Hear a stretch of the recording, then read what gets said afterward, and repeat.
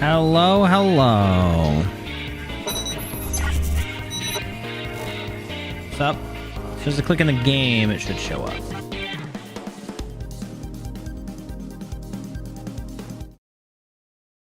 Okay. Click.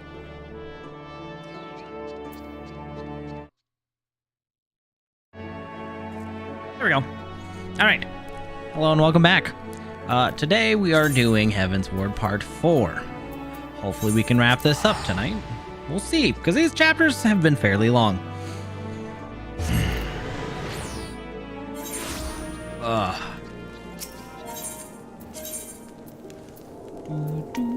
Let's see.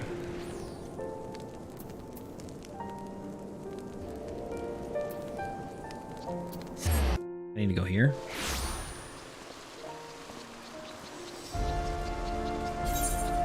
Good old house Forton. Just a second.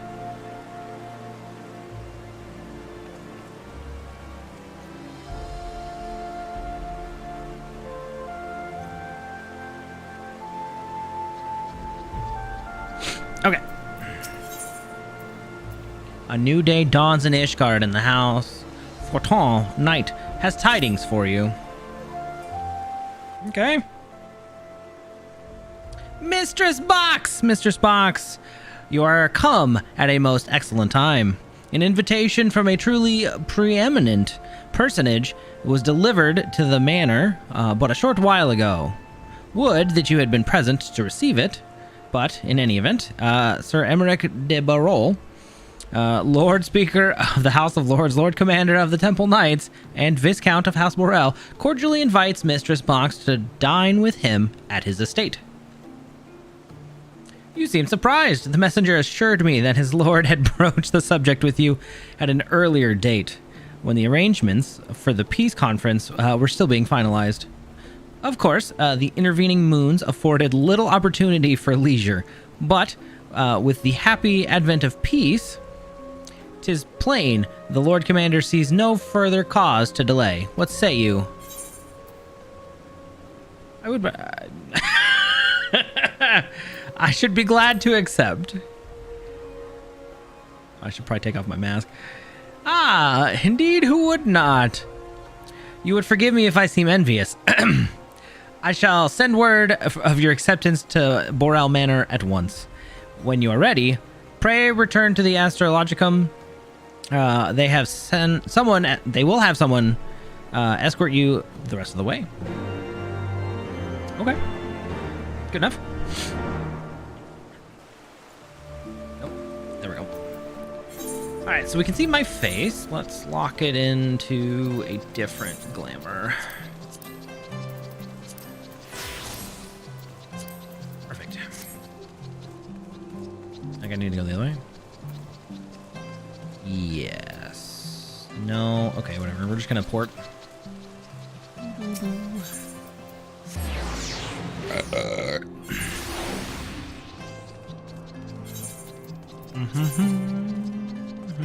Oh yeah, I have a bunch of weird gear.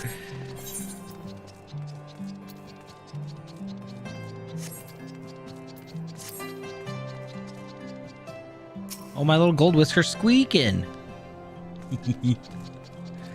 Oh, jeez. Greetings and well met, Mistress Box. I have the honor and privilege to serve as head steward of House Morel.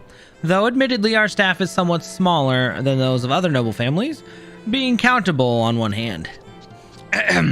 My lord will be overjoyed to hear that you have accepted his invitation. As you will soon see, we have spared no expense.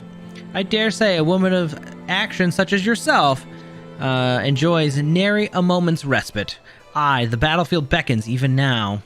I am sure. But for this day, we bid you lay down your burdens and raise a glass to peace and prosperity.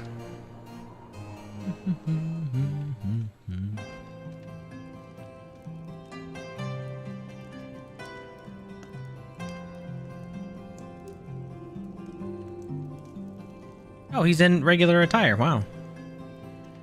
Maybe I should have dressed up a little bit. Oops.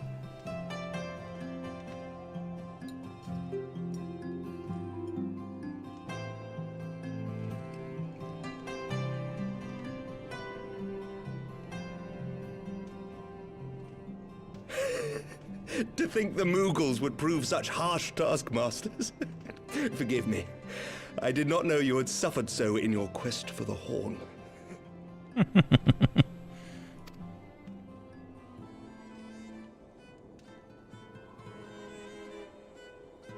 Always.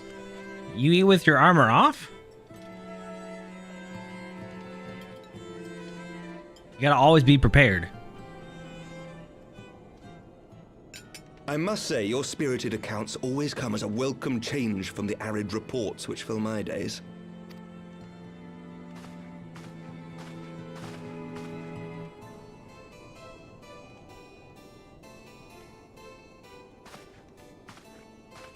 Apparently no wine for us either. Lame.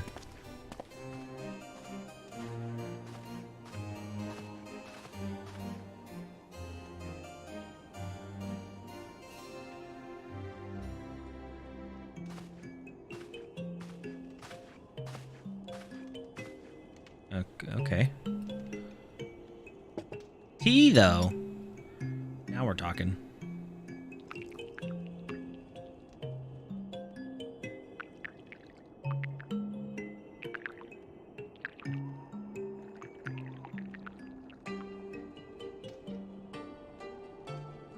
Though I have lived in these lands my entire life, to hear you speak of them, there is much and more I have yet to see.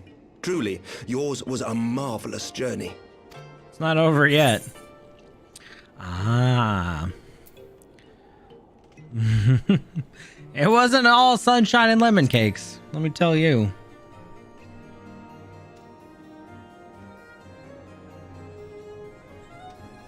Nor would I presume to imply otherwise. Neither I nor any man alive can truly understand what you have endured, and I cannot say with any confidence that I would have acquitted myself as well under the circumstances, much less grown stronger for it.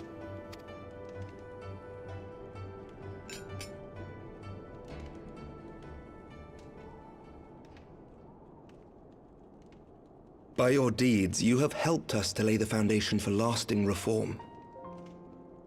The formation of the Republic is but the beginning, for it is not only our system of governance which must needs change. We, the people, must learn to let go of our hatreds and rise above our bloody past. I only pray that I live long enough to see us achieve some measure of success, that I might know the lost did not die in vain. I can still see you there on the steps of faith, striding fearlessly towards the worm. If you could do that, who are we to balk at the challenges ahead? True. The question of how best to strengthen ties with the other great nations of Eorzea has been debated at length in the Lords and Commons of late. As you may imagine, maintaining stability during this period of historic upheaval is our paramount concern. Nevertheless, we are greatly indebted to the Alliance for their support during the Grand Melee, and it would be remiss of us not to repay their faith in kind. Of course, we owe you the greatest debt of all, and it is my hope that in extending our support to you and the Scions, we might also express our gratitude to our neighbors, nay, our fellow Eorzeans, whom we pray you will continue to protect. The Lords and Commons agree on very little, but not a soul in either house begrudges your order this offer of patronage. For all you have done and will do, we thank you. Well, thanks.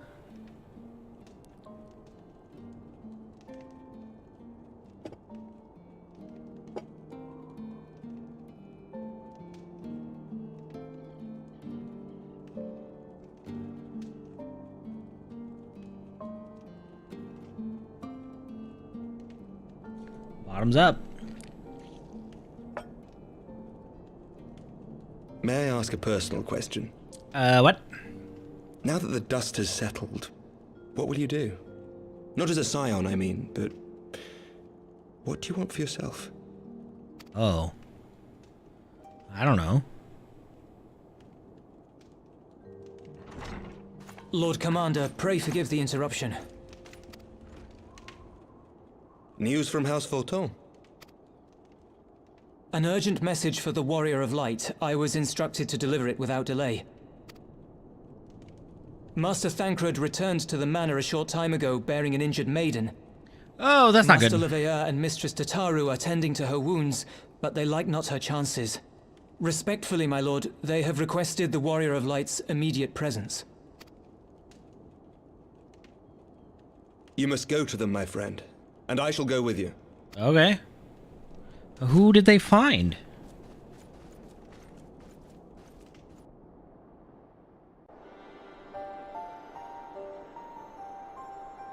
For every ending marks a new beginning.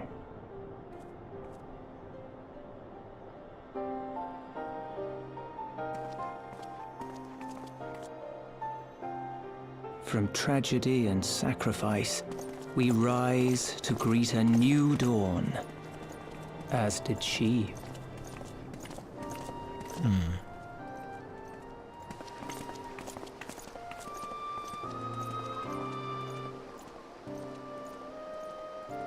Only to be drawn unto another battlefield, another cause, as if by fate. Never a dull moment with us.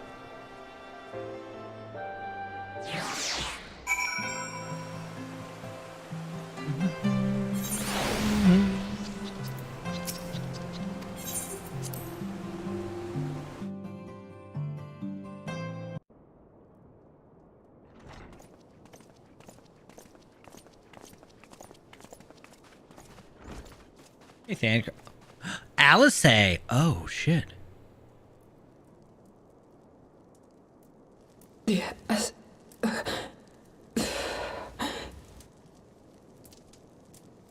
Is that... Alize, Alphino's twin sister. She ran afoul of the Warriors of Darkness. Ah, yes. I remember now. I had been tracking them since the ceremony at Falcon's Nest. Little did I know I was not the only one. Evidently, she had learned of their activities and attempted to shadow them on her own. Poorly. Yeah, she got caught real fast. I rescued her in the Twelveswood, and together we fled north. But though I made every effort to cover our tracks, they caught up with us on the Ishgardian border. And in the ensuing struggle, Alize took an arrow to the shoulder. Ooh. 'Twas only after we had made good our escape that I realized it was poisoned. That's just dirty. Thank you for coming so quickly. And you, Sir Emmerich. Think nothing of it. How is she? We have done all we can for now. Although the immediate danger has passed, the poison yet lingers in her blood. Huh.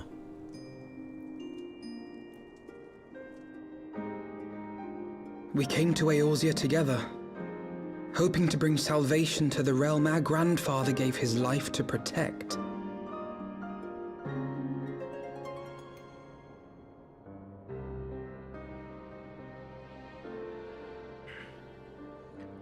But when confronted with the bitter realities of its politics and its petty powermongers, she was driven to anger and to doubt.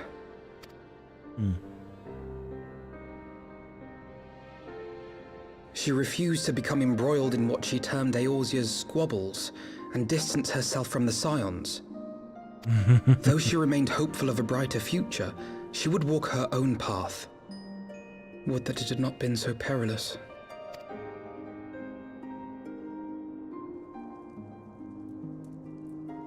For all our differences, she's as dedicated as any Scion to the salvation of Eorzea. But more than that, she is my sister. To be reunited with her, only to lose her forever.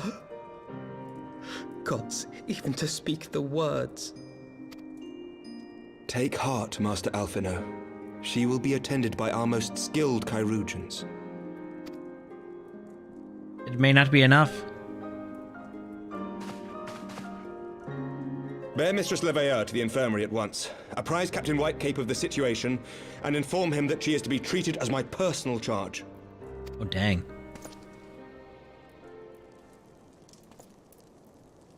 Alphino, is the Warrior of Light, is she with you? Don't... go, there is something I must say.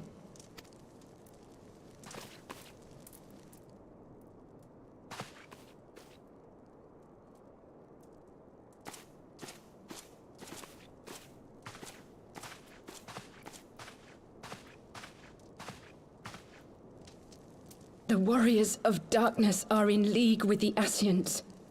Slaughtering the primals is but the first step in their plan. Of course. They make for Zelvatol to bring about Garuda's summoning and to kill her.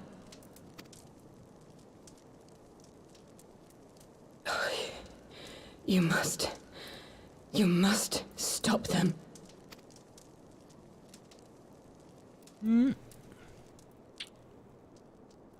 Wait, Garuda again? I shall inform the others at once.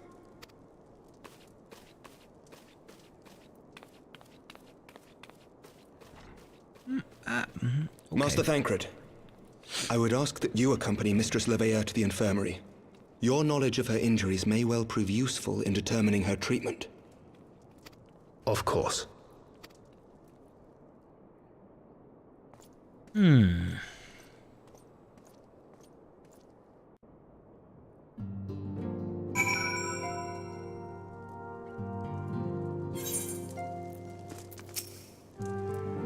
Surely they won't let her. Yes, I know.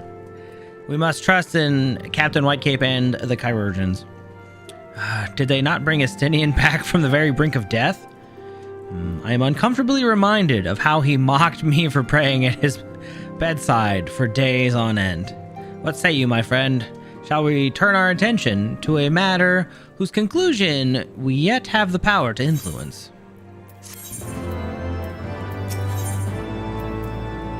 Shadows of the Fist. Oh boy.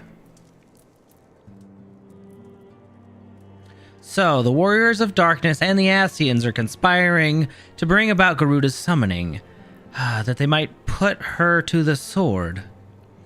Then, when we first encountered them in Loth Ostanoth, when they were confronting Ravana, gods, has this been their aim all along? What do you intend to do, Master Alphino? Well, there is much and more I do not understand, but I know this. A primal summoning cannot be ignored.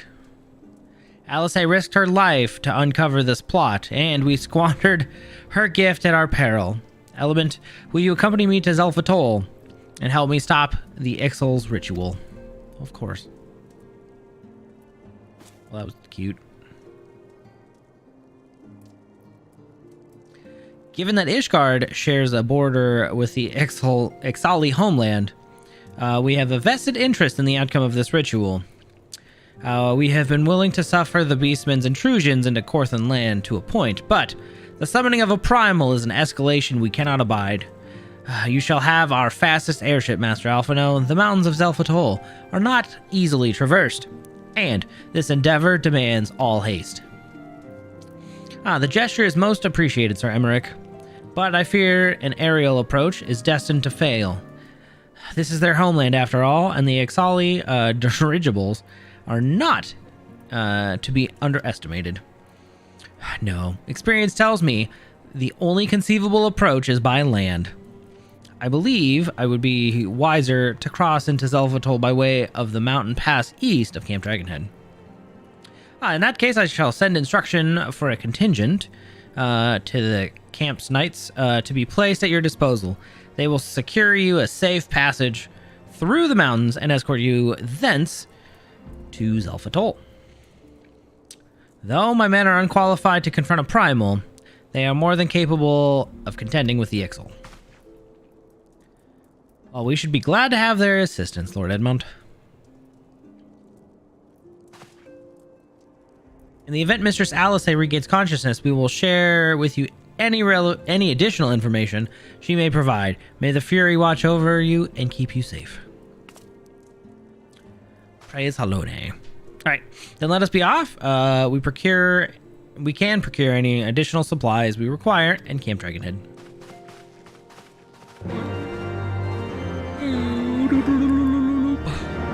Okay. Well, away we go.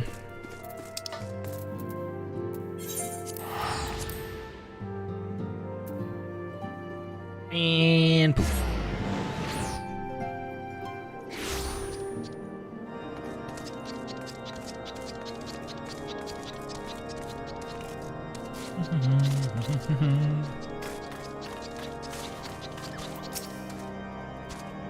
Have you everything you require, then? Excellent. The entrance to the pass is north of Nidhogg and due east of Camp Dragonhead. Though it is normally guarded by a score of FFXIV warriors, I have been informed that the House Fortom Knights have already dispatched them. The enemy's gate lies open, but we need but walk through. Squeak, squeak, squeaky.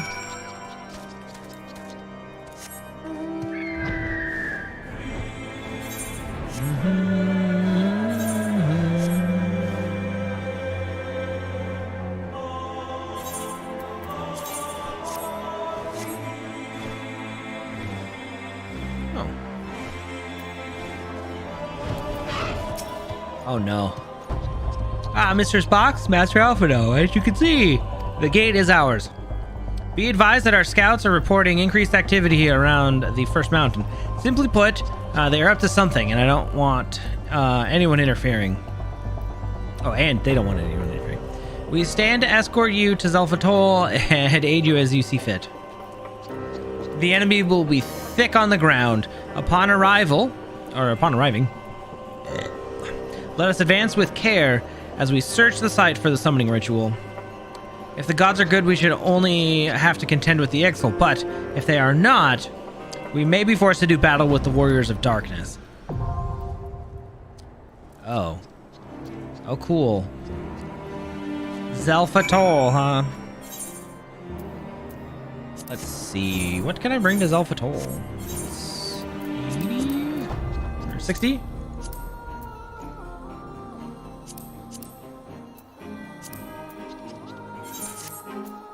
What do I have that's 60?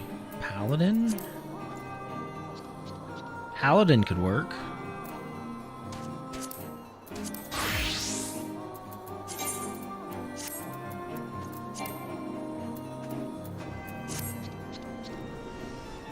Yeah, that'll be fine.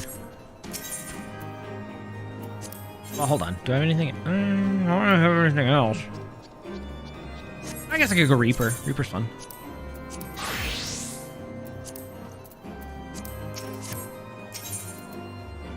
Party of NPCs.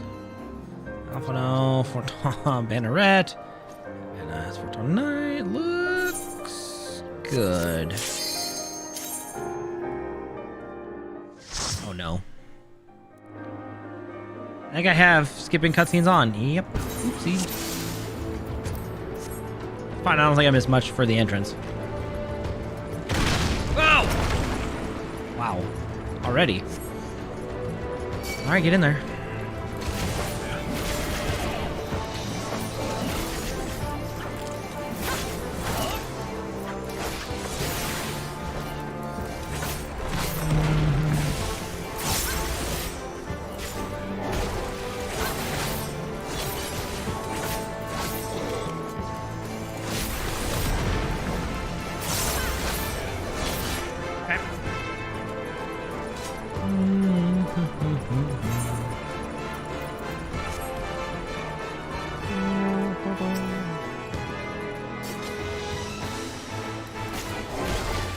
Paya?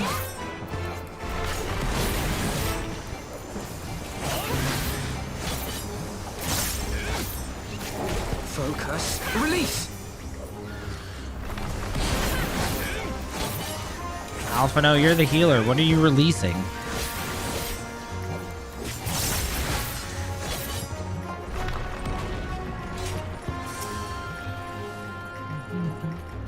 Do you think they could do wall-to-wall pulls? I don't think they have the the capacity for that.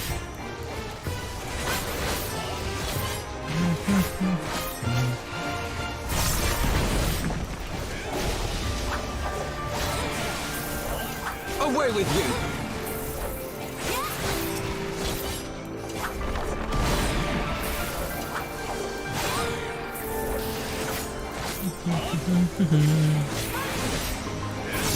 Okay. Hello, Mr. Frog.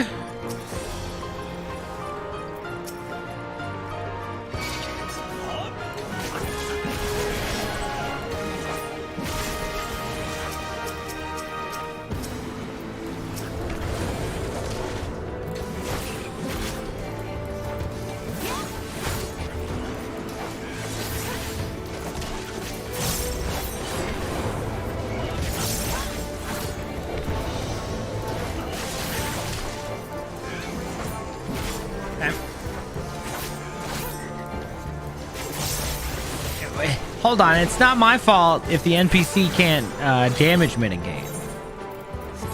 Okay? Because I don't think they have the capacity to do that. Because he damage mitigated a single pull. So his cooldowns must not be there unless they cheat, which NPCs do cheat. So it could go either way.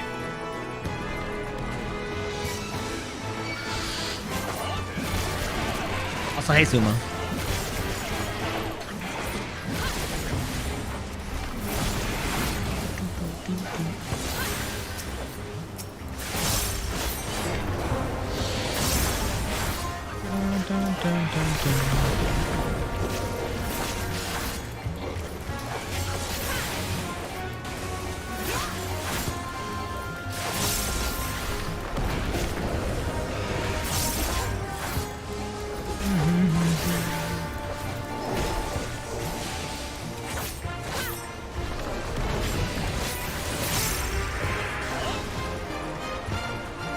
I mean, my damage output's okay. It's not that good. Even as a Reaper.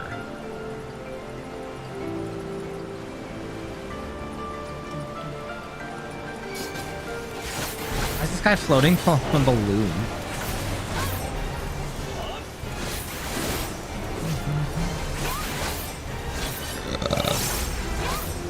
Right.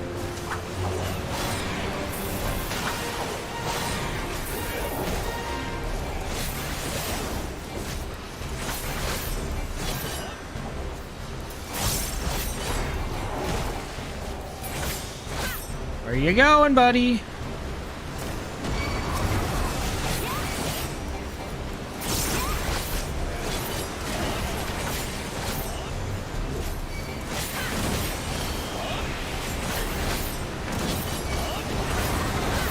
Ow.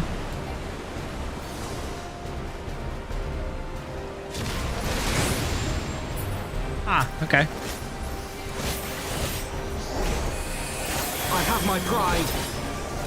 But I'm also lazy. I feel like you might actually play Terraria if someone asked.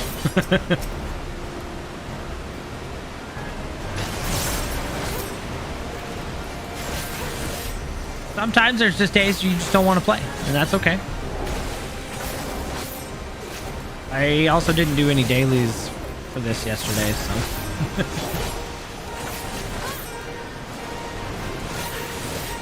Away with you!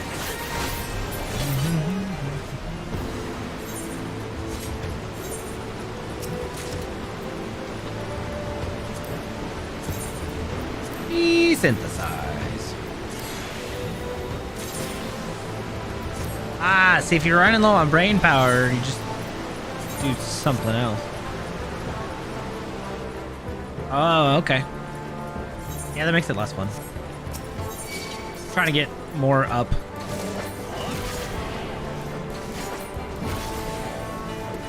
Slowly cycling around. But I figured I should probably do story this week.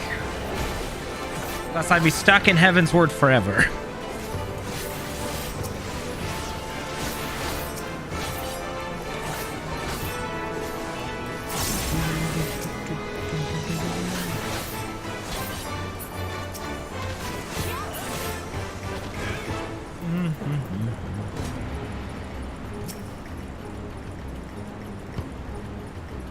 Go get him.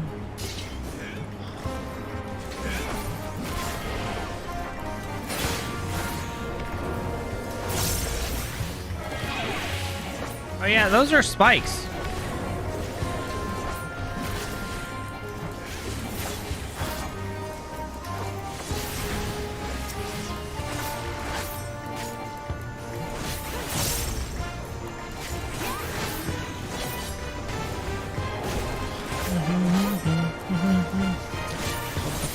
So let's see. You've got Machinist at 90, Summoner and Scholar at 90. I assume your White Mage is probably pretty close now too, huh?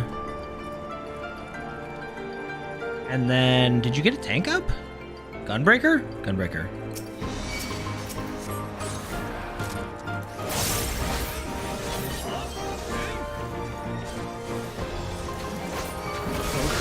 Release! That's pretty good. I mean, I only have one class at 90, so. Technically better than me. That's not bad. Oh, that reminds me, I gotta do Wondrous Tales today. Well, not today, but this week. Dun, dun, dun, dun, dun.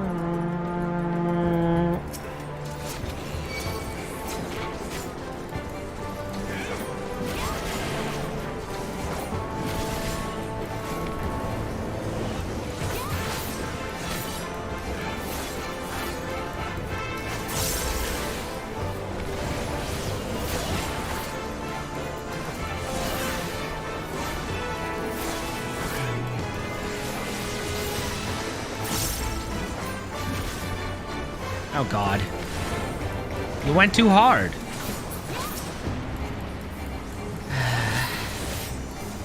Away with you! I mean, Dark Knight's okay. Warriors are fun though. I like Warrior. Although I don't know what that other guy was doing. But I haven't played Warrior in a hot minute either. Yeah, but you're almost done with the story, aren't you?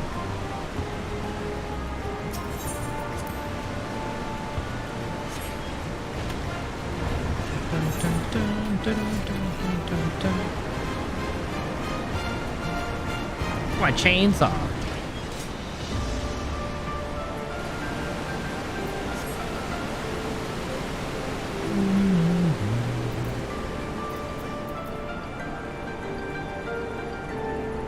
Oh. Why is my weird?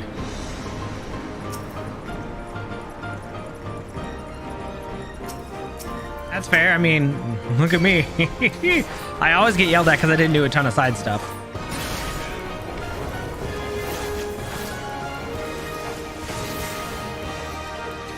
Basically, the main story, raids, alliance raids. That's pretty much it. I think there's a couple side things that are worth doing, like Hildebrand, but.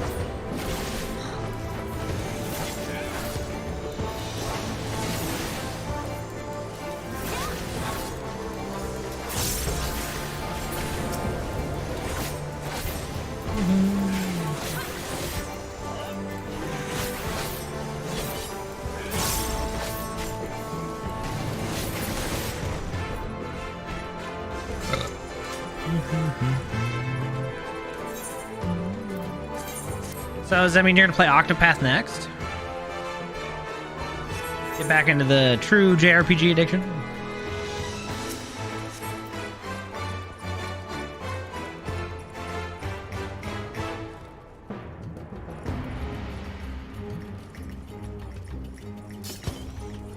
Your desire to do them is dropped. How come?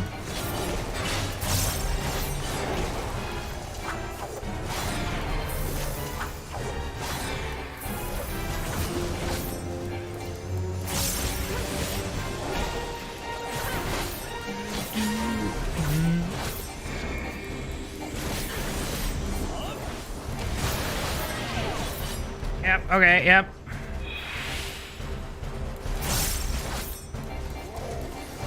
Should have checked my 6. Away with you! Truly blind? Oh. Have you checked out the Phoenix Down project?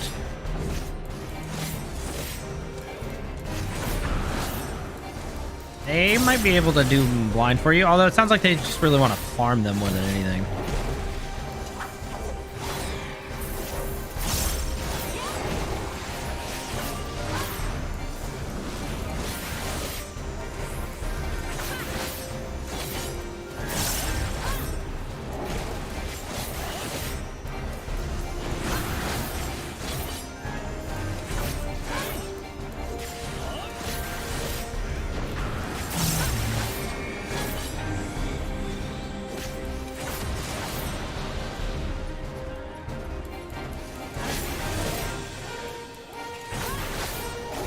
my pride.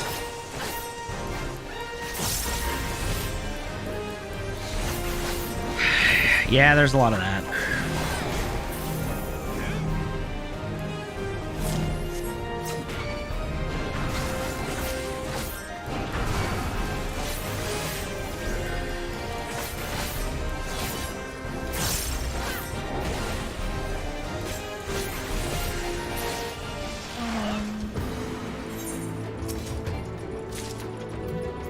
What I get? Gloves?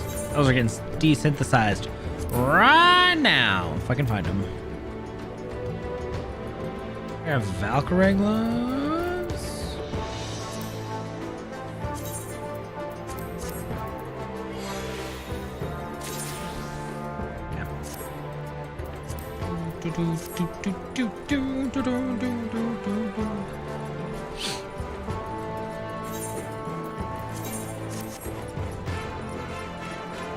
Yeah, everyone wants to play DPS, but then you realize in this game, healers DPS and tanks actually do stuff. So it's a little more exciting.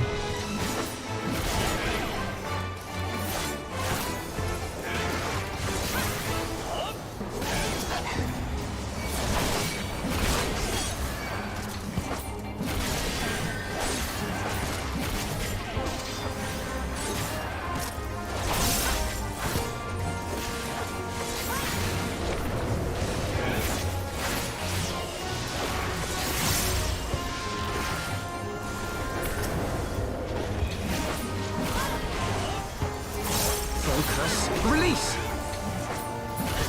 Focus harder, Alpha, no?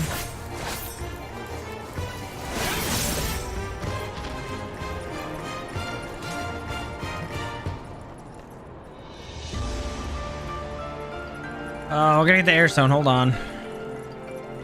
Nobody else grabbed it. I mean, there are classes that are not, but Dancer and like Astrologian are definitely RNG heavy. I'm trying to think of what else. I think Machinist is not, right? Which makes a good fit.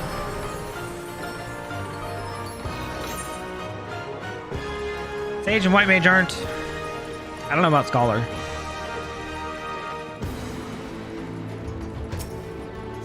Black Mage is. Oh, there it is.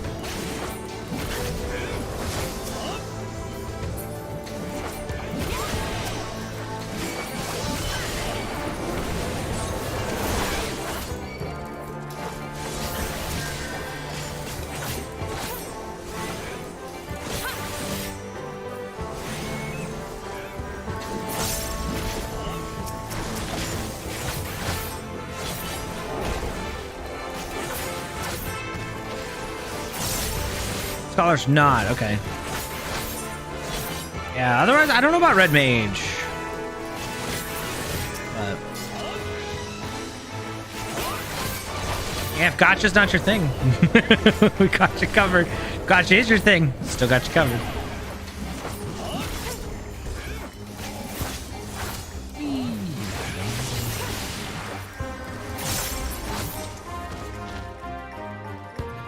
Grab the airstone this time before we go. Oh, no, wait.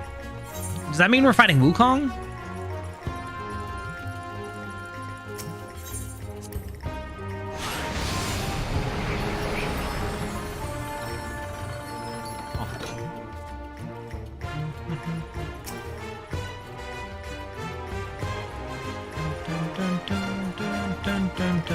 Because that's not Garuda.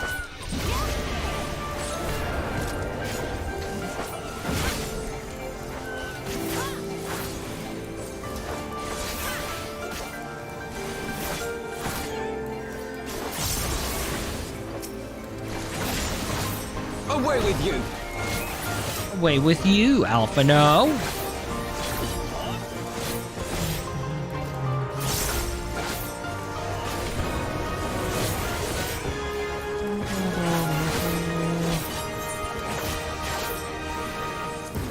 Yeah, but you haven't even discovered the joys of crafting. Just kidding.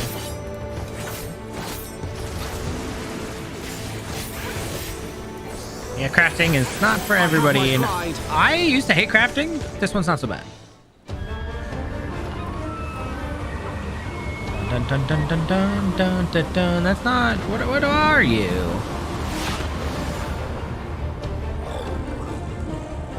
Oh. Oh. We'll never discover these joys. You do? What'd you get to 70?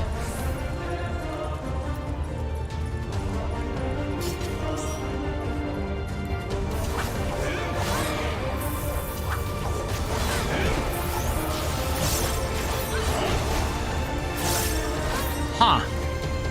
Okay.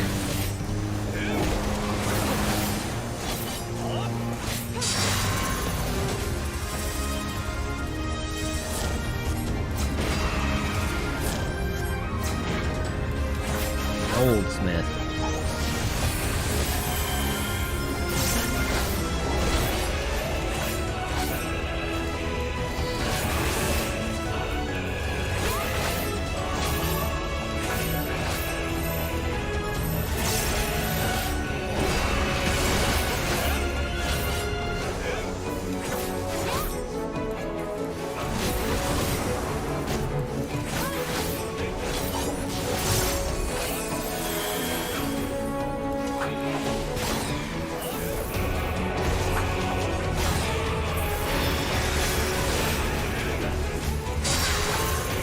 Oh, there's Garuda.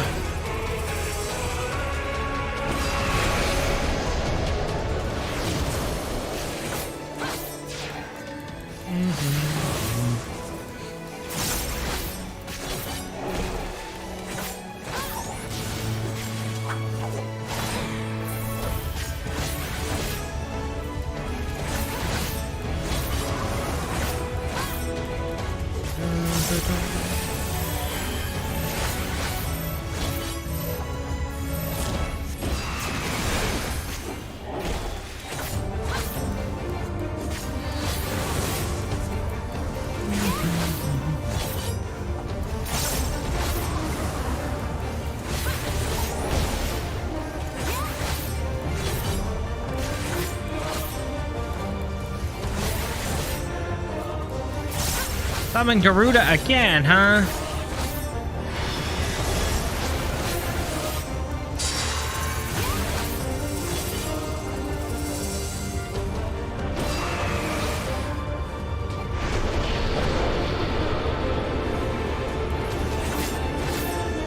I have my pride.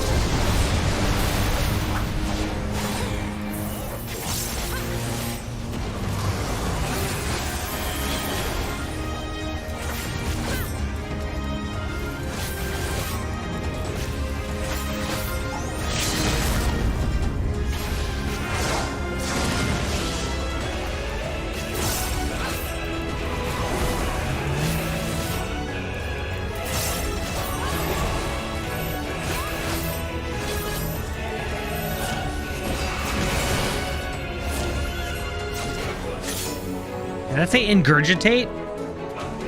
What a move.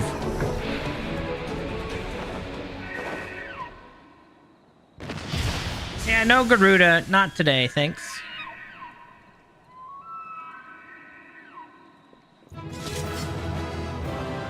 Dun, dun, dun. Time for this stupid outfit in a cutscene. Does it look a little bit like a firefighter outfit? Maybe it's just the helmet.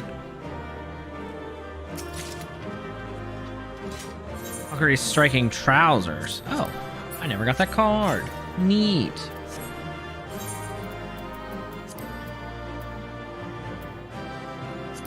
Yeah, desynthesize those, please.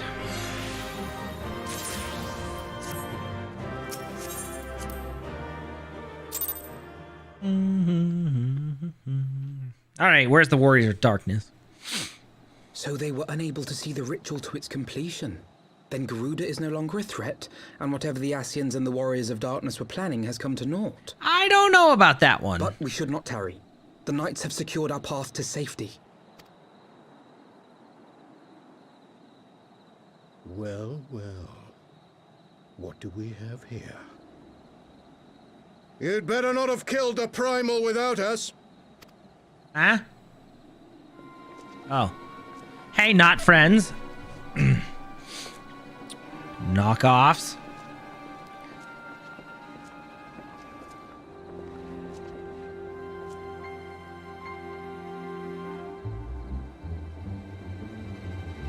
You! Uh-huh. Wait, I know you. Still walking, I see. I could have sworn my aim was true. Oh. Just what is your game? Leading us a long way so these fools could step in and claim our prize? No. Let's not make hasty accusations. By the look of things, the ritual was proceeding as planned. We arrived at the appointed hour. It was they who erred. Oh, really? How so? It is hopeless. We cannot face them all. I can. Watch me. Do mine ears deceive? A boy! So that's the way of it. Twins! You had me worried for a moment there. Well, she's still not dead, so fuck Know you. that I will happily make it quicker for you. If you just stand still. Ow.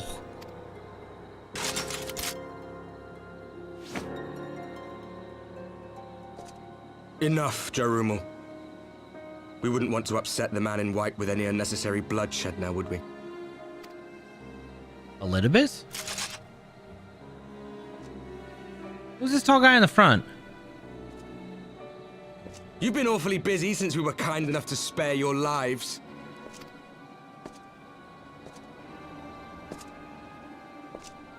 While you were idly consorting with the Asians, you mean? 7 hells! What could you possibly hope to achieve? Chaos. Should I explain it to you? Very well. Consider it a reward of sorts for beating us here. Oh, that's a very bloody axe, sir. You know the tale of Hydaelyn and Zodiac, I take it? Of the Great Sundering and the reflections it created? Sure, a little bit. Across 10 and 3 they were divided. Reflections of the source, each possessed of shards of light and dark. Just so. One of those reflections, the one nearest to the source, is our home. And we were the heroes blessed with her light. What?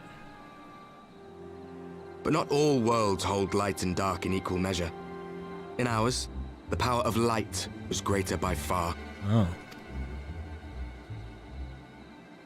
So the Asians, who once threatened our home, were no match.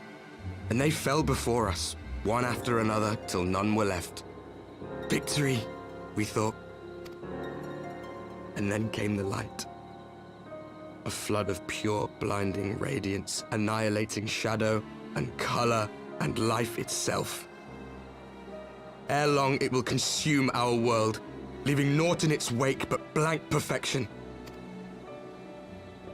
That cannot be. Do you honestly expect us to believe such a story? Believe what you like. But it has happened before, on a world far removed from ours. The 13th, which was swallowed by the dark and transformed into what you call the Void. Unchallenged light would condemn us to a similar fate. And so we joined hands with our former enemies, and with their aid came here, to the source. For there is but one way to restore the balance and save our home. The Ardor. What?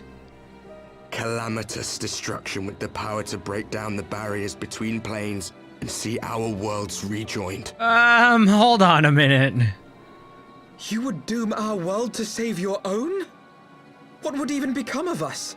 Of you? Enough. I tire of talking. Okay, you can't just drop this big bomb and then, I don't want to talk anymore. What? You know our cause. You know what is at stake.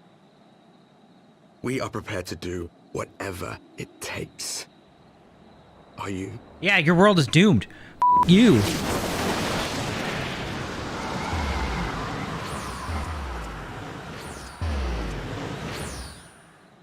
Really? Is that If there is Urianger? aught you would say, say it. Otherwise, be gone. You have no friends here. Oh no! No, no, no, no, no, no, no, no. I didn't see the neck tattoos though, so we're probably safe. It's not Urianger, right?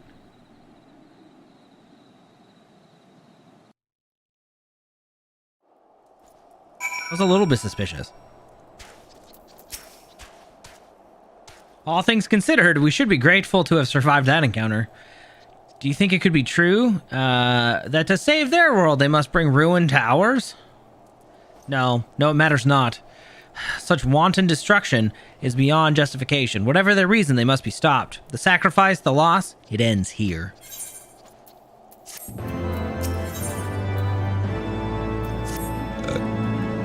Forgive me, this is neither the time nor the place for idle introspection. The knights can appraise Lord Edmont of our success, and we the Lord Commander. More importantly, I should like to see if my sister's condition has improved. You may take a moment here if you wish. I will be at the congregation.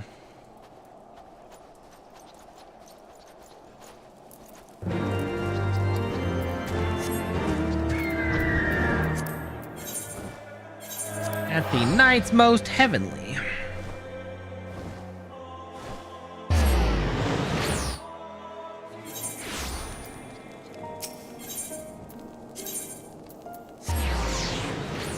Hey, Bradley.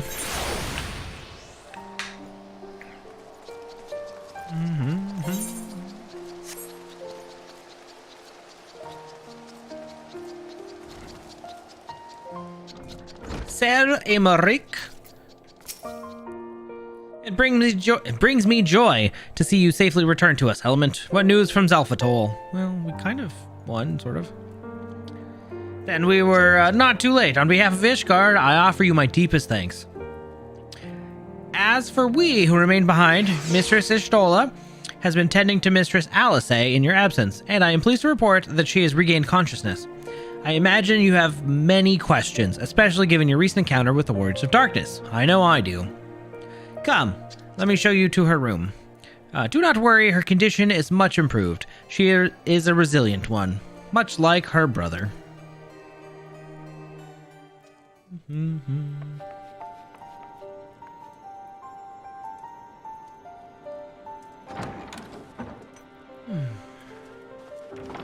Alize, how are you feeling? Well enough, brother. Thanks to the kindness of our hosts. When they told me you had departed for Zelfatol, I found that I could rest. The outcome seemed a mere formality, as did your safe return. Thank you, my friend. I take it your mission was a success. Kind of.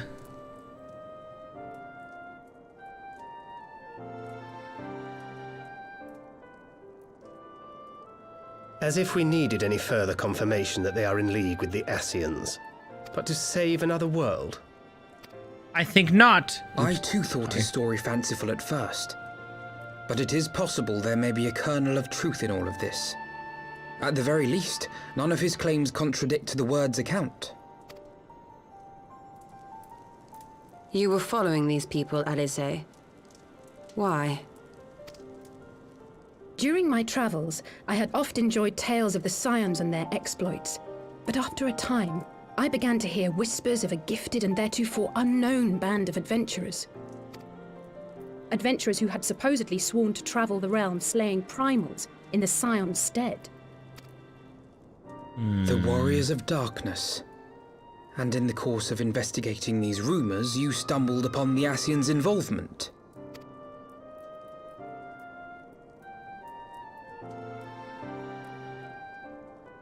Yes, exactly. Forgive me, but if these Warriors of Darkness mean to bring about another calamity, to what end do they hunt primals? To prompt an escalation. To deepen the beast tribe's feelings of helplessness and despair, and thereby drive them to summon ever more powerful gods. Hold on. And lest we forget, these events do not occur in isolation. With their patron deities being slain left and right, The news of man's victory over Nidhogg must surely have sown panic in the minds of the beastmen. 'Tis no wonder they wish to defend themselves.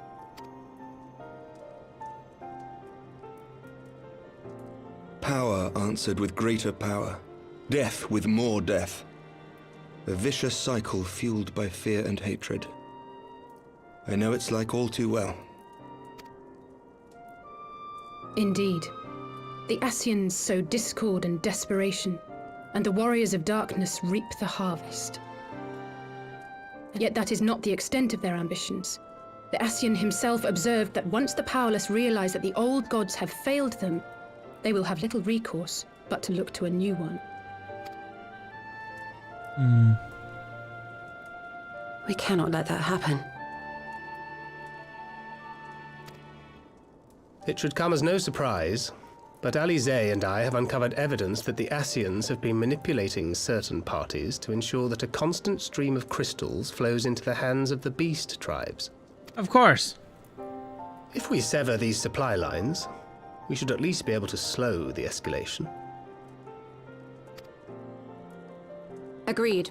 Kral and I shall journey to Zelphatol and learn what we can of the Ixal's source. Then I, for my part, pledge to lead a similar investigation into the origin of the Nath supply. Sir Emmerich? As a member of the Eorzean Alliance, Ishgard is honor bound to play an active role in maintaining the security of the realm. You might also say that I have some personal motivation, given the Ascians' dealings with my father. However, I make no secret of the fact that my knowledge of primal beings is scant at best.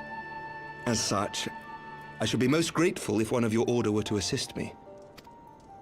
Allow me, Sir Emmerich. I have dealt with the Nath before. Yeah, you have.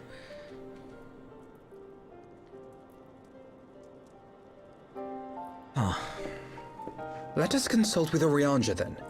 Given his dedication to the study of primal beings, I should be surprised if he could not tell us something of value. Allow me to accompany you, brother. And before you think to refuse, know that I am not the girl I once was.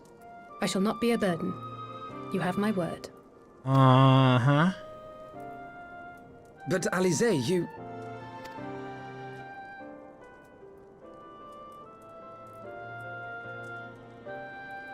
You are more than welcome. After all, it was you who set us upon this path.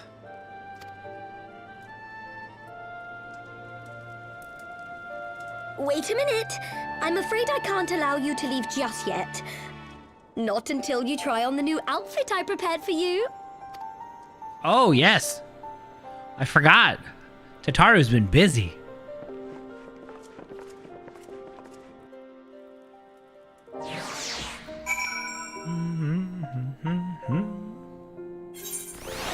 Yep, the Golden Knight is at least Warriors of Darkness patch. Possibly, is it the Far East? No. I remember what it's called. Let me look. Squeaky! Dun, dun, dun, dun, dun. Post Heaven's Ward main story. The Far Edge of Fate, part 1 and 2. We'll see if we get there tonight, though. But first, Soul Surrender. To think that the three of us plumbed the depths of the coils and confronted Bahamut himself. Had I not been there, I would struggle to believe it. Shortly after we parted ways, I heard that she had taken to the road on her own, apparently on a journey of self-discovery. Precisely where to, I never learned, though I suspect that was by design.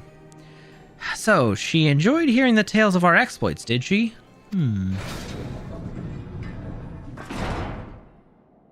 My apologies for keeping you waiting.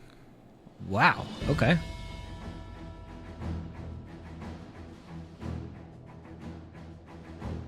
I mean, thigh, great, but isn't that a little cold for around here? Right then, shall we be off?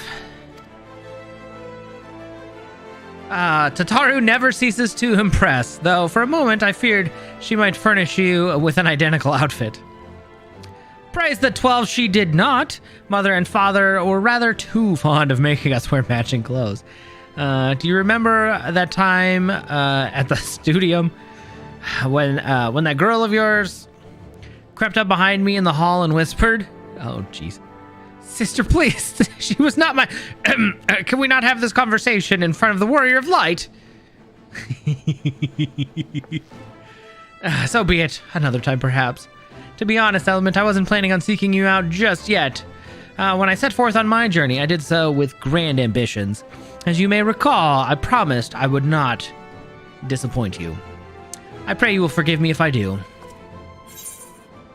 I've been meaning to ask about the carriage. Ooh. Pleasure to have you with us.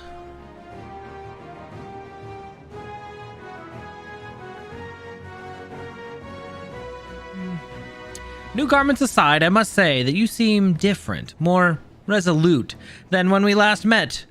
You have the look of a woman who is ready to fight for the future of Eorzea. To the extent of my abilities, perhaps, but I have no delusions of grandeur.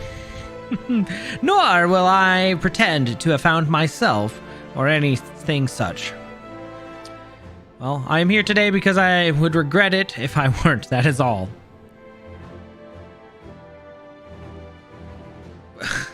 None of those answers were mean. Fair enough, let us depart for the Waking Sands then, and see if Urianger can be of assistance. Our favorite place. If I don't like a character, I will be mean to them. Alice has not proven herself to be worthy of that yet. So she gets nice guy EB. For now.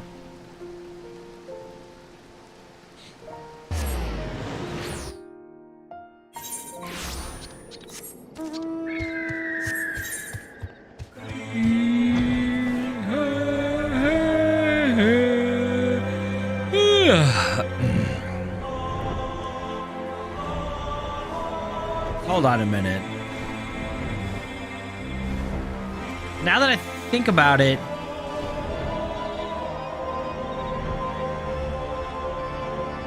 the Mary Sue. Damn. Or Alphino. Never mind, I'm not gonna finish my other thought. Might be spoilery. Because I know too much, and I shouldn't. Ah, Urianger. Apologies for calling upon you unannounced. Why, Master Alphino, would that the scholar had seen fit to grant me knowledge of thy coming. What bringeth thee and thine here this day? The warriors of darkness have returned. Pray allow us to explain. I forgot to change again. I'm still in my firefighter outfit.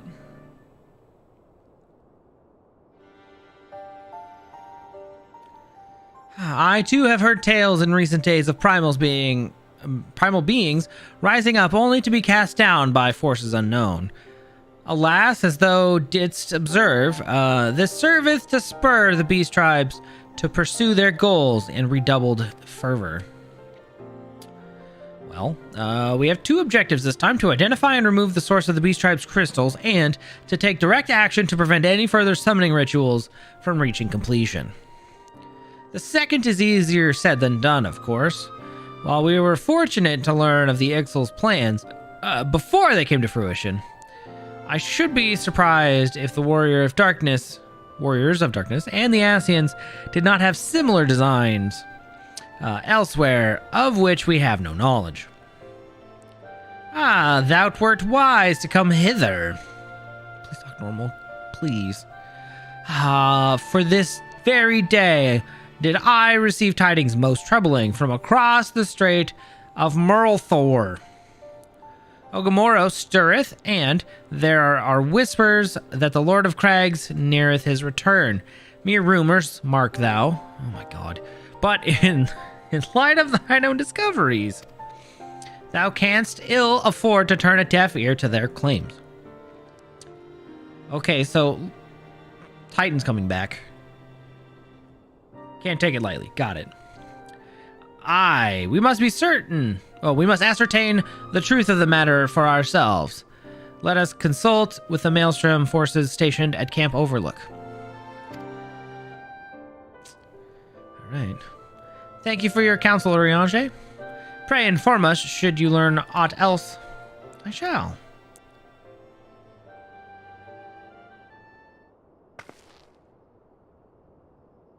If I may, brother Urianger, is there anything else you would like to say?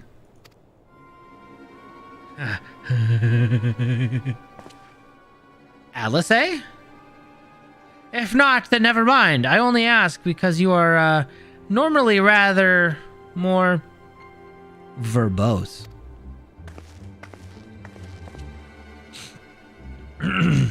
Nothing to add. Very well. Ere we depart, I wish to make a request.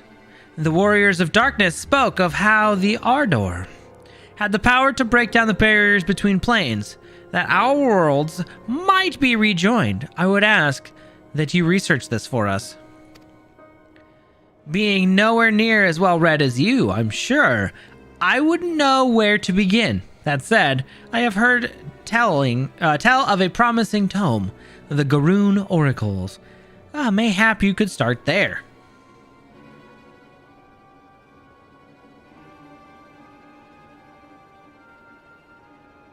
By thy leave.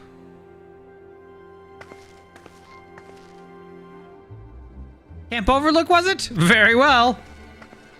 Does she know? She must know. I'm telling you that is he a scholar or an I guess I guess he'd be a scholar. A scholar of darkness. It's gotta be Urianger, right? Before I forget, we switch. There we go.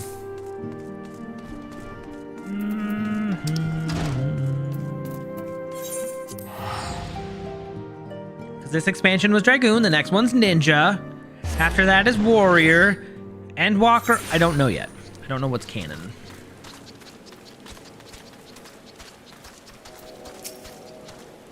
Seven hells! At this rate, I'll have to appeal to Maelstrom Command for reinforcements.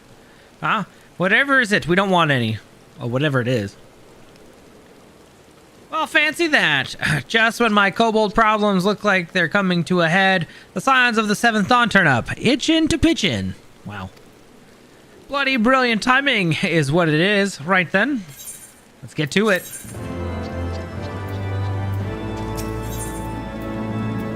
Alright. So, our friendly neighbors in Ugamaro have gotten much more aggressive. Have gotten much more aggressive as of late, just as you said. Matter of fact, our scouts spotted one sniffing about the stores just now, likely making off with an armful of crystals. I'll be damned if I'm to let that happen. Lend a hand and help us search the camp for the little bugger, would ya? All right. Our Maelstrom friends seem notably more agitated than when we first arrived. Do you know why that might happen to be? A kobold in the camp, you say? Well,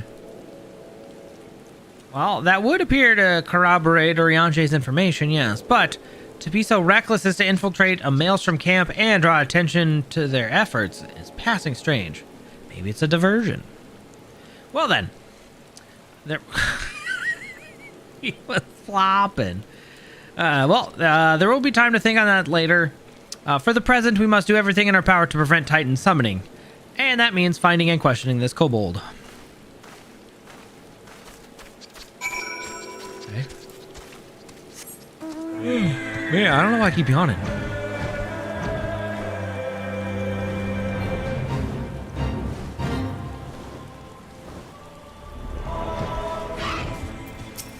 Koboldling. Where are we going? Window.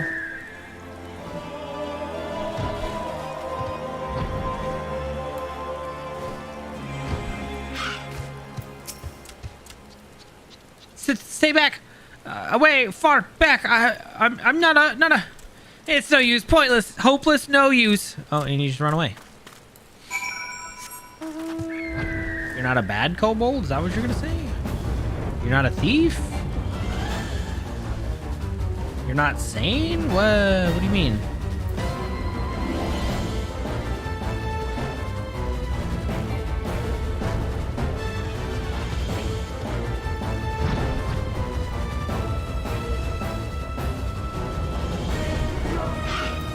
Hey, friend.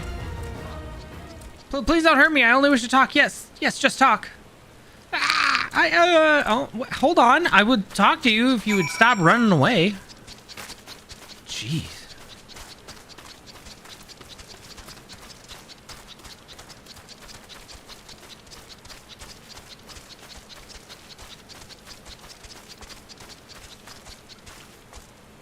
I ran past it. Whoops. Hey, Eben.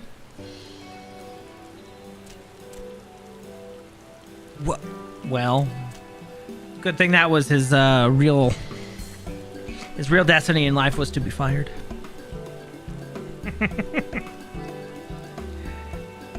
His severance package was a good meal. Oh, this was a stupid plan. Stupid. But if I tell no one, then everyone will... Hey, friend. Ah, she found me again. What to do? I come in peace, only to talk. Speak, say, talk. So please, do not hurt me. So, this is our wily kobold infiltrator, is it? No wonder the soldiers were on edge. He could very well give one a bruised knee.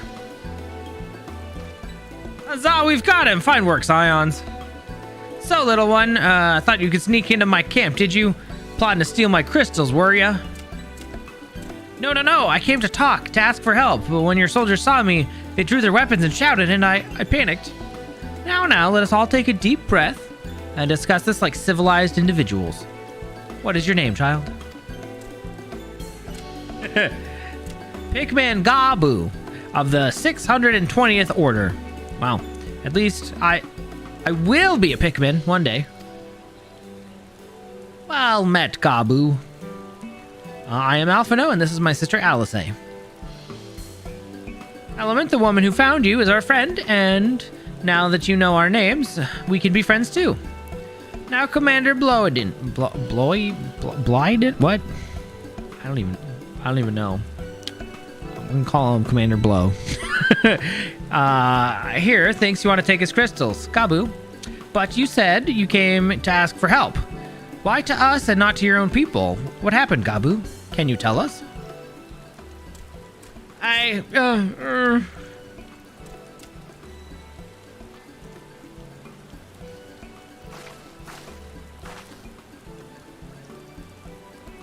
No one is going to hurt you, all right? Not while we are here, I promise.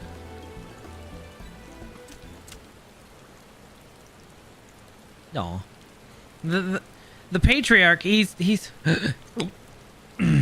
the Patriarch is going to summon the Great Father again. You have to stop him. Beat him. Fight him. Stop him.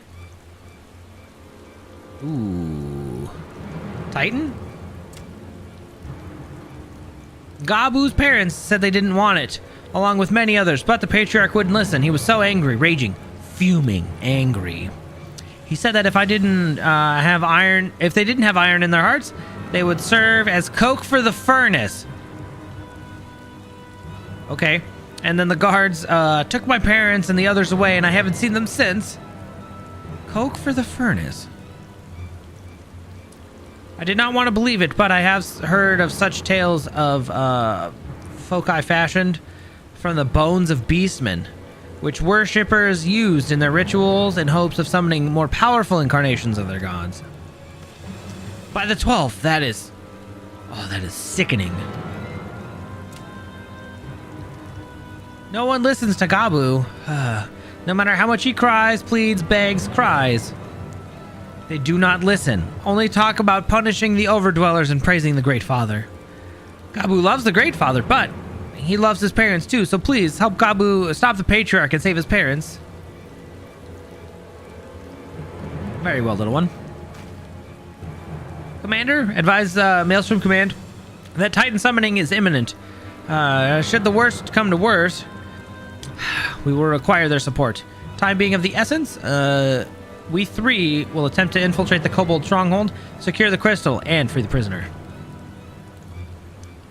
Well, if you're sure, you'll forgive me if I don't seem optimistic, but we'll make ready just in case. Dun, dun, dun, dun, dun, dun, dun. Okay. I have faith that we may yet stop the ritual. We would surely have detected the associated etheric disturbance had Titan been manifested already, but I cannot speak for the prisoners. 12 have mercy. They would even contemplate sacrificing their own flesh and blood, brothers and sisters, mothers and fathers. Time is of the essence. We must see what else Gabu knows and formulate a plan without further delay. Hey Gabu, what's going on?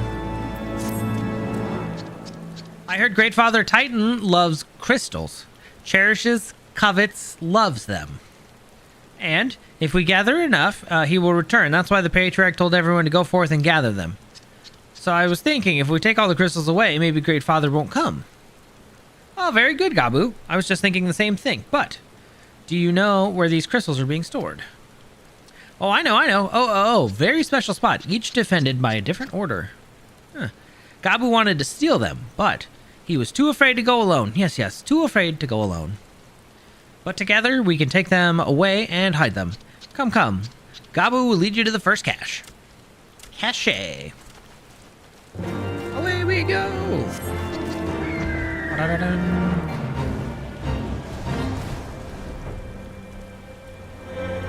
Oh, it must be down below. Oh, no, there.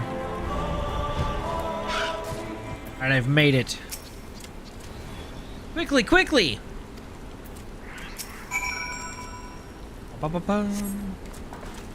Yoink! Do you have them all? Good. Lead on, Gabu. This way! I'm in. Yeah. Forgot. Yeah.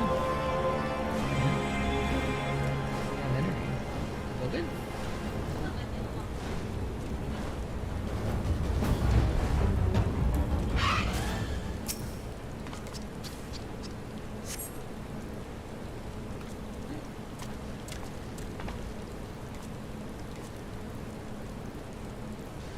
Go pee.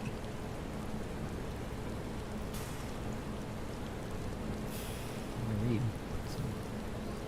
Well, you'll go pee first. I don't want to squeeze it out of you. Time is short. If you have the crystals, we should move on the next cache. Did you hear me, brother? Brother? Aye. It's just that...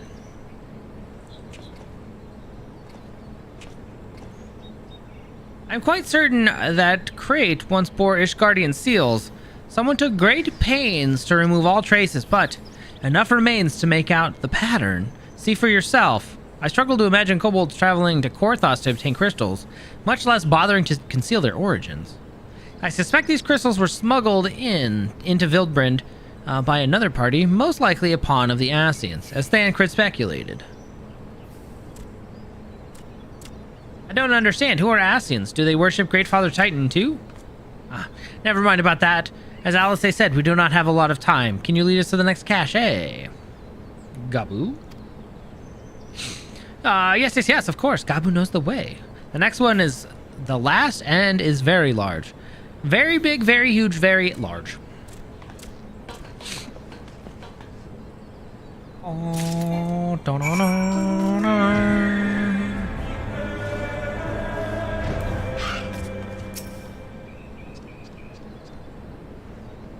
oh boy. Though you cast about for a time, you see no sign of crystals. Okay.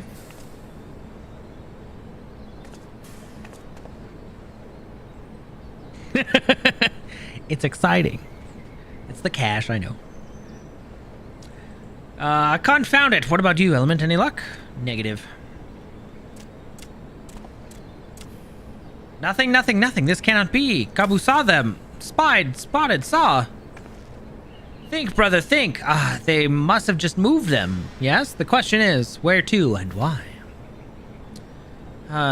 With Ogomoro, where they summoned Titan once before, and mean to do so again. It is the only explanation.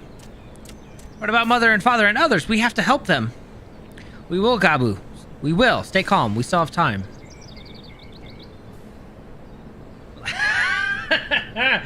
They have yet to call the remaining, call for the remaining crates, yes? If they had, then they would have found found the other caches, emptied and surrounded by alarm. Sounded the alarm?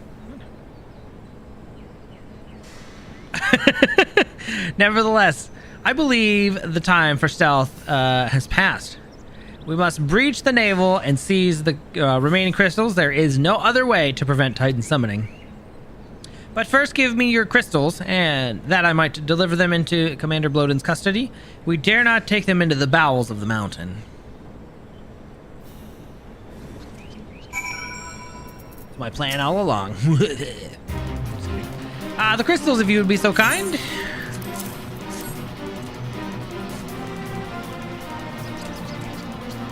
Thank you. I shall deliver them to Camp Overlook for safekeeping and brief Commander Bloden on the situation. Pray go on ahead. As I recall, there's an aetherite within the Ugamaro mines that should deliver you to the naval.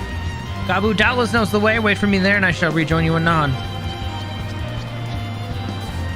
Strange, I would have thought you eager to remain in the thick of the action, but if this is what you would prefer, then Godspeed, brother. This way, this way.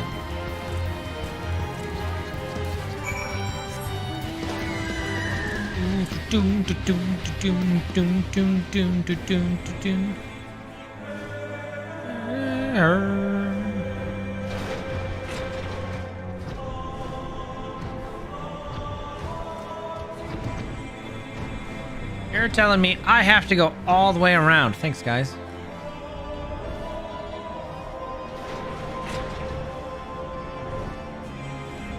Well, this is surely deep. Alright. I take it this is the aetherite we seek, then. Right, then. Well, as soon as Alphino arrives, we go. I trust you're feeling suitably heroic, Element. There's no telling what sort of resistance we'll face in there. Alright, here we go.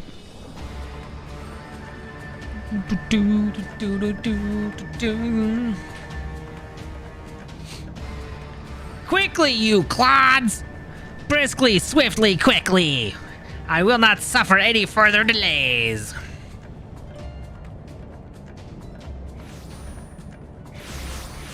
Hey!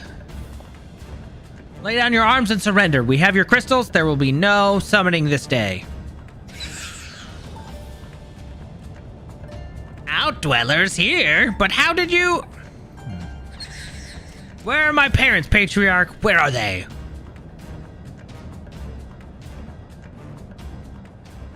Oh no. Have they already been killed?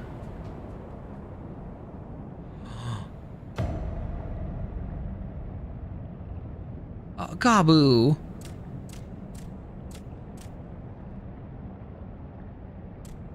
Mother? Father? Coke for the furnace? You monster! How could you? Ooh, she mad. We are but servants of the Lord of Crags. We are his, that he may drink of our blood and partake of our flesh, that he might draw upon the strength of his children and defend them from the tyranny of the Overdwellers. I'll say no, not yet.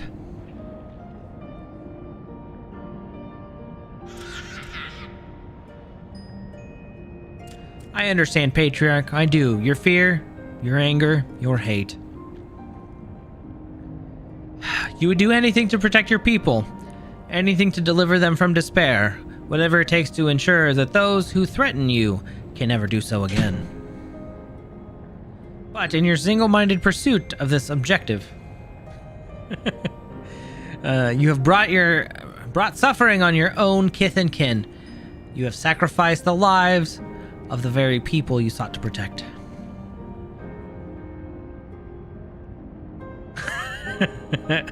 But it need not be this way, Patriarch.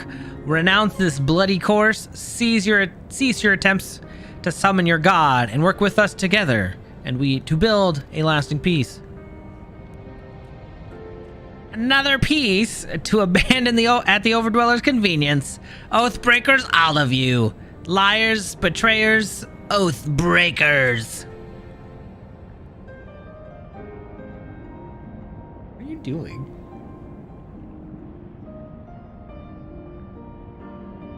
Oh my god, it's working. Please stop.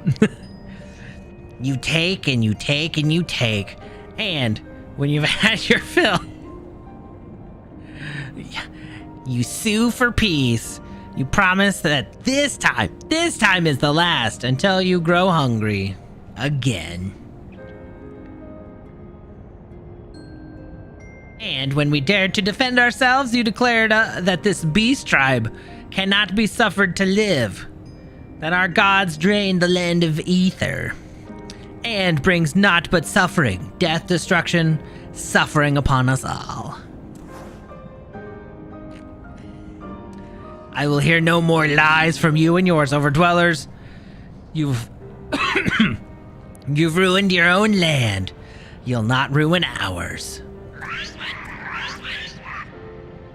Oh, she's dead.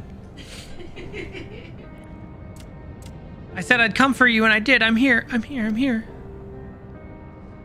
Oh, say something, please. Gabu.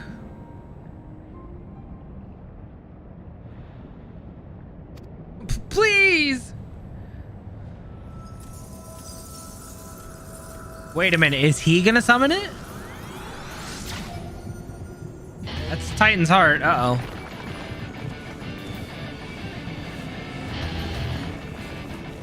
That's not good. Wake up! Wake up! Wake up! Wake up! Wake up! They're not waking up, bud. Oh.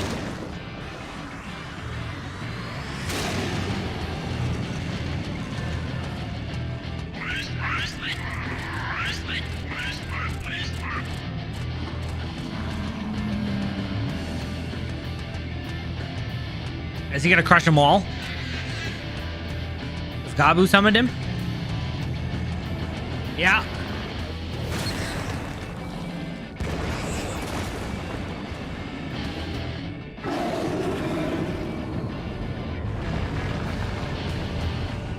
Seven hells.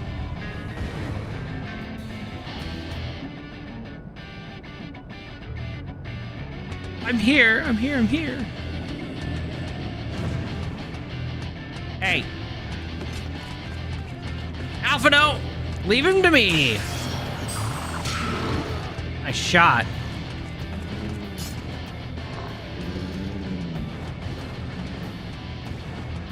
We must away. Quickly. Quickly.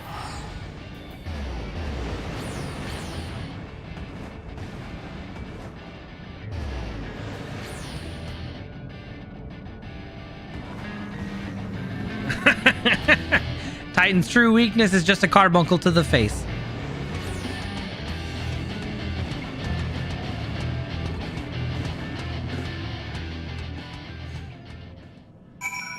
Okay, 1 second.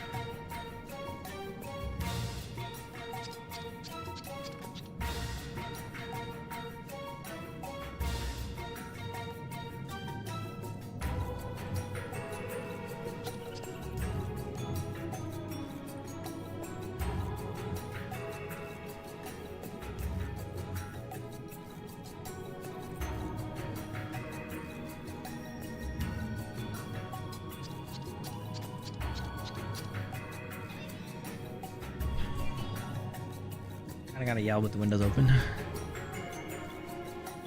You kinda gotta yell, but the window's open. Waifu says hi. Hey. Bye. Okay. Huh? I did earlier, but probably. I don't think so. Kyre's not that bad.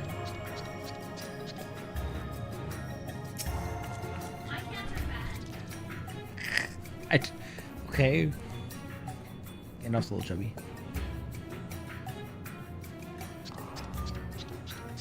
Yep, things are good.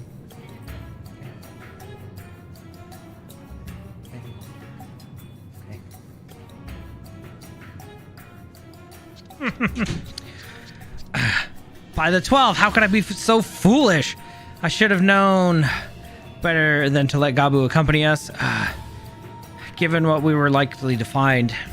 His anguish and despair have served to birth a primal. Just as surely as would the supplications of the faithful. Worse, being born of such tumultuous emotions, this incarnation of Titan seems incapable of naught but violence. If we have one cause for such optimism, it would be that while many crystals were present, they represented but a fraction of the quantity intended for the summoning ritual. Meaning that Titan must be far weaker than planned. Be that as it may, he is yet a primal, and the longer we leave him to bleed the land of Aether, the stronger he will grow. And should Titan be permitted to leave Ogamoro, more lives will be lost, and the Maelstrom will rally their troops, and the cycle will continue. Element, you know what must be done. Will you face the Lord of Crags once more? Hold on a minute. Thank you, my friend. Alice and I will tend to Gabu. When you finish with the primal, look for us in Camp Overlook. We will be expecting you. Hold on a minute.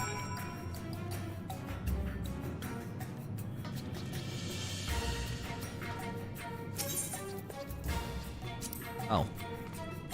Alright, we're gonna unsync this one real quick. I could probably do it as Dragoon, actually. We'll make it quicker, though. Go White Mage, just in case. Realm Reborn. The Naval Hard.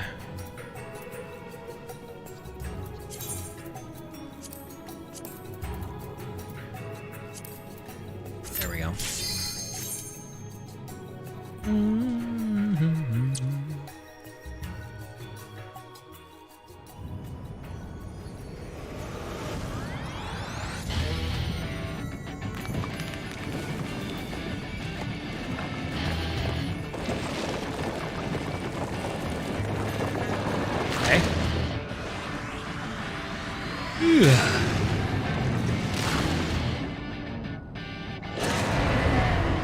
He's so angry.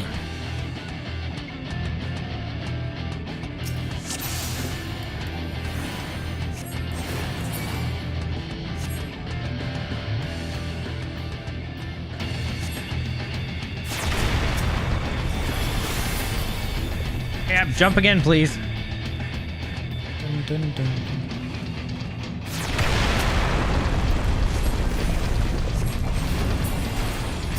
One more time for those in the back.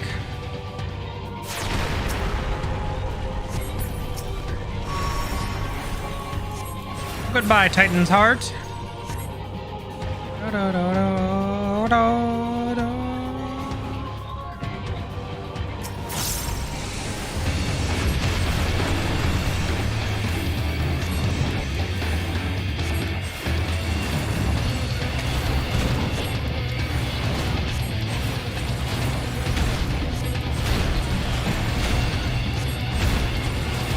It's awfully rude of you. Goodbye.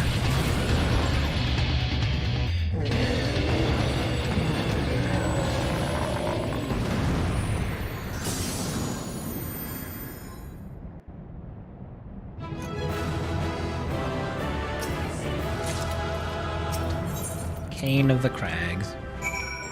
And a coffer. Great.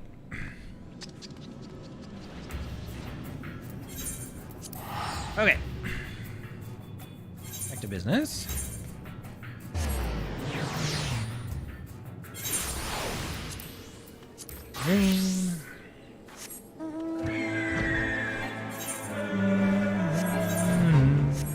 Oh.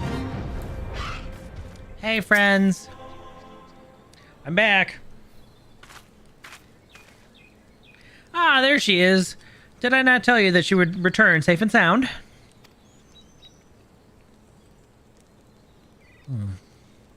The deed is done then? Titan is no more? Of course. What do you take me for? A warrior of darkness? Nah, I'm better than that.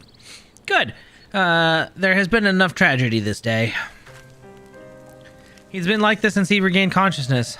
We believe he can hear us, but he has made no attempt to respond. He is almost certainly still in shock, but we cannot discount the possibility that he's succumbed to the Primal's influence. Should that prove to be the case, he must be put to death, like any other thrall.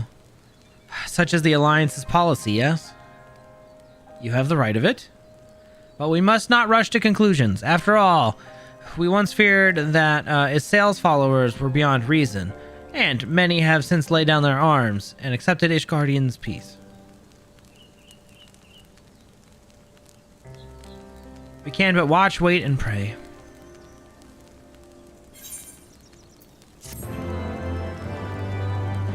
Aw, poor Gabu. He's just staring at the fire. It's okay, buddy.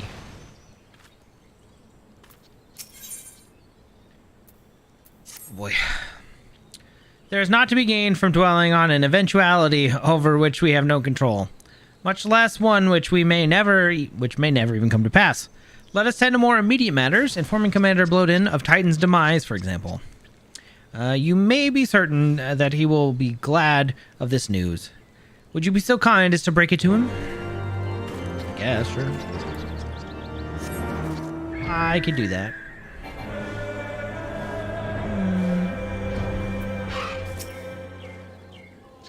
Ah, you're a sight for sore eyes. When the others came back without you, I had feared the worst, but they said you had matters well in hand. Yes, Titan is dead. You're good to go. It's all settled then, is it? Well, I'm glad to hear that. But, not half as glad as my men will be, believe you me. Regardless of whether or not he was summoned properly, a primal's a primal. And there ain't a soul in the maelstrom that hasn't lost a friend to one. Don't get me wrong.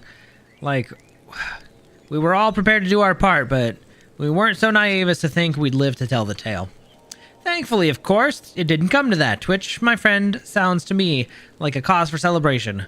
Now, I know you have a lot of places to be, but why not stay for the night? We'd be honored to raise a glass to the triumphant return of Titan's Bane. It's me, Titan's Bane.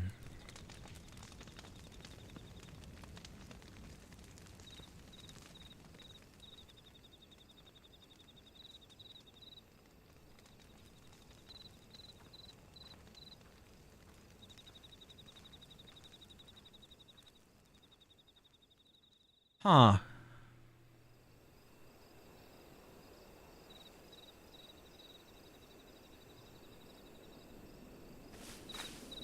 Who goes there?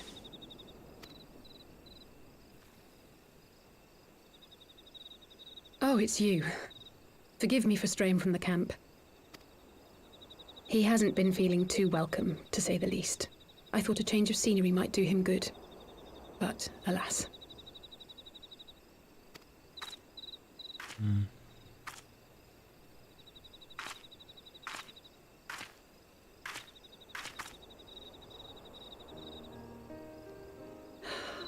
It's so quiet out here. The stars spread out before us, beckoning across time and space. Dawn may banish even the darkest night. How bitterly beautiful, those words. I should be stronger for all my experiences, yet my heart aches more than ever. I never understood why Grandfather gave his life that day. I thought that if I came here, I would find the answers I needed. But when I finally laid eyes on the land he sacrificed everything to save, saw firsthand the bickering, the pettiness, I was disappointed. I was angry. I could not fathom how these people were more deserving of his love than his family, than me. But when Grandfather revealed the whole truth of the calamity to us, I finally understood. And I resolved there and then to continue his legacy in my own way. My travels have been enlightening, but I cannot say that I have enjoyed them. I have lost count of the many petty crises that I was helpless to resolve and of the people whose actions I could not understand. There were others, of course. Good people. People with whom I felt a kinship, whose lives I could not save. I found myself asking what it was all for. Why try if I was doomed to fail in the end? But then I recalled Grandfather's words to my father, years ago, before he left Charlayan behind forever. To ignore the plight of those one might conceivably save is not wisdom, it is indolence. We must all protect that which we hold most dear in the manner of our own choosing. We have to try, do we not? Of course, it's one thing to try and another to do. There were times while I was tracking the Warriors of Darkness when I faltered, when I was afraid. But then I thought of my brother, of Urianger, of you.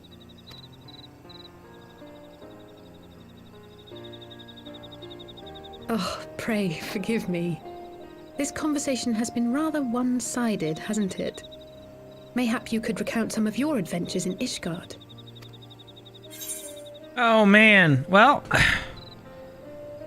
I traveled far and wide with two companions. Were very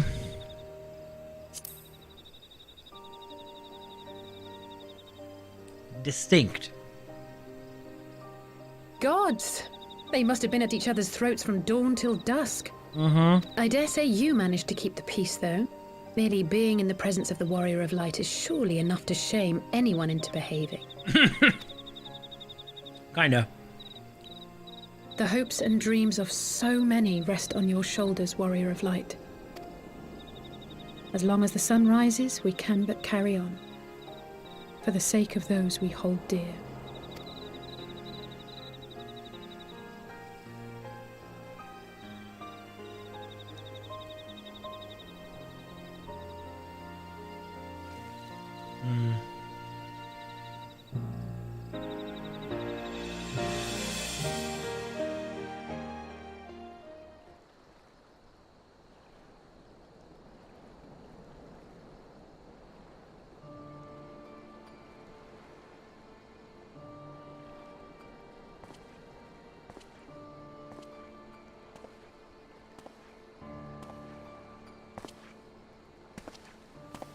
To what end dost thou cling to the tainted gifts of the Mother? Every tool has its purpose. Even this.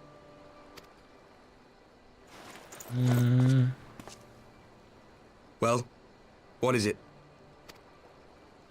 The seeds sown in Vilbrand have been plucked from the earth and left to wither. Alas, Titan's demise sufficed not to drive the kobolds to deepest desperation. What did the man in white have to say? That we are to proceed as he did first set forth. Well, that's easy for him to say. It's not his bloody world on the brink of destruction, is it? Be thou well reminded that with an end to Ishgard's unrest, naught now remaineth to preoccupy the Scion's thoughts. And thus may they devote their every energy to thwarting thee and thine. I foresee only greater difficulties ahead. Foresee? Are you sure you don't welcome them? I'm starting to think you might hold a candle for your old friends after all. Pray do not mistake mine intent. I but look upon the path which lieth before us with due trepidation. Shouldst thou be of like mind, pray consider then another course. For the power to invoke the ardour belongeth not unto the Ascians alone. With thine own hand strike down thine enemy, the so-called hero who would see thy home lost to light. Do but this, and thou wouldst at a single stroke disrupt the all-too-delicate balance of this realm, plunging her straightways into chaos.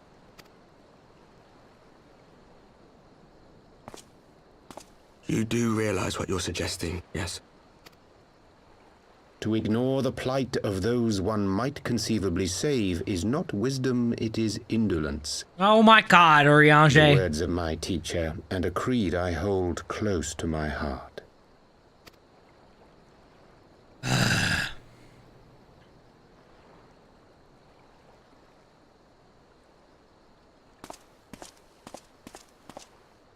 Very well. Draw her out. We'll make it quick. It shall be done.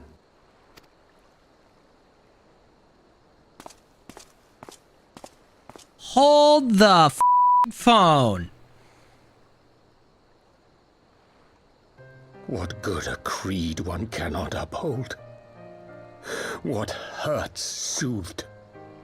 What lives saved? Oh, hapless fool, what hast thou wrought by thine own hands? Minfilia, my friends, I shall not now beg your forgiveness. When? After I'm dead? Full you, deeply Urianger. though it paineth me to walk it, I shall not stray from my chosen path. As Moonbreeder remains steadfast, so too shall I. You leave her out of this.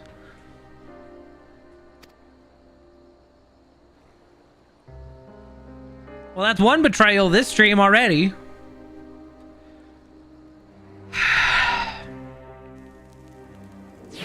Alice was on to him.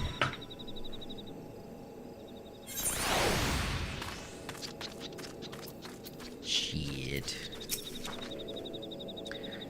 What ho, Element? I trust you had a good night's rest. I was but this moment speaking with Thancred and Ishtola via Link Pearl. They had some interesting news to share. Apparently, during the course of their respective investigations, they both came across crates which had once borne Ishgardian seals. 'Twould seem that someone in the capital had been very busy indeed. Accordingly, the Temple Knights have launched a full-scale investigation. Sir Emmerich believes that this is only a matter of time before the culprits are found, but we have to wait and see. In the meantime, it seems only prudent to look into the recent activities of the other tribes, in case they too are flush with Ishgardian crystals. And with that in mind, I suggest we pay Urianger another... Wait, where's Alice? She was here a moment ago with Kabu. Uh-oh. Alice.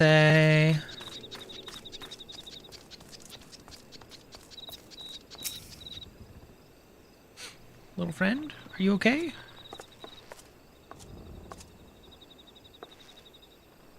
Let me guess. It's time to leave, isn't it? My apologies for disappearing again. If it's any consolation, I have already packed my things. How is he?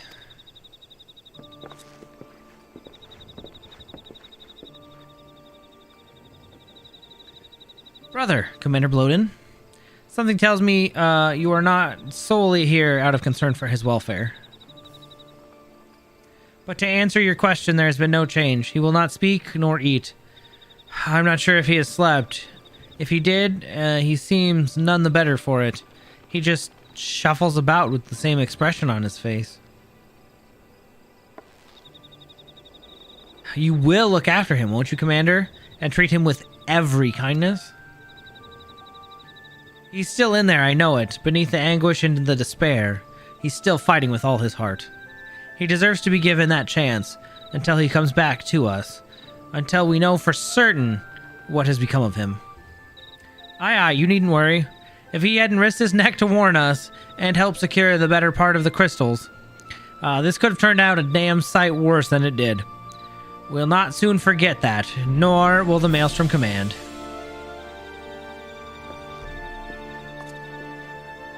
I'm sorry, Gabu, I truly am. You should have never been made to... And I know I can't possibly understand. Mayhap there's nothing I can do or say. The pain, the anger, the helplessness. Hold fast to the memories of better times. Remember them as they were. And when it hurts so much, your heart feels fit to burst. Let it burst. Let it burst and fill it up again with your love for them. And never, ever forget. Come along, little one. I will remember them. And you, Alice, thank you. Aww.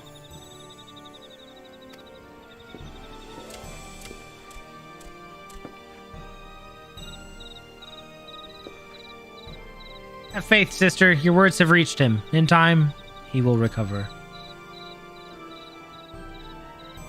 And those who orchestrated these events will be made to answer for their crimes.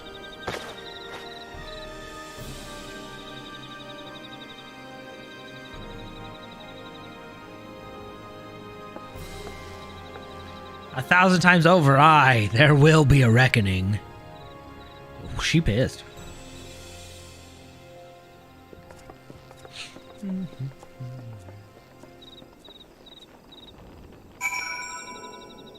Okay.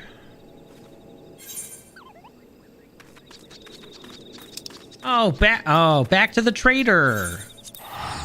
Oh no. He's set to have us betrayed.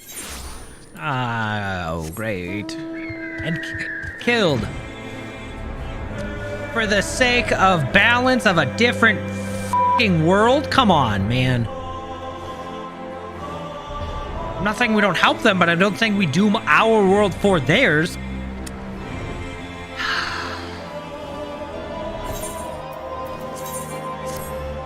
He must surely know better.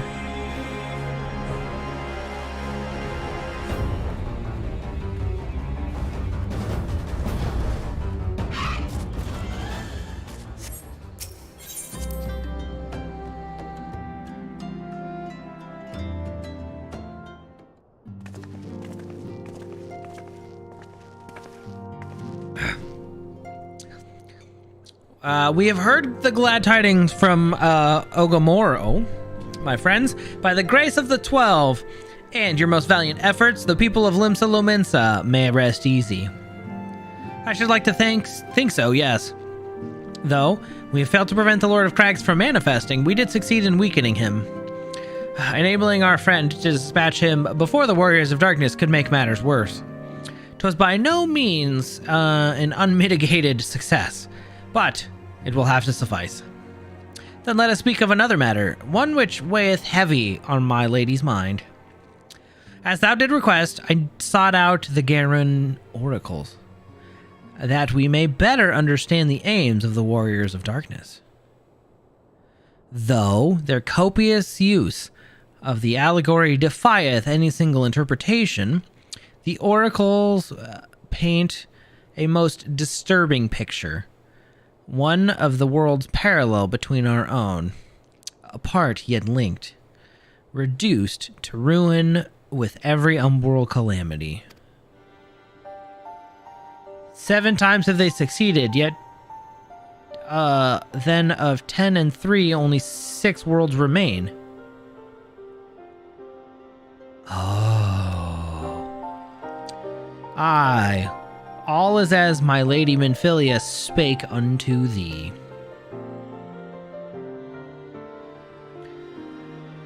As for what becometh of these reflections, when they and the source are rejoined. Frail flesh undone in umbral fires, each soul surrendereth to her call to flow unto the endless sea. there to endure as one and none. Then if the Warriors of Darkness succeed, everyone in their world will die? In essence, aye. The verse speaketh of the renunciation of the flesh and subsequent return to the life stream. However, this fate may yet be preferable to the alternative, for if the first were to fall to transcendent light, in the matter of Warriors of Darkness described, it would give way unto the void, wherein none may know either life or death. Far better to die, they reason, for in death there is life. The essence of a soul, which returneth unto the source, may be born anew. Saved, such at least, is their belief, I surmise. If that is true, then, gods, no one should ever have to make such a choice. Ere we speak further on the subject, I would share with thee another recent discovery. 'Twould seem that several sizable shipments of crystals have been delivered into the hands of a certain Alamegan parties. Alamegans? Strange. And you believe this to be the work of the same Ishgardian smugglers who supplied the beast tribes? I know beyond a shadow of a doubt. Lest you wonder at their motive, I would remind you that the Ascians did once attempt to bring the summoning of Ralgar. The individuals who took receipt of these shipments are refugees belonging to a group devoted to the cause of the Alamegan liberation. It may also interest thee to know that their Ishgardian suppliers appear to be none other than the remnants of Elaine Royale's network of spies. Surely you jest, and yet it is not so surprising. Bereft of leadership and hunted by the Alliance, well, I can imagine such villains being desperate enough to conspire with the Ascians, assuming they even know or care who their new employers are. All of which is irrelevant. Forgive me, we must seek out the resistance group, which received the crystals without delay. Element, Halise, will you come with me to Little Alamigo?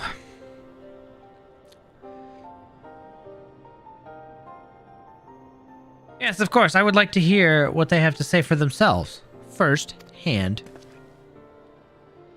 May you ever walk in the light of the F you! Get out of here! Shove that crystal up your ass. Stupid Urianger.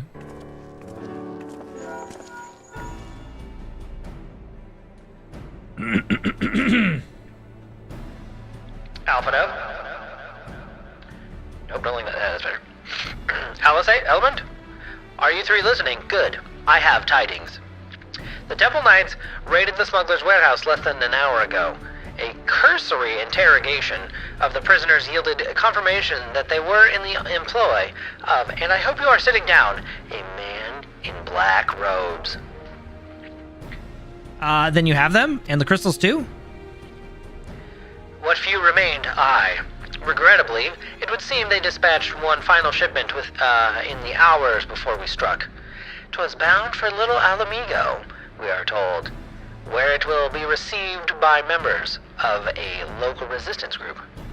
Since Sir Emmerich's men no longer have need of my service, I have a mind to head that way. As do we, by happy coincidence. We learned of the shipment but a few moments ago. Ha!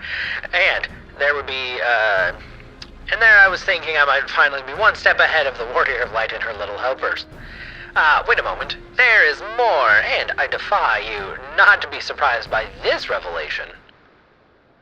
The leader of the Ishgardian smugglers was formerly in the employ of one Elaine Royale. The infamous Ivy herself.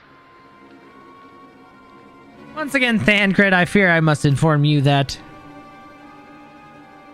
Thancred, with whom else have you shared this information? Wait a minute. About the smugglers? No one. As I think I mentioned, the raid was less than an hour ago. I was planning to contact Ishtola next, but is there someone else you would have me notify first? No. No, there is not. How did Urianger know?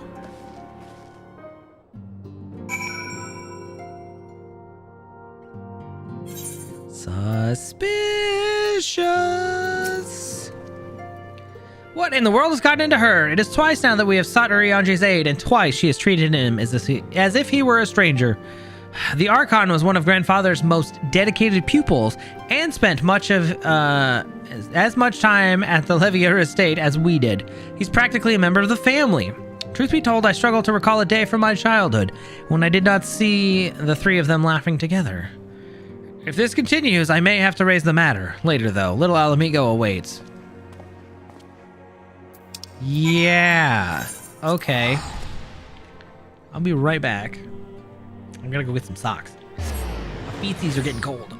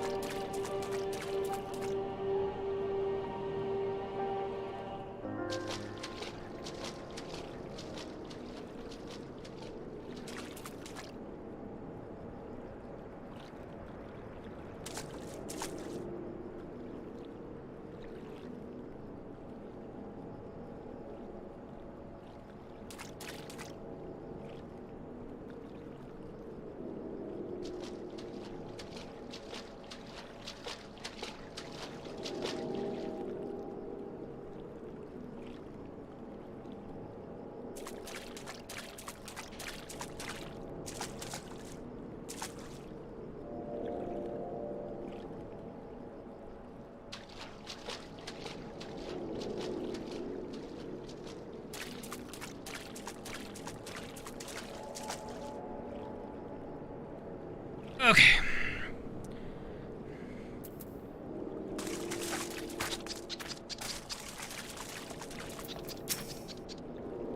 I will get to the bottom of this. Oh, forgive me. It's been a long day. Do you have something to say?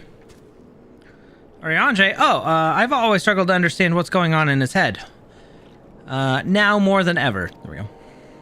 Listen, Element, if anything should happen, it should be me who... Just know that I am prepared to do what must be done. Well, right then.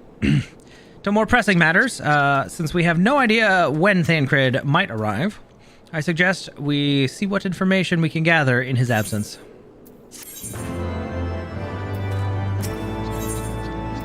Alphino is eager to get to work. To review, we are reliably informed that a member of the Alamigan Resistance operating here have taken the receipt of several large shipments of crystals, are being tasked to ascertain who and why. Given the size of the settlement, I find it hard to believe that anyone here could be wholly unaware of the Resistance movements. The challenge, of course, is finding an individual who will be both able and willing to share such information with outsiders. It would seem sensible to divide our forces. Element, why don't you go question the residents in the eastern half of town and Alice, and I will do the same in the west. Afterwards, we can rendezvous here and share our findings. Don't they know we came here and proved ourselves? I feel like that would go a long way.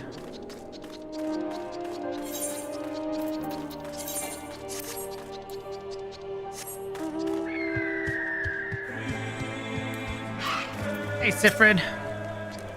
Let me guess, come to join the fight, have you? No need to deny it, friend. You are not the first to answer the Griffin's call. While he's lit a fire in every Alamegan's heart, he's also inspired more than a few old dons to pledge themselves to the cause. And, little wonder, the Garleans won't stop until we're all under the yoke. Okay, so something about Griffin and a resistance.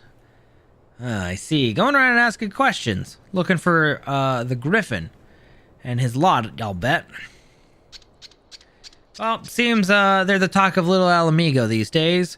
Folk are wondering what he's about, and what he's got in store for the Garleans, and what's under that mask of his, of course. Some say he's hardly got a face with all with all the scars. Others reckon he's been marked by death by the marked for death by the Empire, and that they'd send a bloody legion if they knew he was here.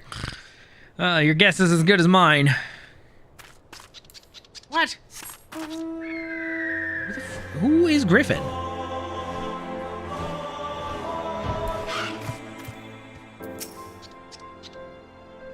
The Resistance, damned if I know. It's not as if I'd be any use to them. If you set store by all these tales of secret weapons, good luck to you. But I'm too old for the mask's bedtime stories. This is our lot, and it's time we got used to it. That's depressing.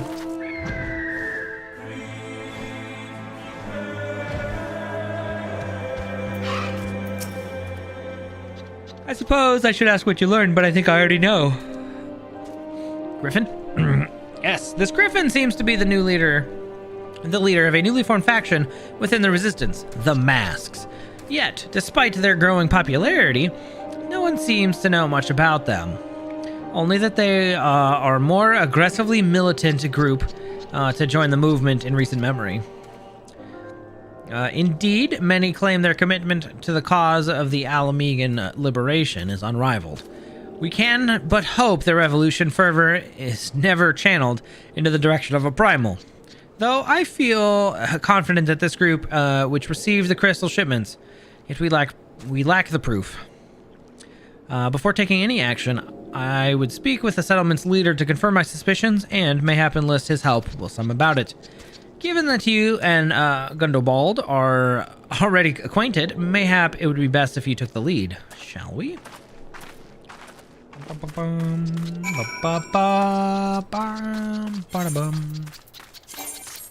Squeaky, squeaky.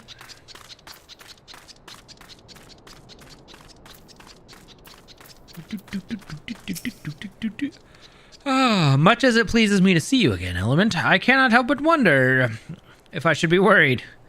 Well, I hear you and yours have been asking questions. Apologies. The Griffin, I know of him, as do we all. He and his masks have become a leading faction within the Resistance. Though there are suspicions at first, given his secretive ways, he quickly proved himself a charismatic and capable commander. Men are drawn to his passion and victory. They truly believe that he has what it takes to lead them to victory. Even I cannot help but admire the man for what he accomplished. But I have not forgotten Wilred. I was blind to the danger of his ambitions, and you were not. The Griffin will soon deliver a speech to our people at the sunken temple of Karn. Go and see him with your own eyes. Weigh his words with your own heart. How convenient. 'Tis a pity Thancred is not here to join us yet. You two go on ahead. I shall stay behind and wait for him. Oh man, she's going to tell Thancred about Ariage. For he hath betrayed us, and she knows it.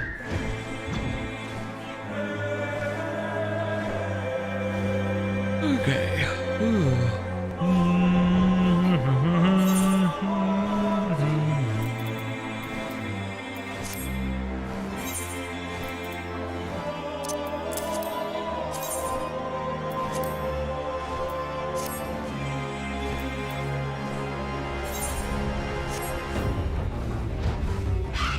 No. Has it already begun? I hear voices coming from within. Oh boy. Here we go.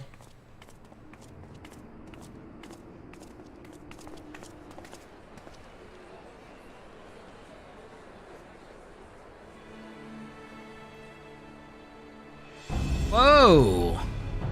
Whoa, whoa, whoa, whoa, whoa, whoa, Brothers whoa. and sisters, 20 years ago, Alamigo, our home, was claimed by the Garlean Empire. That's gotta be Ilberd. Right? He didn't die. In our haste to overthrow the King of Ruin, we turned a blind eye to our foes in the north. With our glorious revolution, we but laid a path for a new tyrant to succeed the old. And when confronted with our failure, we fled. Not a day goes by that I do not think of those we left behind. Think of them and feel ashamed. And I know each and every one of you feels the same.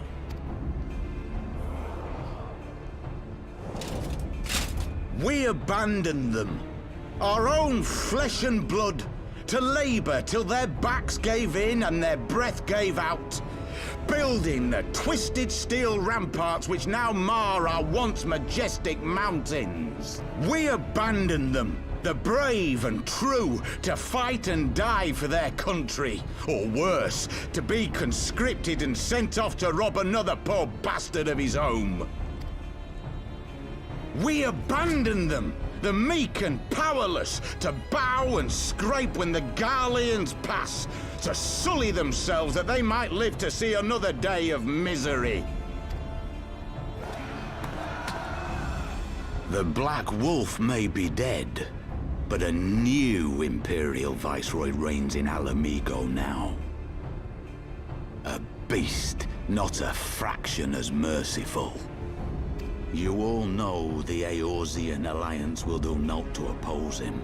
For all their promises and platitudes, they will not act if there's no profit in it. Only we can free our brothers and sisters from the Empire's tyranny, my friends. Only we have the courage to stand and fight. They have imprisoned us. They have enslaved us, and they have murdered us, but no more! Blood demands blood, and the Garleans shall pay for every drop they have spilt upon our lands. This I promise you, for we have a power within us, my friends. A power befitting our pride, our righteousness. Only join us, and we shall grant you the means to unleash it, and together we shall see the Alamigan standard raised over the mountains of Gia Arbania once more! Hold up there, bud. A power befitting their pride. Not at all ominous, that. Wait, is that...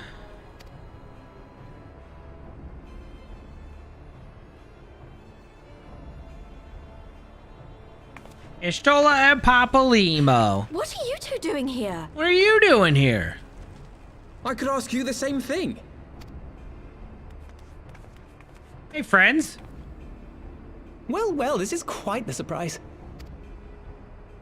If you see what I see, if you feel as I feel... Might I suggest we continue this conversation in more agreeable surroundings? Yeah, that's a good idea. Strength of arms that will win this battle, but strength of heart.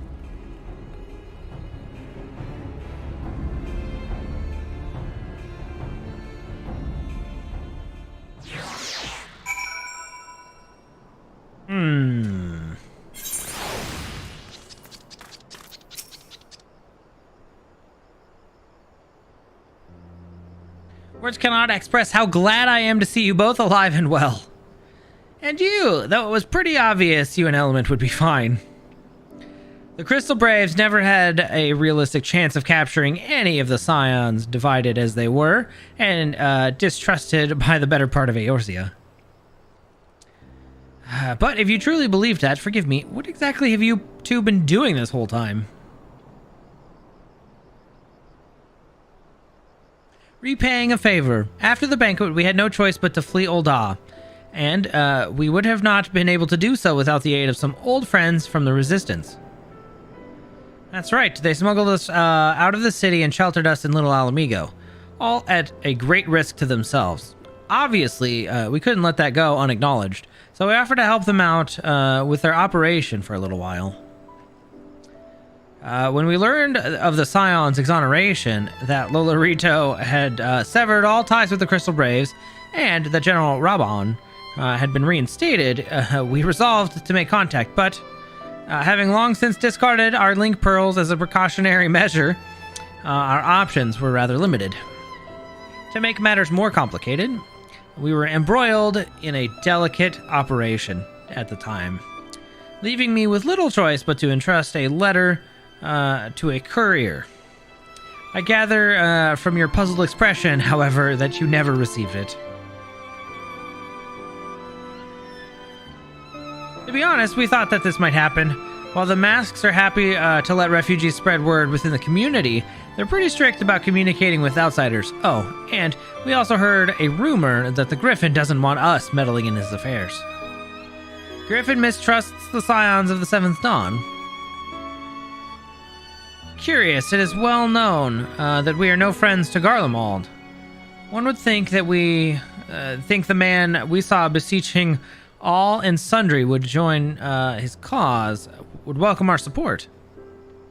I should say that the man you saw was not in fact the Griffin, but an impersonator.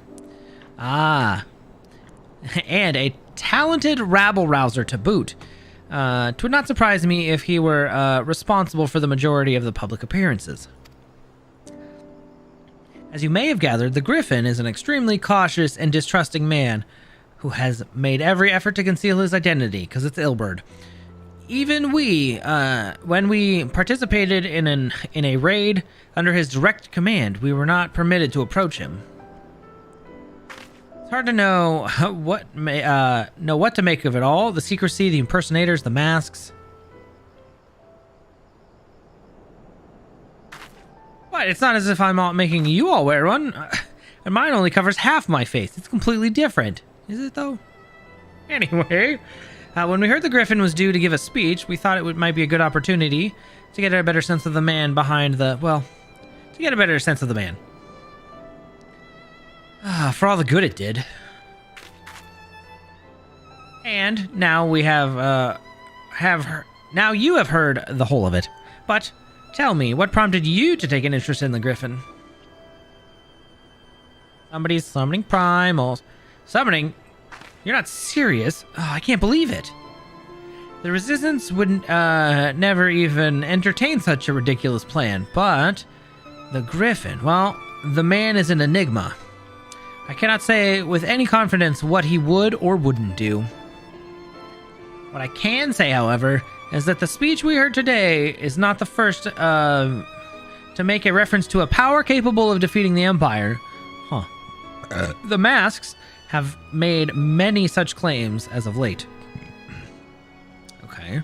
I confess, I had assumed it to be mere bluster, but in the context of the shipments which you spoke of, it is not impossible that they are alluding to a primal. Whatever it is, we'll find out. Together. And if anyone tries to stop us, they'll answer to me. Indeed, that is assuming you'll have us? Of course.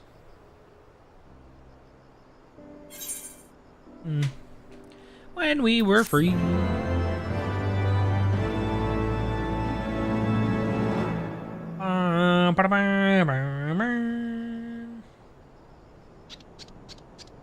Okay.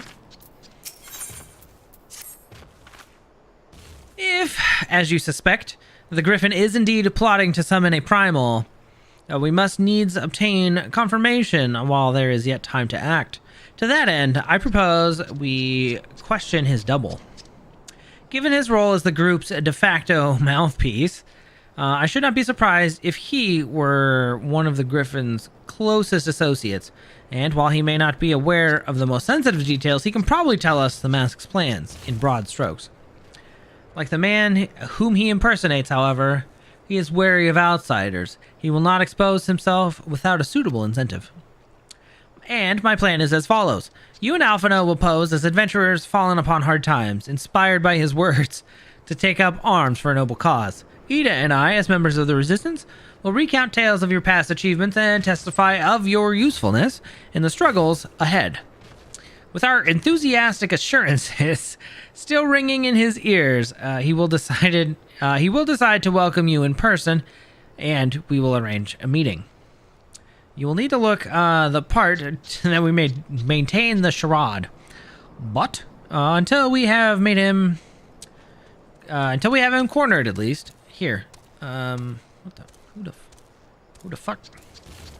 Here, this should be enough to purchase suitable garments from Talbot and have him rub a respectable amount of dirt on them for good measure. Any questions?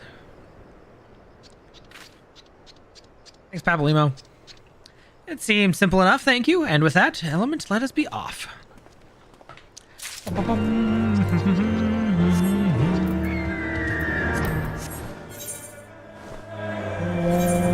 Okay.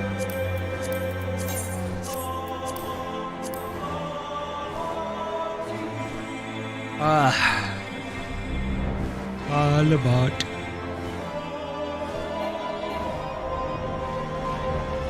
Hey, he's downstairs, isn't he?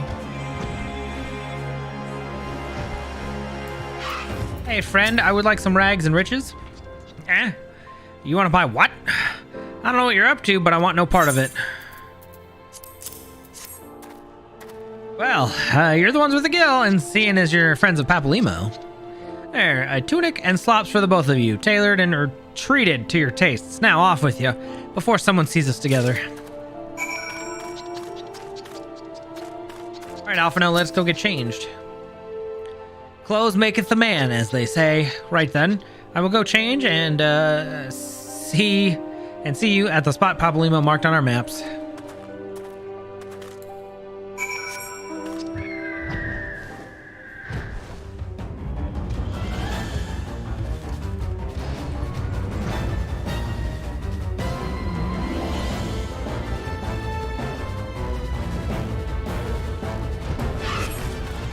Ah, wearing shepherd's tunic and slop. I see. I don't like it, though.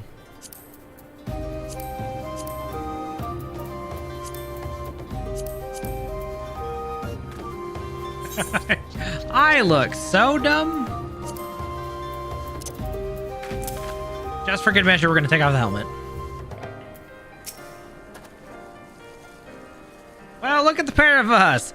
A pair of down-at-heel adventurers seeking a chance to recapture past glories. Yes, this should suffice. And now we play the waiting game.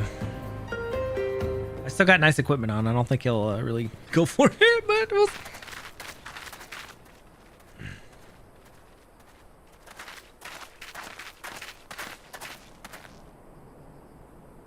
My thanks, comrades.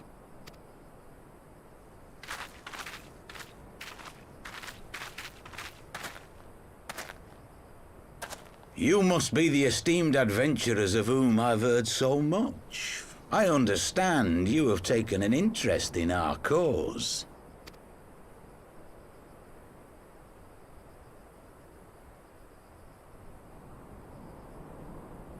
A great interest, you might say. Your words have certainly made quite an impression on my friend and I. The Resistance has long, and some would say wisely, avoided open engagements with the Garleans, but you and yours seem confident against the world in arms. I can only assume you have good reason to be so bold. Why, one might even think you are planning to summon a primal. Because that would do much to explain the sizable shipment of crystals you recently received from your smuggler friends, whom our Ishgardian allies have since detained, lest you wonder. Okay, we're out with it right out the gate. Wow.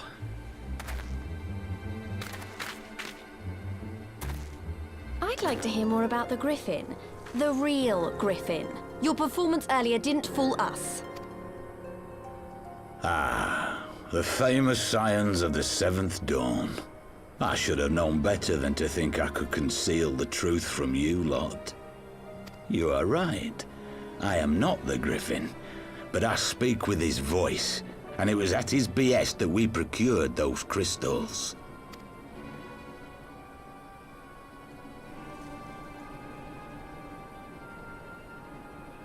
You are wrong, however, if you think that we procured them to summon a primal.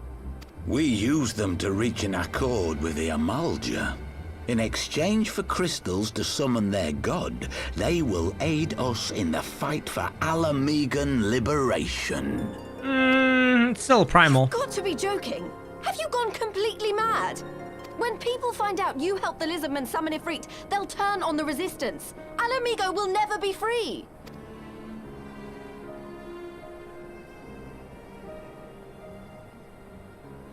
This isn't a fairy tale, girl.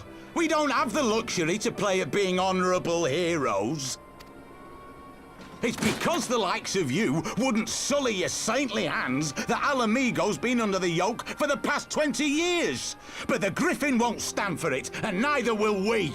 We're ready to do whatever it takes. Dang.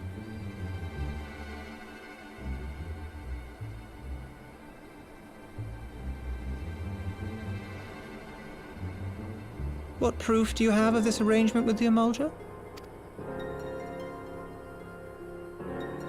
What? Aside from a lack of crystals? None. But the beastmen have a great big pile of the things if you fancy looking. You might want to hurry, though. It'll not be long before they summon their god. Search our camp if you don't believe me. We have naught to hide.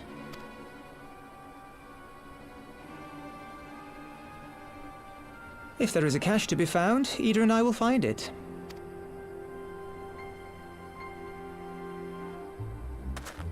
Then let us be off. Are you perchance the Warrior of Light?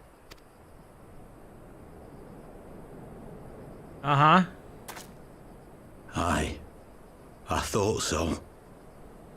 You should know that a great many who have joined us did so because you saved them. Because you showed them that one brave woman can make a difference. You saved me too once. Helped a friend over in Quarry Mill make some medicine I needed. But that was a lifetime ago. On behalf of my brothers and sisters, I thank you. You gave us hope where there was none, courage and strength when all was lost. We shall not squander your gift.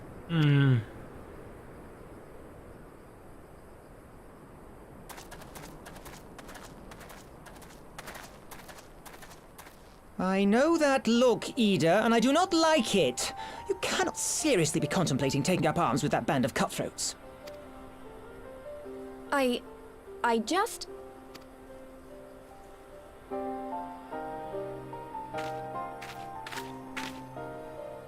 If the Griffin and his men have their way, it is only a matter of time before the situation in Alamigo comes to a head.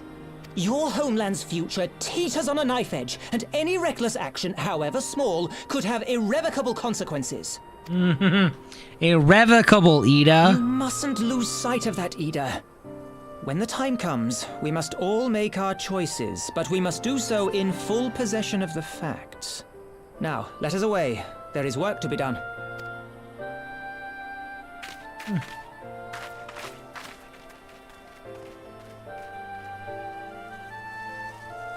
Well then. Hey, Lime. About time what?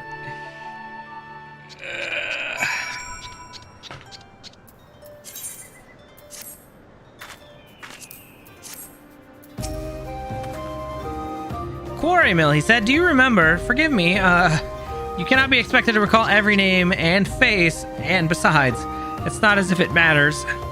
I have long admired how you live in the present. How you focus on the problems at hand and always keep moving forward. So, let us keep moving forward then, Element. We must find and secure those crystals. This time, no looking back. No, do not no. No. Urianger. Okay. For one. 2, he's trying to destroy our world to save his own, so they all go to the live stream? No. Not okay. So if we take Griffin's double at his word, then the crystals are now somewhere in Zaharak, ready to be put to use by the Amalja. We must apprise Alice of what we have learned. I will join you both in Little Alamigo after I have changed. It's okay, I have no shame. I changed right in front of you.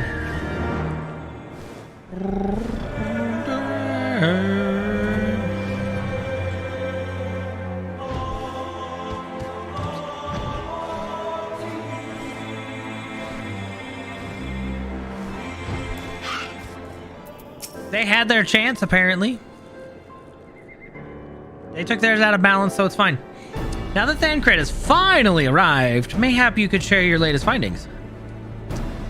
Well, Malja, Griffin, you mean to tell me that while we were worrying ourselves sick, Ida and Papalymo were here all along? Well, Ishtola will be relieved and also angry. Mainly angry, I should think. As for the crystals, what choice do we have? We cannot very well leave them in the hands of the Amalja. For all we know, they could be preparing to summon Ifrit, even as we speak. We must make for Zaharak without delay. Agreed. If there is not else to discuss, let us depart at once.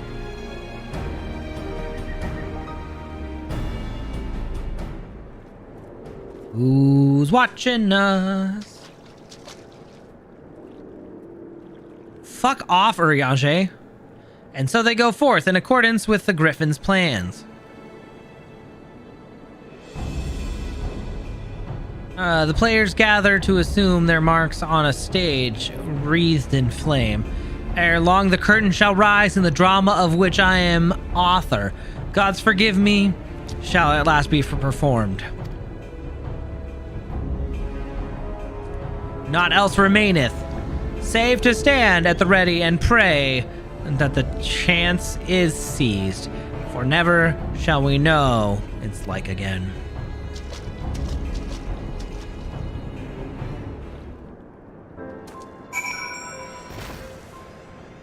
Nope. No, no, no.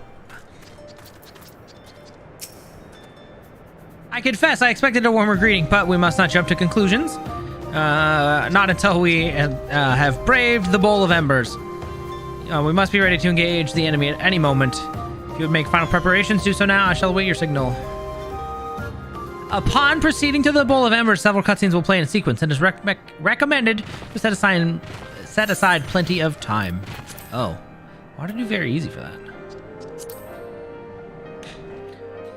Let's do this. Here we go.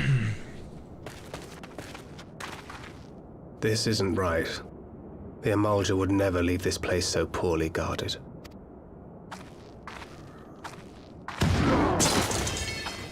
Not willingly, no.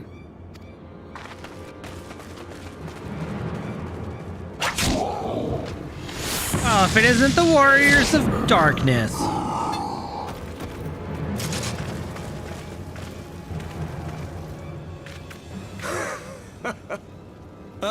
The saviors of Eorzea.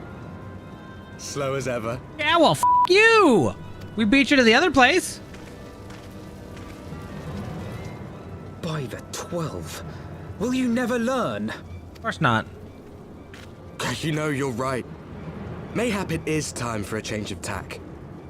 Killing primals, tormenting beastmen, hastening the birth of a new god. It's all a bit much, isn't it? And frankly, we don't have the leisure to do it. But killing the Warrior of Light, on the other hand, that would soon plunge Eorzea into chaos. Yeah, if you can. One life for one world. A fair exchange. Wouldn't you agree? Nope. Nope, nope, nope, nope, nope. Whoa! Tancred. Lest you forget, you've more than one opponent.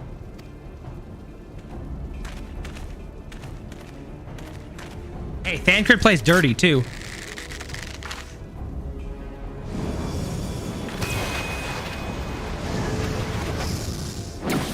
Carbuncle! Defend me! Nice catch! I sense you will offer more than mere target practice, unlike your sister. Alize! She's fine.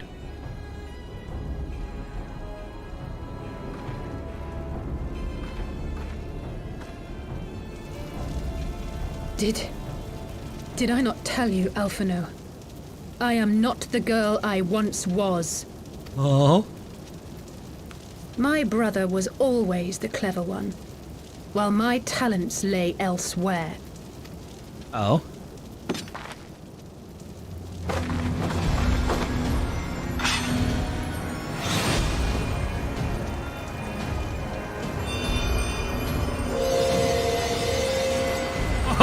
Oh! Red mage time!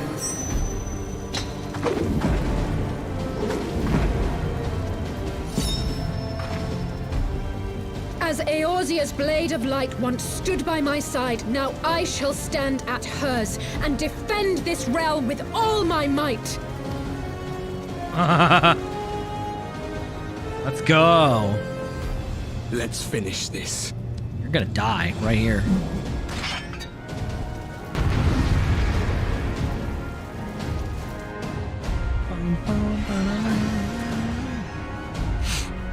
Alice's been around a little bit.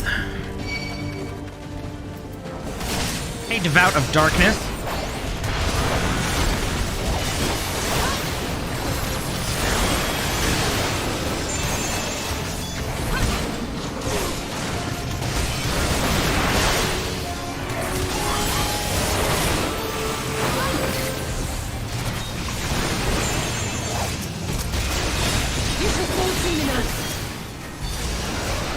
Bitch gets on my nerves.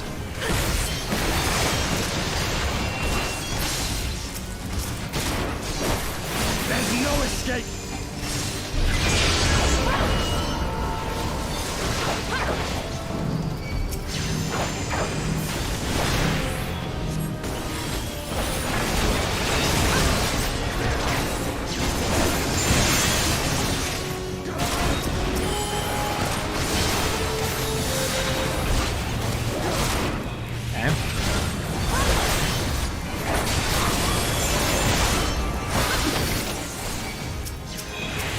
Can you not, please? Okay.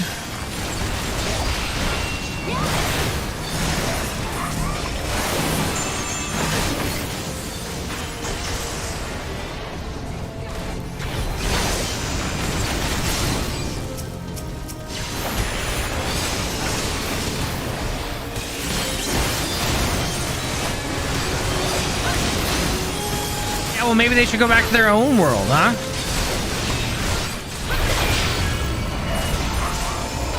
We are also chosen by Heidelin. No more games. Oh, hey, come on now. I can't break free either. I don't. Nope. Nope. None of this is okay. It ends now.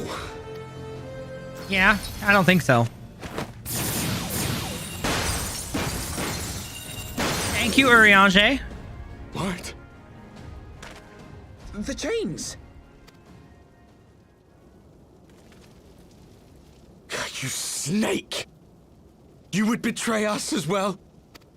He's a double agent. He that holdeth fast unto his convictions shall never count betrayal amongst his crimes, though all the world may call him villain. My path is unchanged, my creed sacrosanct. This I believe with all my heart. But say, warrior of darkness, and speak true, what dost thou believe? That rendering up the souls of thy world in service to the rejoining will grant it salvation? Nay. By the 12! Urianger! Yep.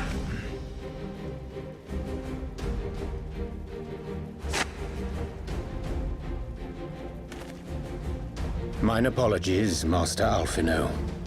That the brightest light might shine, duty did compel me to walk in darkest shade. You sweet fool. I was almost willing to believe you had turned against us. I expect a full explanation when this is over. For now, may I assume you have turned your cloak for the last time? Thou mayest, my lady.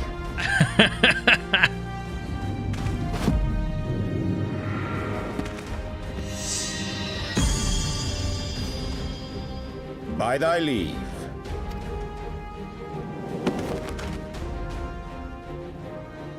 Even odds, then. No matter. Let's go. We'll crush the lot of you in one fell swoop. I don't think so. Understood.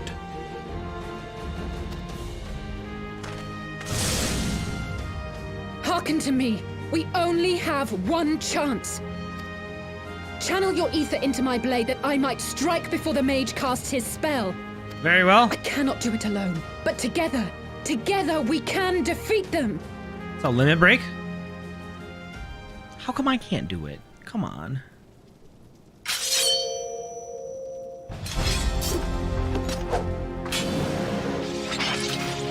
Their relic weapons don't even glow. Make ready! They come!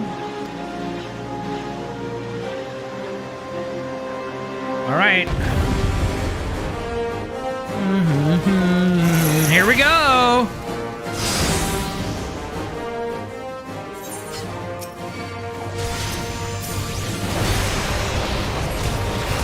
I must have more ether.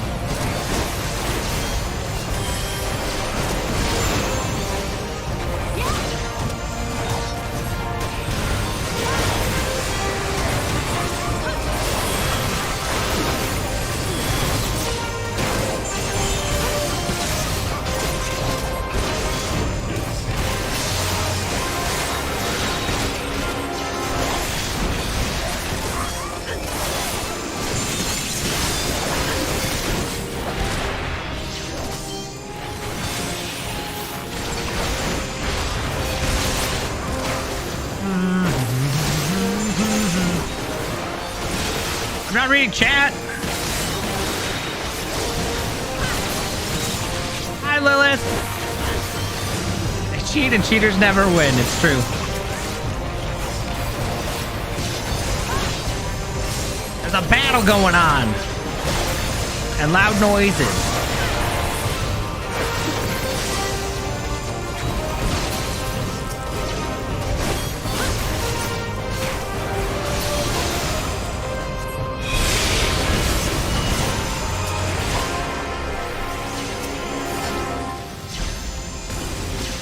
How much ether did I gather? The ether, it's not enough.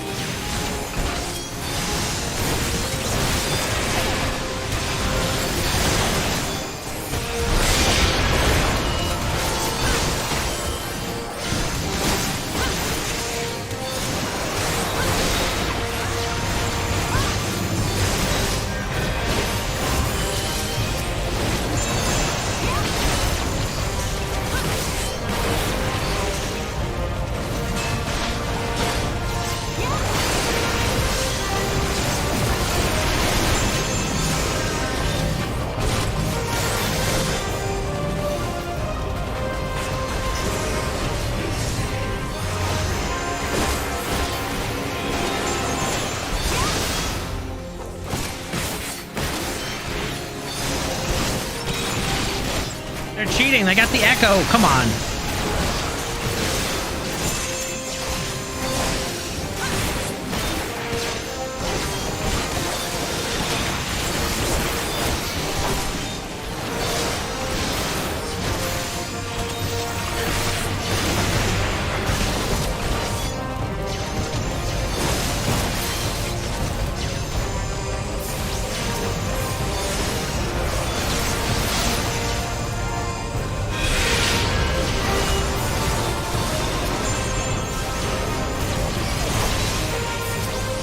Hey, get off of me. What?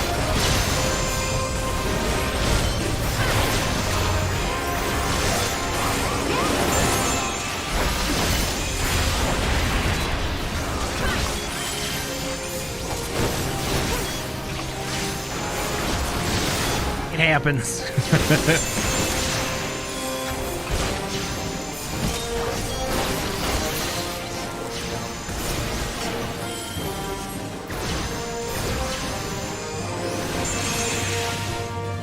I can feel it. Just a little more.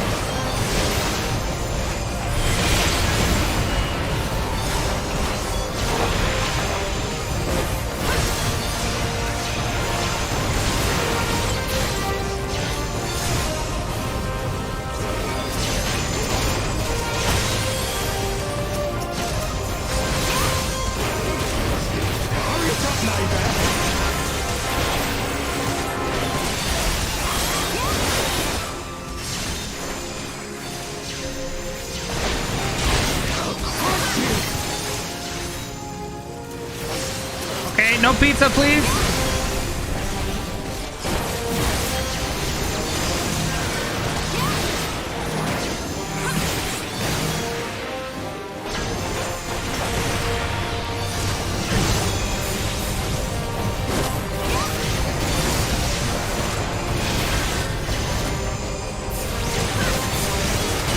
Get off of me.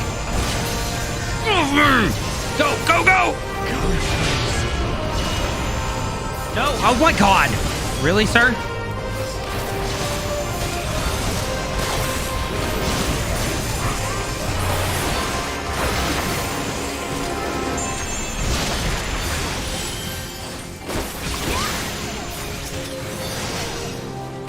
Thank you. And that's it, we win. Tis done. With this blade, I banish the darkness. Boom!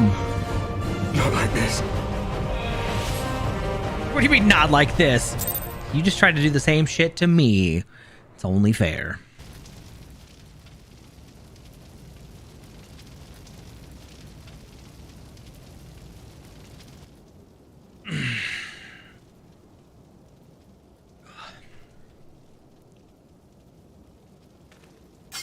Congratulations, I'm the bad guy. You okay there, Alice? Alize, are you hurt? A touch dizzy, but otherwise fine. Thank you. I'd be lightheaded too. And there you have it. Our friend is too stubborn to die.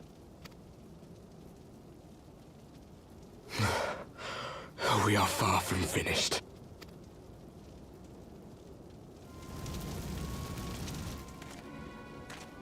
Or have you never considered how we came to this world? Not really.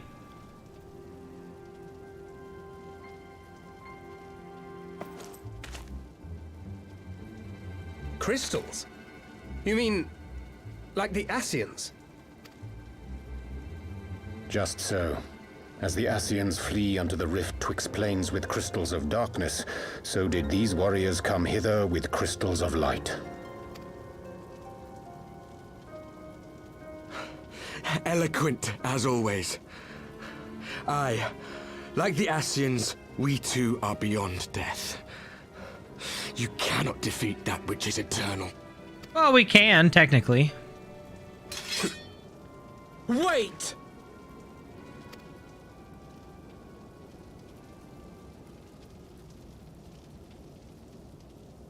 Such methods as the Ascians employ require the renunciation of the flesh. You would have had to...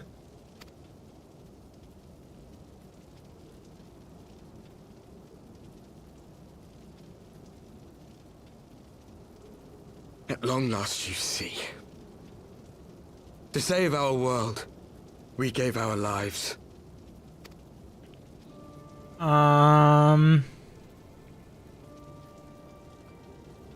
Hold it. We were just adventurers trying to make our way. An odd job here, a favor there. We never aspired to be warriors of light. But word of our deeds spread, and soon people were calling us heroes. They placed their hopes and dreams on our shoulders, and bid us fight for all that was good and right.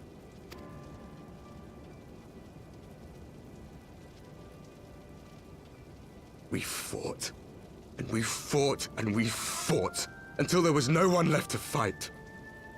We won! And now our world is being erased from existence.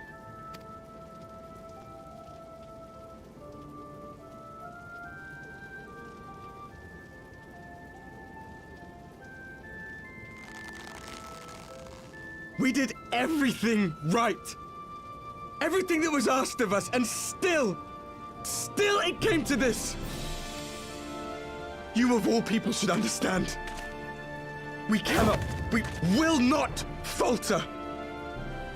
We brought our world to the brink of destruction, and now we must save it.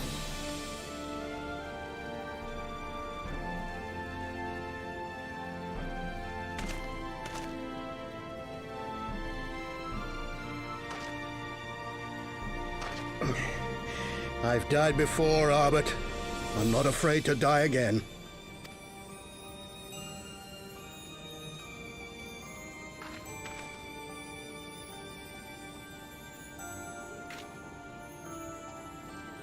No matter how many times we fall, we must rise and carry on the fight for those we left behind.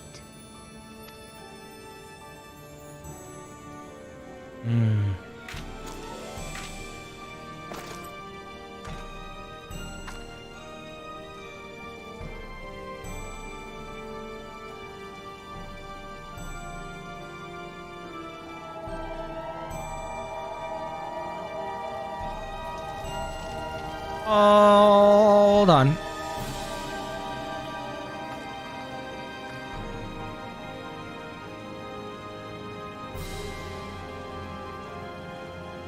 To have known the depth of sorrow and embraced the highest sacrifice. Nonetheless, Master Louis-Soix, guide my hand, I pray you, as fate's thread spinneth upon this most capricious spindle. Quickly! Thou must needs invoke the power of thy crystal. You got it.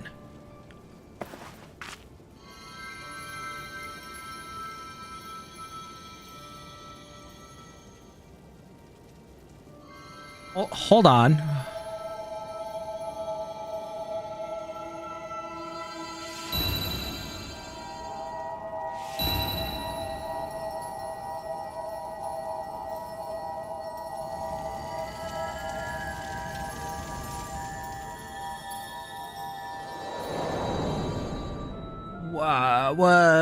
What is happening?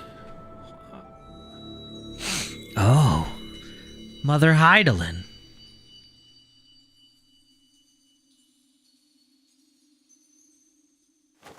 What is this place? Oh, you've never been here? Oh man, welcome to the Echo. Such pain. Such sorrow. Oh, my dear children. It can't be. Infilia? Kinda. Mother Heidelin, hearken unto your children's plea. From two worlds do we gather, and from two worlds do we offer a bounty of light.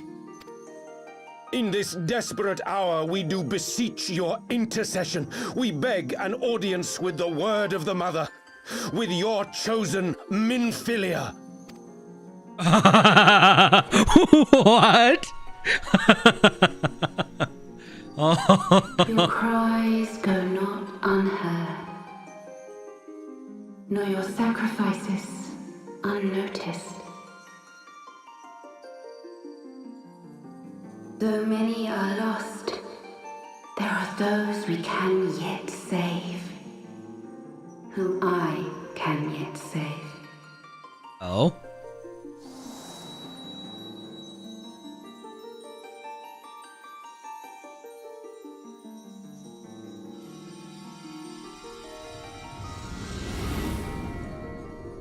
Whoa, well there she is. Minfilia. Kinda.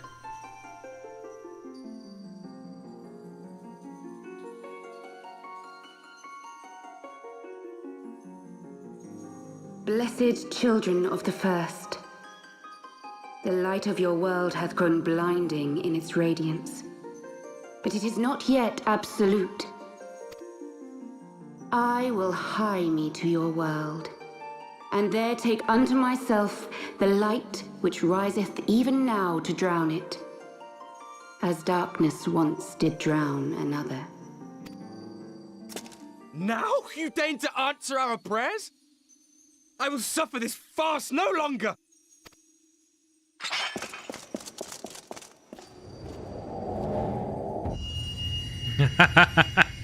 Yeah, you might want to be careful there, bud.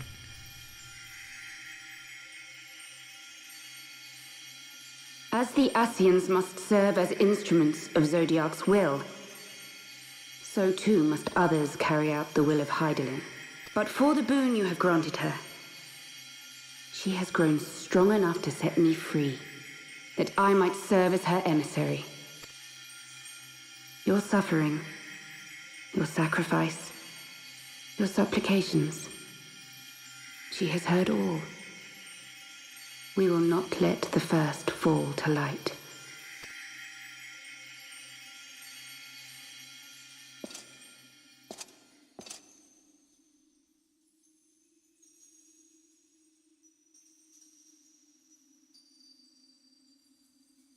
Thank you, Urianger, for bringing everyone here. It fills my heart with joy to look upon the faces of my friends once more. In taking you unto her bosom, I knew that Hydaelyn had bequeathed to you a sliver of her grace, granting you strength long sought. And in treating with the Ascians, I learnt of a star like unto our own, a doomed world of fallen heroes, in whom I glimpsed ourselves, the first. Full long did I search for a means to save this world, concluding at the last that the answer lay in the power of blessed crystals. And thus did I labor to set light against dark. Yet I knew from the beginning that this salvation would not come without sacrifice. For the instrument of the first's deliverance would of necessity be required to journey thither, there to remain, mayhap forever. You orchestrated all of this, not to save her, but to send her away! One life for one world. Such was the bargain, and you the coin, though it were not mine to spend.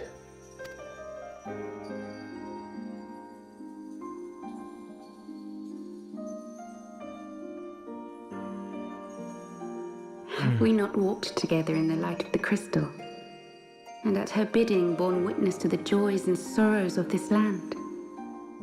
Each and every one of you knows my heart. If this be the price I must pay, I pay it gladly. You would go alone, then?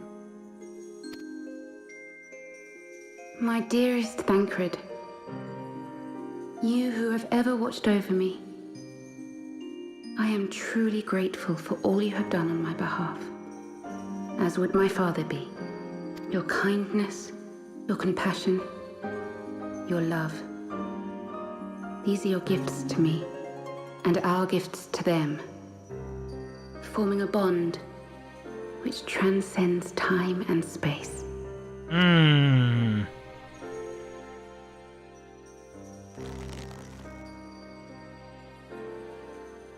Sometimes I forget you are not the child I once knew.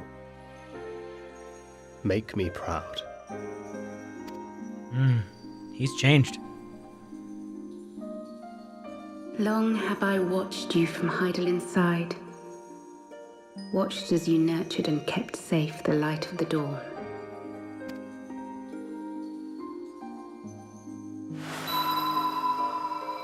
The dark recesses of the world hide untold secrets and dangers.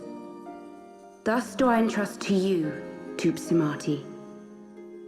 I pray you, keep to the path that you may never have need of it.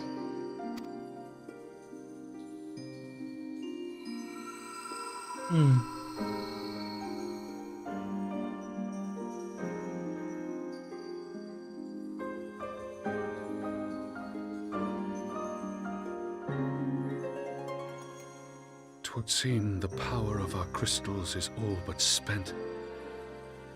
Perhaps, if there is naught else to be done.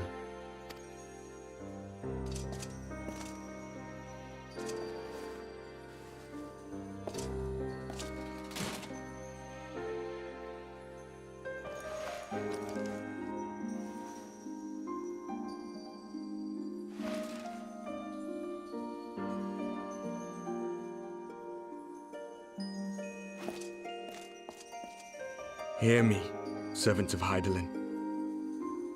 If you would have us place our trust in you, then I would ask a favor.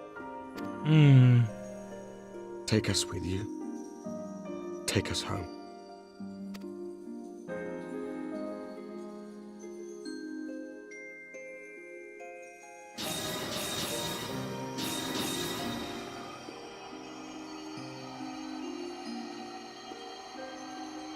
We were blind to the truth once, so I tell you this, as one fool to another. Light, dark, it doesn't matter. What matters is how you choose to use them. Oh. We made our choice and you see what came of it, so please, forge a different path. Seize a better fate.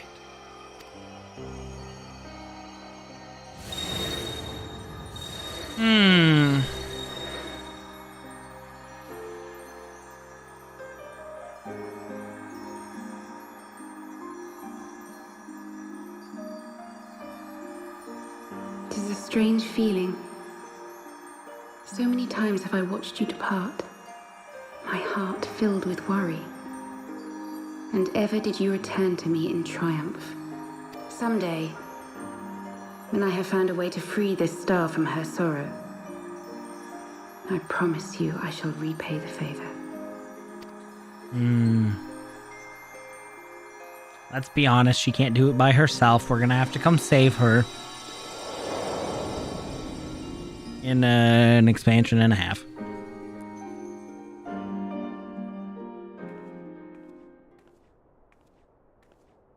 Lawman?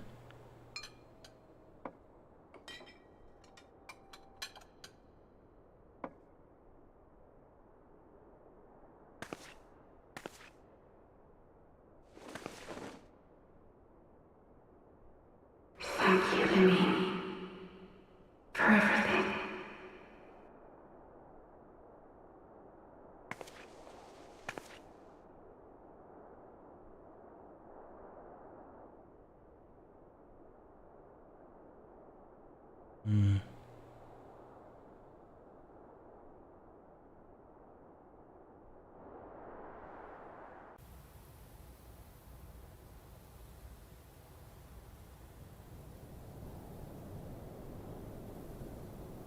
Oh, right, I don't know anything. But I got his name, so his name is Arbert.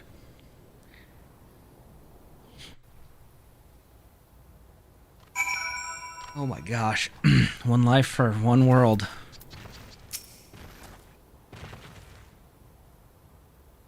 Twould seem that we are in southern Thanalan again. Minfili's doing, no doubt. May the 12 speed her on her way, and the warriors of darkness too. I cannot help but wonder what awaits those wayward souls. If they give their lives in order to travel to the source, then in returning to the first, would they not? But mayhap that was their wish.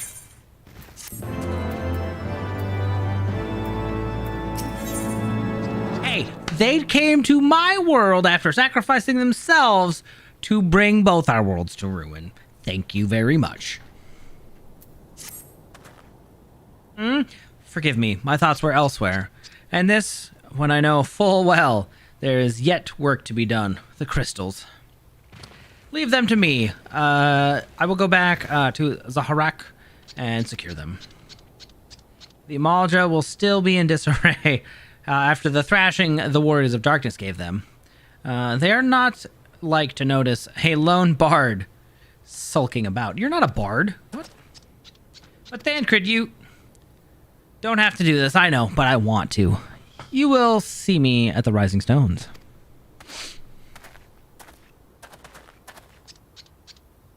I should go and find Ida and Papalymo. They must have finished searching the Mask's camp by now. Not that it matters anymore. You must be tired, Element. I know I am. If thou wilt permit me, my lady, I would ask a question. When didst thou become aware of mine independent pursuits? Well, when I saw you meeting with that warrior of darkness and the Ascian in white at the Great Library, I tried not to think the worst. You've never been one to confide in others, so I knew that even your intentions, were your intentions pure, you would not share your plans with us until you felt the time was right. But I cannot deny that part of me feared you had simply betrayed us. But that there had been another way, I know that I took no pleasure in deceiving thee, and that these sins will forever weigh on my heart. I understand why you did what you did, that you sought to achieve the greatest good, while inflicting the least harm. Not many would have the courage to make that choice. But even knowing what came of your actions, I find that I cannot condone them. I'm sorry. Element, forgive me, but I believe the events of this day have taken their toll on me. I should like to rest for a while. Well, if thou wilt grant me leave, I would gladly escort thee unto a refuge of thine own choosing. Once my lady has regained her strength, we shall join thee at the Rising Stones. Until then, Warrior of Light.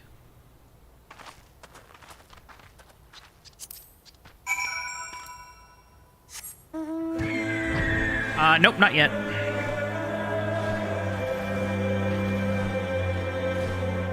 Why is there a random catfish? Because he's my golden friend. I don't know what a topical minion would be right now. Do I have a mini Ardbert? Technically, I have Moonbreda.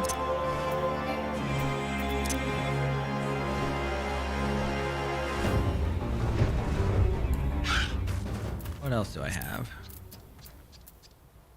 Nope. Spoiler, spoiler, spoiler.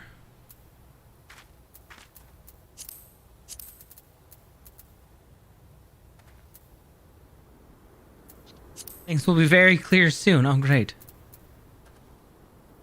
Will Byakko Cub count? Is that fine? It's from the next expansion. We're almost there.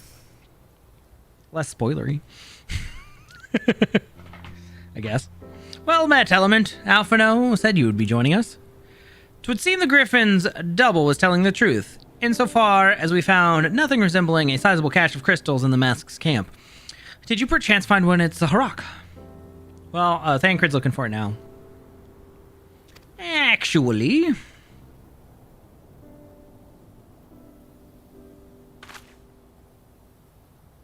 I don't believe it. The crystals, Minfilia, all of it. It's just...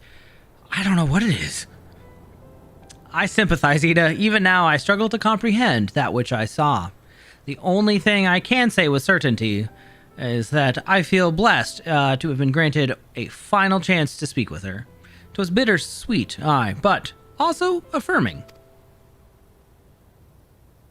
Alphino, I believe it is past time Ida and I rejoined the Scions. We have been away for far too long.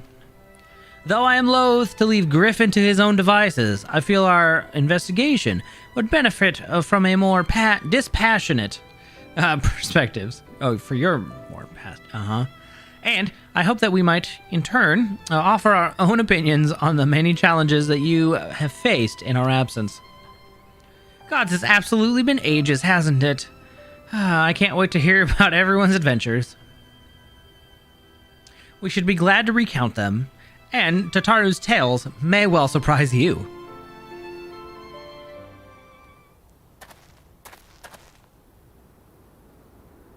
Thunderbald, Ida! Roger be praised, it is you! Dad? Ida, alive and standing right before me in the flesh. I can hardly believe my eyes.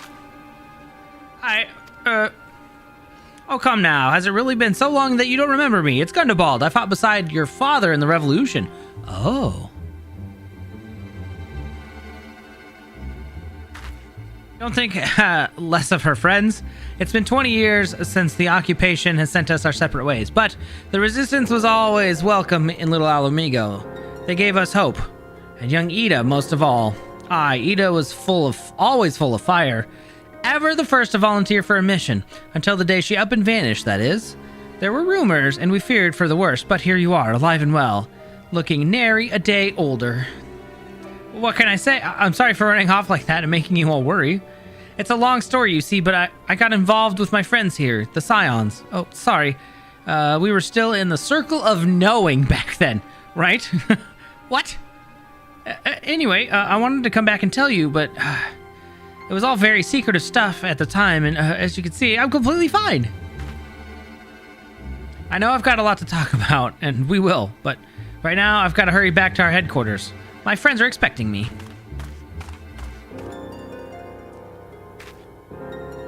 Pray forgive her. It's been a very long day for us all.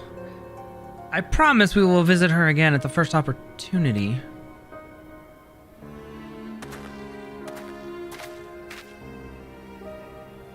Suspicious.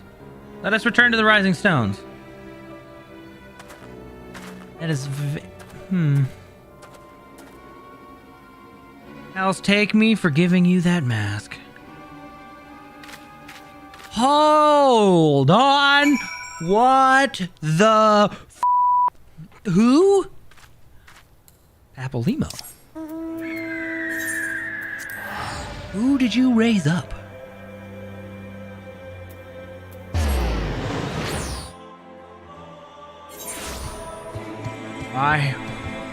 Oh man, okay.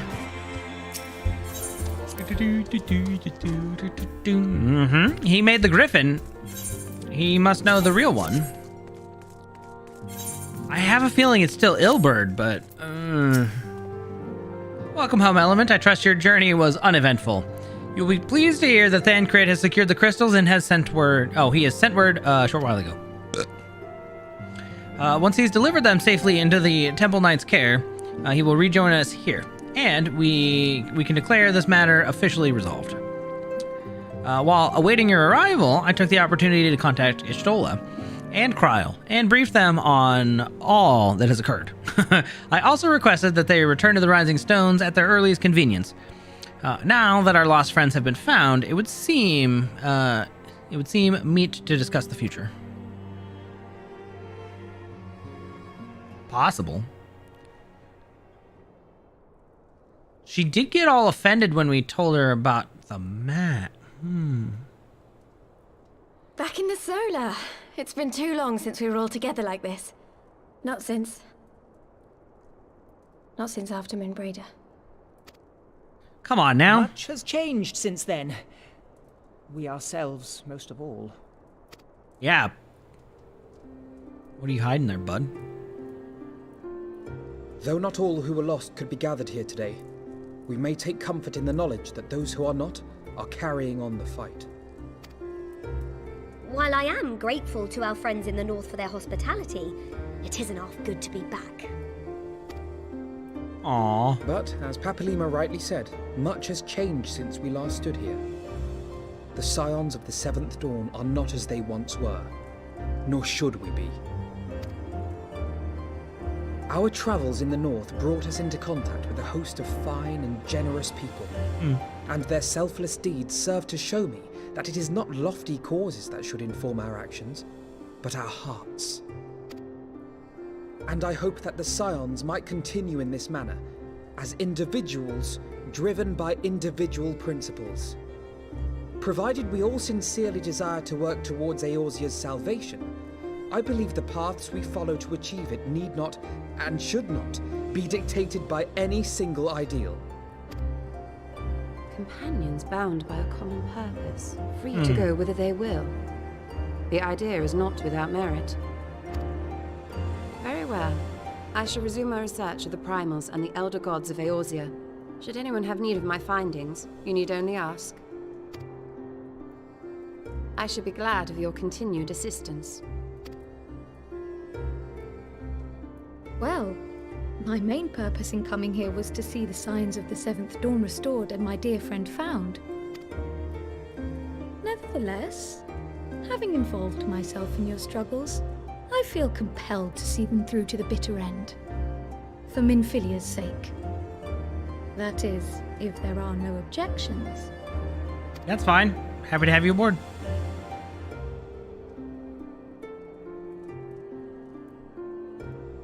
You will always be welcome here, Kryl. Doll.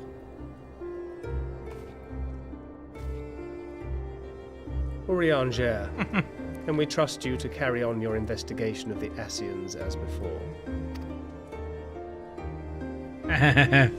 Yeah. Regardless of mine own desires, I am undeserving of your trust, having so villainously deceived you all. Now, I'll hear no more of that. It would be disrespectful of Minfilia's wishes. She entrusted matters here to us, that we might protect this star and understand the truth which hides at her heart.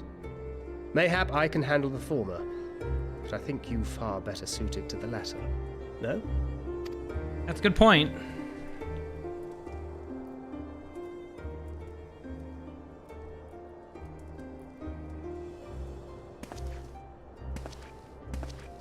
Very well.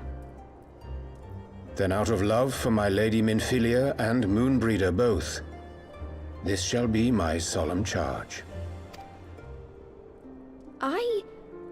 Papalimo and I should probably return to Thanalan to keep an eye on the resistance. Hold a damn minute there, Ida. There's still the matter of the Griffin and the Amalja, not to mention the new Imperial Viceroy. That little lot must be worthy of our attention, right?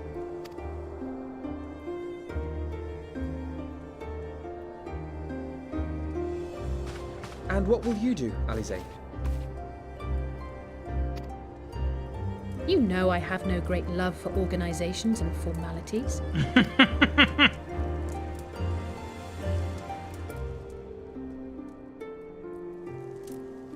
That being said, this new approach you propose is not wholly objectionable, and we've always got her to keep us from bickering. You're welcome, I guess. But I will suffer no titles. I am not here for House Leveilleur, nor to walk in Grandfather's shadow. Upon that point, we see eye to eye. If it please you, you may think of me as but another comrade in arms. Well then, Alfie, I for my part shall see to the paperwork and the finances with my characteristic aplomb. I would not have it any other way, Tataru. And we mustn't forget you. What now for the Warrior of Light? Respite. Much deserved respite. Just kidding. Lady Ugiri's gonna come and say, hey, come to the Far East.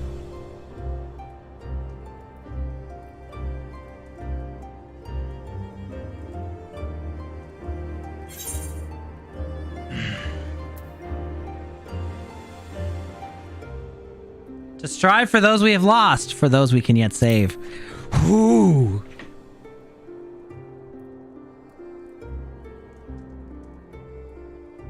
Indeed.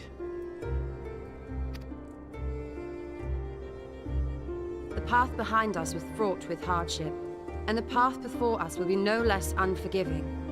But a new dawn shall break over the realm, and I see before me the faces of those who will deliver it.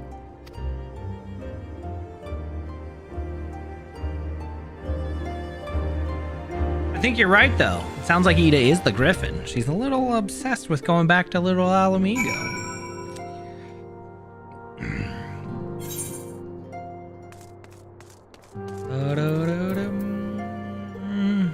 An end to mark a new beginning. Look at them, Element, the Scions of the Seventh Dawn. Look how far we've come. Yeah, fuck the Crystal Braves. Just throwing that out there. Anyways. The people we've met, the moments we've shared, the losses we've suffered, the tragedies we've overcome. All of it has made us who we are today. Where we go from here and what the future holds, only the 12 know. But I know that we will find out together.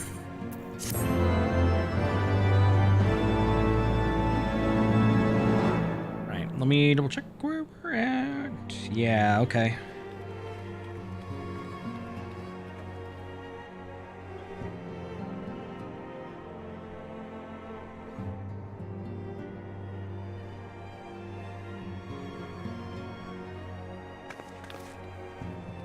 One world's heroes are another world's villains. One world's loss, another world's gain. Where men go as one, there is life. And where there is life,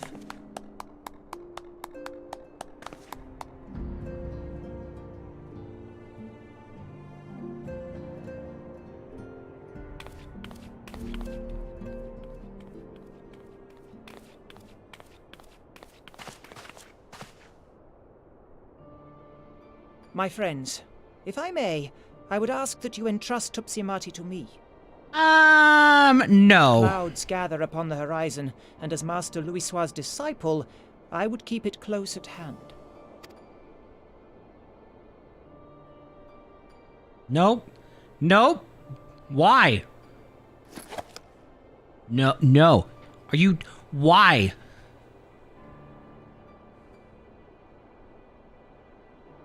Thank you. I shall guard it well. You better. Don't smile at him. He's being sus.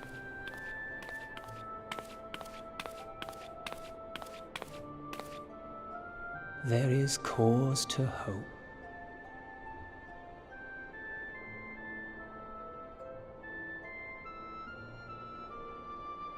For every ending, every parting, marks a new beginning.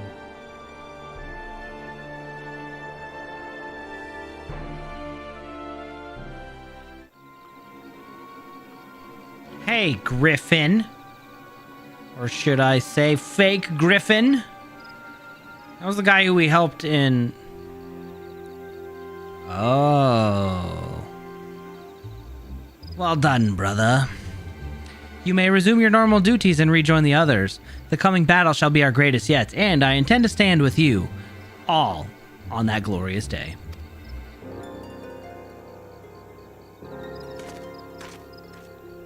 Sounds like it's not Ida.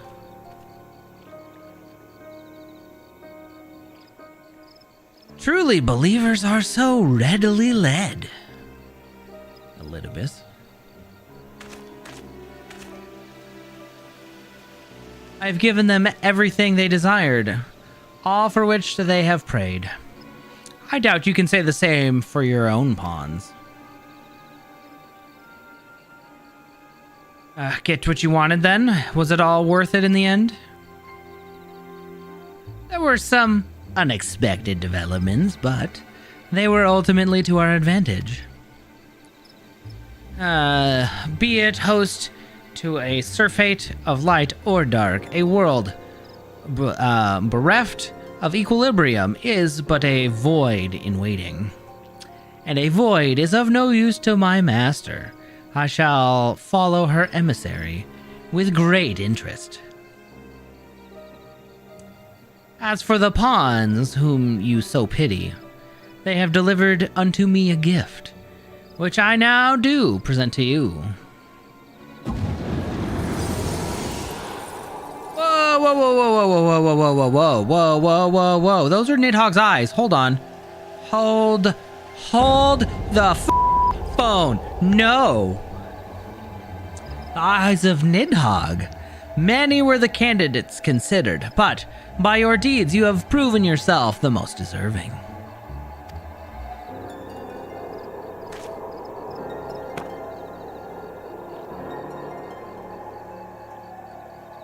A man of boundless rage and bottomless despair, in whose breast beats a heart which thirsts for vengeance. Only you are fit to wield these eyes for weal or for woe.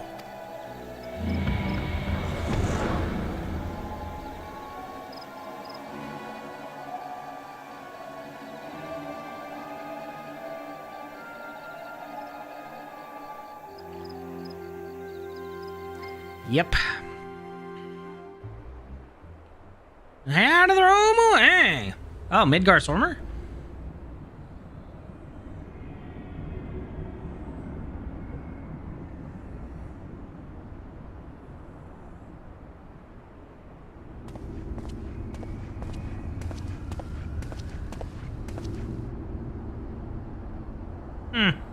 So it was here all along. Well, if it isn't, Nero.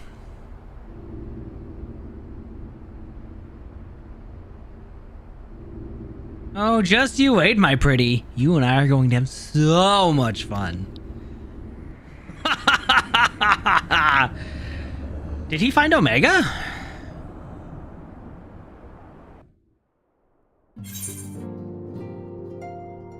Wow. And thus marks the end of 3.4. 3 hours, you say? We can easily do that. I'm going to take a little break, though. I'm going to go get a jacket, go say goodnight to waifu, because I think she's going to bed soon. And then we'll continue and finish.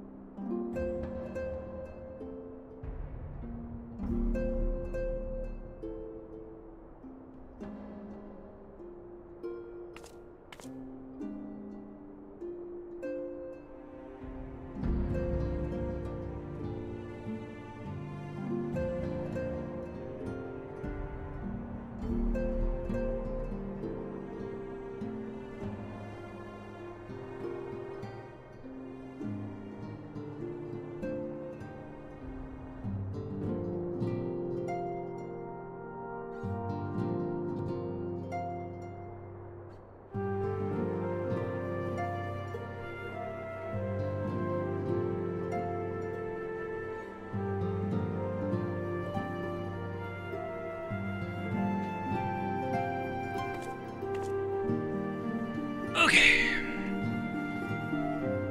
Hello. I am back. I have water. I have sparkling water. I got my jacket. I think we're ready to begin our journey, figure out who the flip the griffin is. Tataru has a request for you. Element, just the hero I wanted to see. Would you mind doing me a small favor? I need you to meet me at the Diamond Forge. It won't take long, I promise. Tidings from Gear Abanya. Okay. Final stretch. Cause it's the final countdown.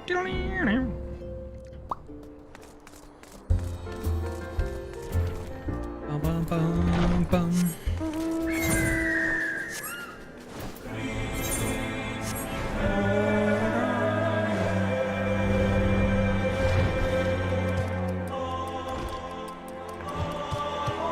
Stairs.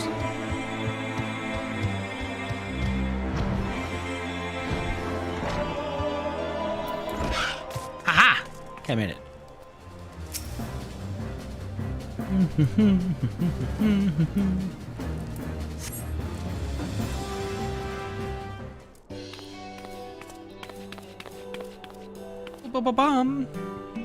I'm sorry to drag you away from your duties, but as I said, this won't take long. I just need you to stand perfectly still for a few moments. Tataru, this feels like a trap.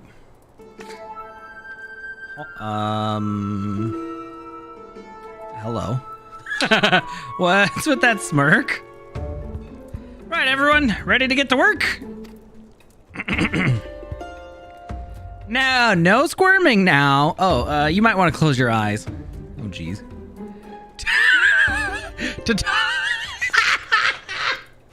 Tataru, please, what's going on?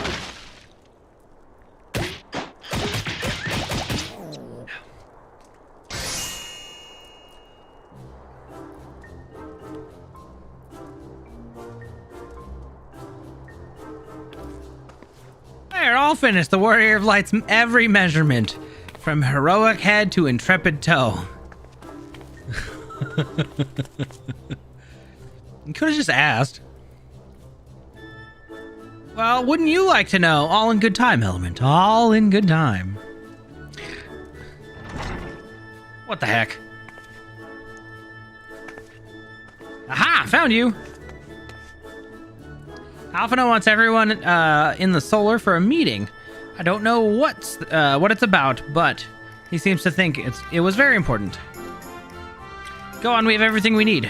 No sense in keeping everyone waiting.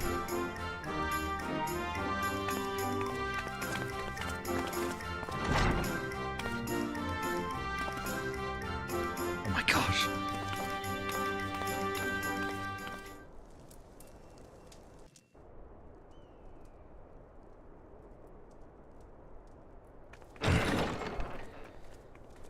Is it time to switch to ninja?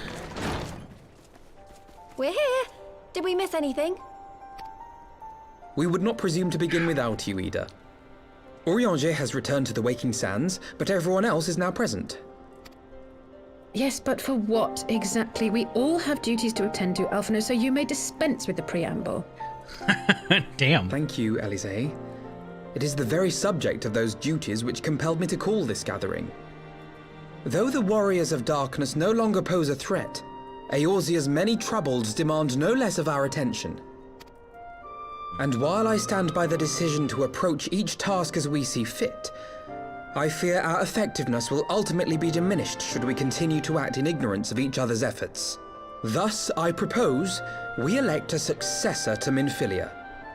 Not to serve as a fully fledged antecedent, perhaps, but as a coordinator of operations. Oh. Is that all? Well, then the decision seems clear. You! No one else has shown any enthusiasm for the role, and judging by your performance at our previous meeting, you would seem the perfect candidate. You always did have a flair for politics.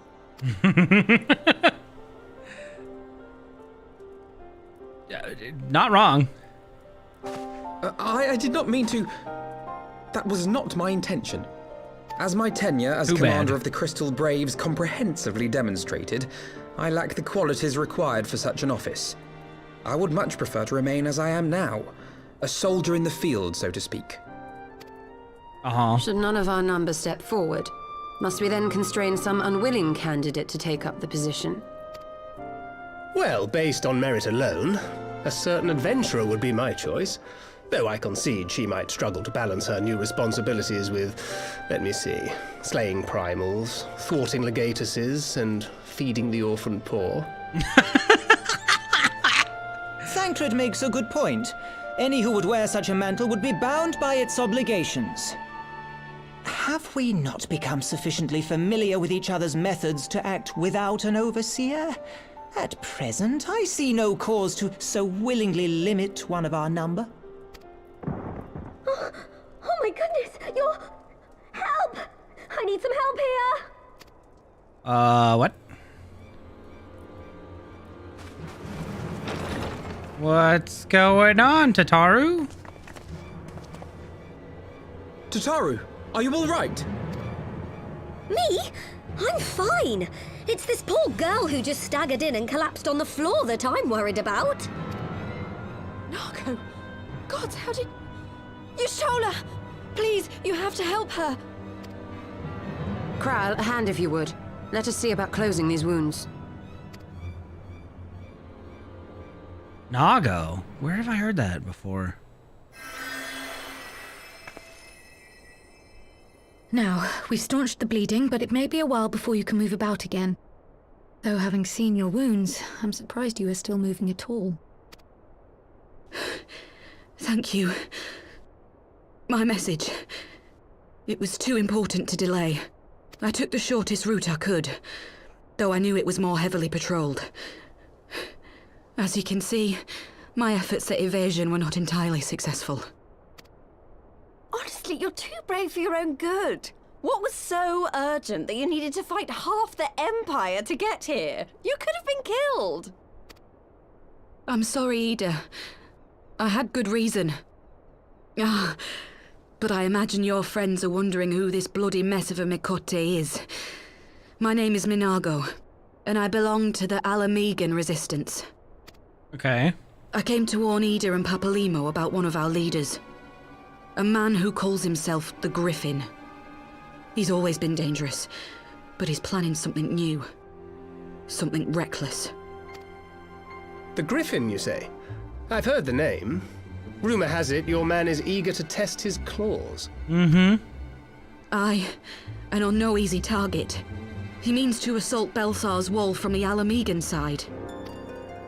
But what does the Griffin possibly hope to gain from such an attack? From what I understand, he wants the fires of war to spread to Eorzea. And for that, he needs to control the border with Gridania.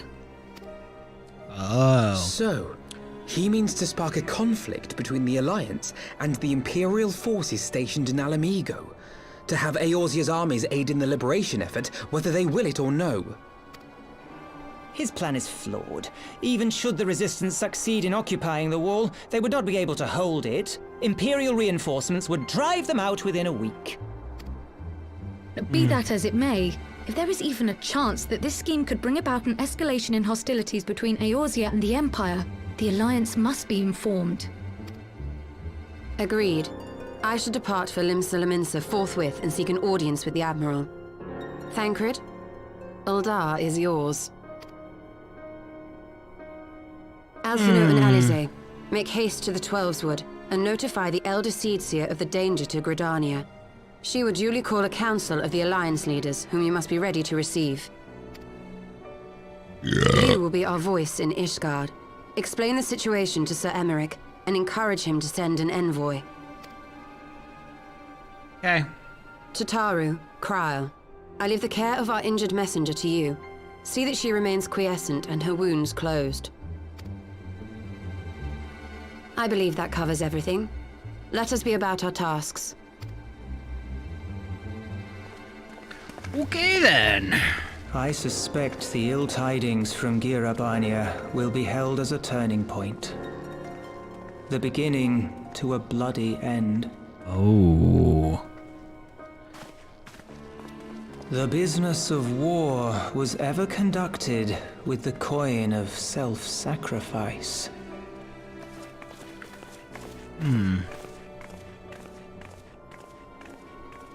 'Twas Master Louis Soir himself who taught us that such costs are not to be ignored or denied.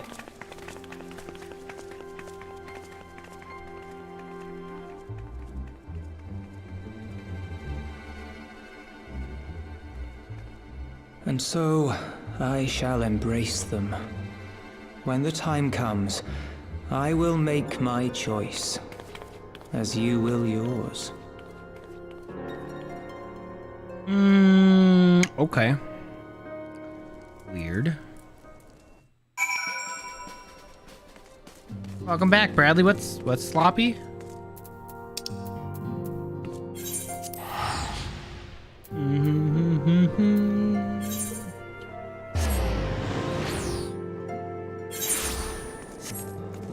Oh.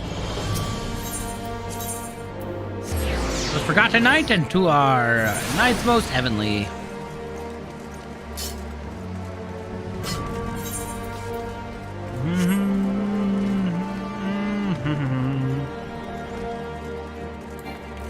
Does he?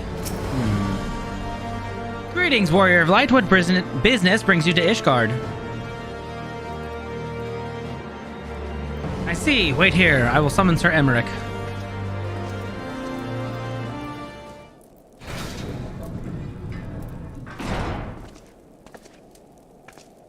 It is good to see you, my friend. 'Tis but a pity that it must be under such circumstances. Had Lucia not informed me of the urgency of your suit, I would certainly have sent for some wine. But to business. I thank you for bringing these developments in Alamigo to our attention. Ishgard will, of course, send an envoy to attend the council in Gridania. I cannot say who will represent us, but, however, as the choice is not mine to make, not mine alone at any rate, given the eminence of the threat, we may forego the formalities of a full assembly, but I will need to consult my counterparts in the House of Commons prior to proceeding. Will you permit me some time to make the necessary arrangements? Yes, you better be quick. I thank you. Well, our representative, whomever we select, will require a suitable escort. Make your preparations and inform Sir Andalou? Yeah, okay, whatever. That he is to lead in your absence. Yes, Lord Commander. Element, pray accompany Lucia to the Gates of Judgment and make ready to depart for Gridania. I will have your envoy join you as soon as I can. Fury, speed you on your way.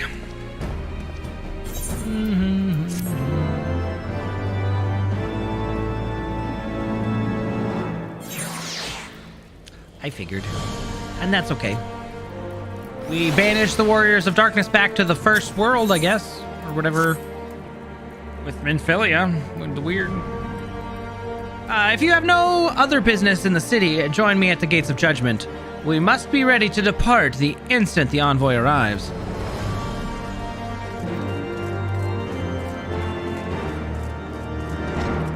Why do they look like they're...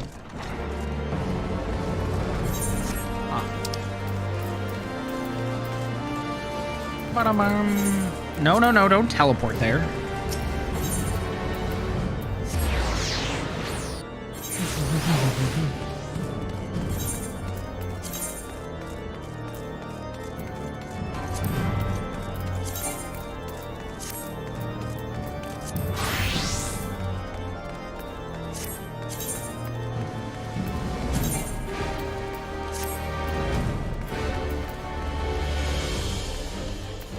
That'd be why.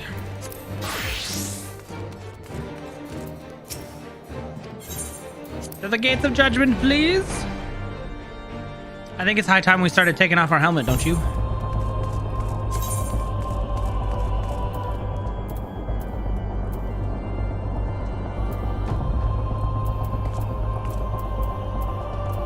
UI settings.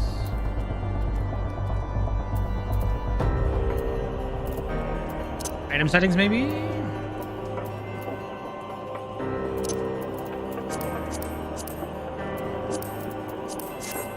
Ah, there we go. Better. Okay.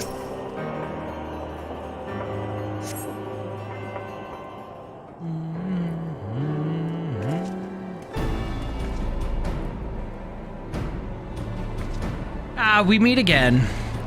As it happens, my counterpart in the House of Commons agreed that I should act as Ishgard's envoy. Not, I concede, that there was ever any real doubt. As Lord Commander of the Temple Knights, it is my duty to sanction any military cooperation. Be that as it may, I could not in good conscience make the decision alone. Not with the ink scarce to dry the Republic's book of statutes. I trust you understand, my friend. Alas, I must test your patience still further by making a brief stop at Camp Dragonhead. Given the trouble brewing in the Black Shroud, I would see that the garrison is ready to defend the border. Okay.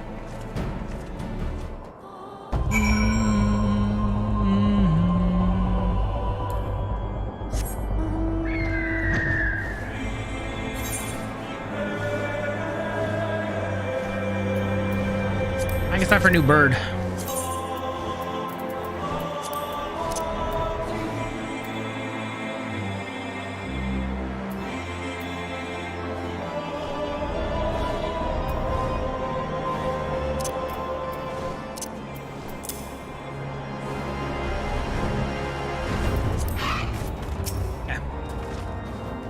The garrison commander awaits within. Why not accompany me, Element? You may see a familiar face.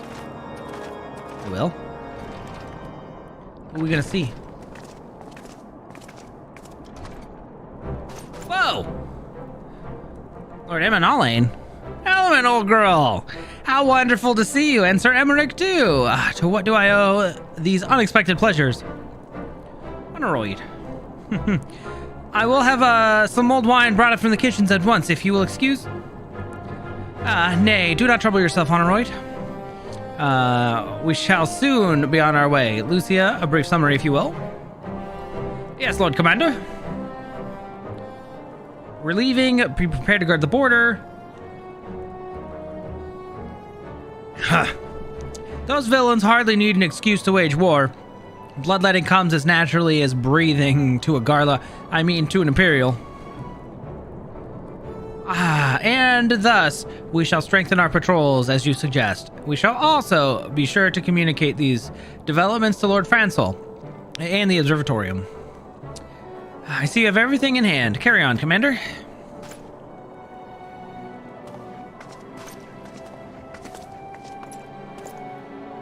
Surprised to see yours truly at the helm? A little bit.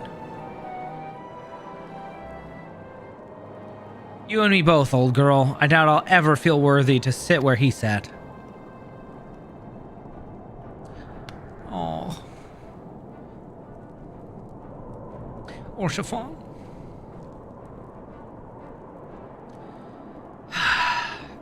Yet we can but play the hand we're dealt, and with a little help from the veterans and Honorod's ceaseless chiding, I'm sure I'll muddle through. So worry not, old girl. Off to Gridania with you. See you later, friend.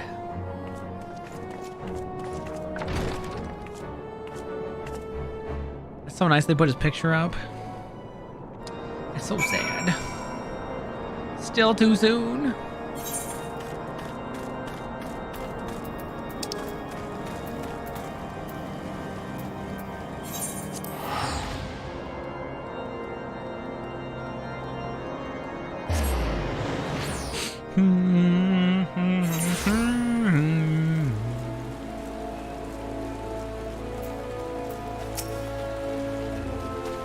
Diplomatic duties have brought me here on several occasions, but I find that I am as enraptured by the Black Shroud's beauty now as when I first laid eyes upon it.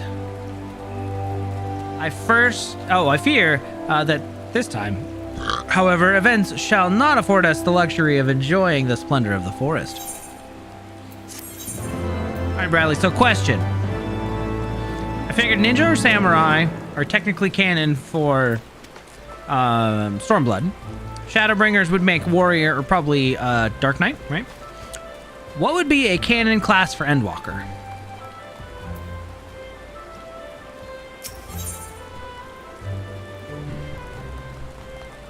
Sir Emmerich is ready to attend the council.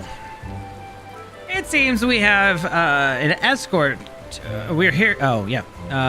We are to have an escort to the Lotus Stand. A pleasant place to discuss unpleasant matters, is it not? Ah, yes, of course. It is like that. We are first to arrive. Let us announce ourselves then, shall we? Red Mage, huh? Okay.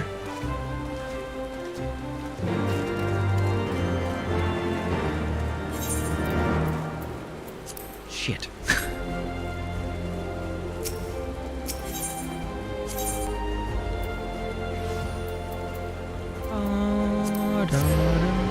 I have not tried Red Mage. But, okay.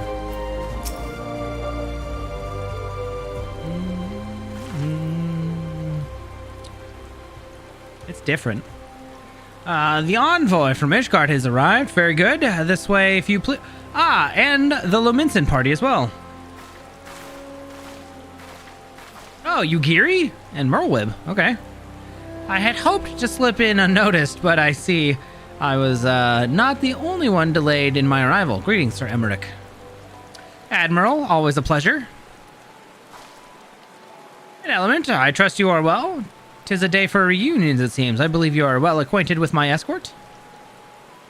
Ah, Lady Element.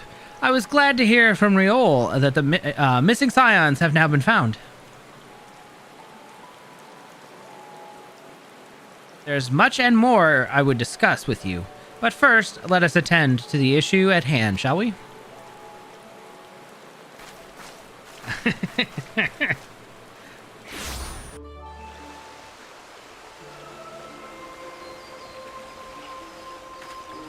I'm a jack of all trades at this point.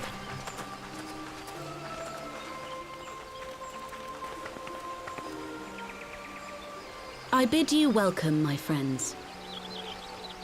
As you will by now be aware, the Scions of the Seventh Dawn have come into possession of certain intelligence concerning recent developments in the region of Gyr Abania. It springs, I am assured, from an unimpeachable source. Is that not so, Master Alphino? Indeed, Elder Seedseer. Our information comes directly from a member of the Resistance's inner circle, and we have no cause to doubt its veracity. This Griffin of theirs is a fool if he thinks he can hold Belsar's wall against the Empire. When the Imperials move to take it back, they will come in force. And the resulting fighting is all but certain to spill over into the Black Shroud. At the Battle of Cartano, the combined might of 3 grand companies labored to contend with the remnants of but a single Imperial legion. Alone, Gridania would be hard-pressed indeed to hold back the tide, should the Garleans turn their minds from reclamation to invasion.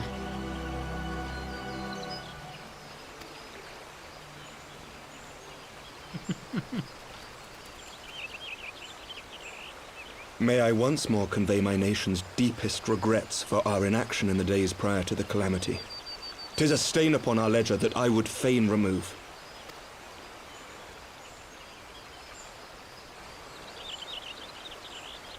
Elder Seedseer, I do hereby request leave to deploy a defensive force within the borders of Gridania. Ishgard's return to the Alliance shall be honored by more than mere ink upon parchment.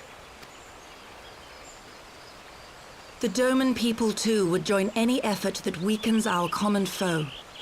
We are few, but our most seasoned shinobi are at your disposal. On behalf of my people, I offer you my humble thanks. Gridania welcomes your assistance. It is time we set our contingency plans in motion. Is the Alliance agreed?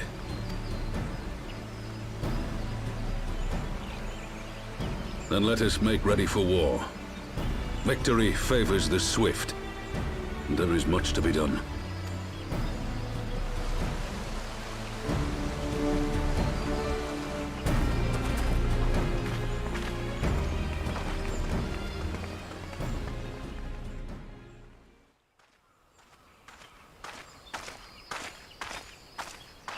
The Council knows that Alamigo will not soon be wrested from the Empire, and its decision to bolster the border's defences seems eminently practical.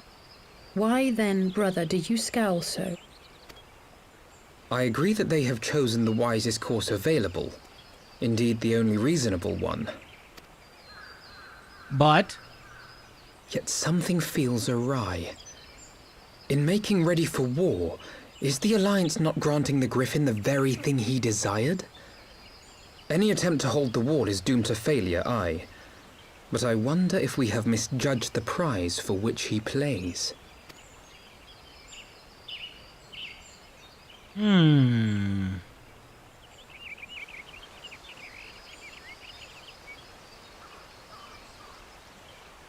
I can get behind Casting Gun. Let's go.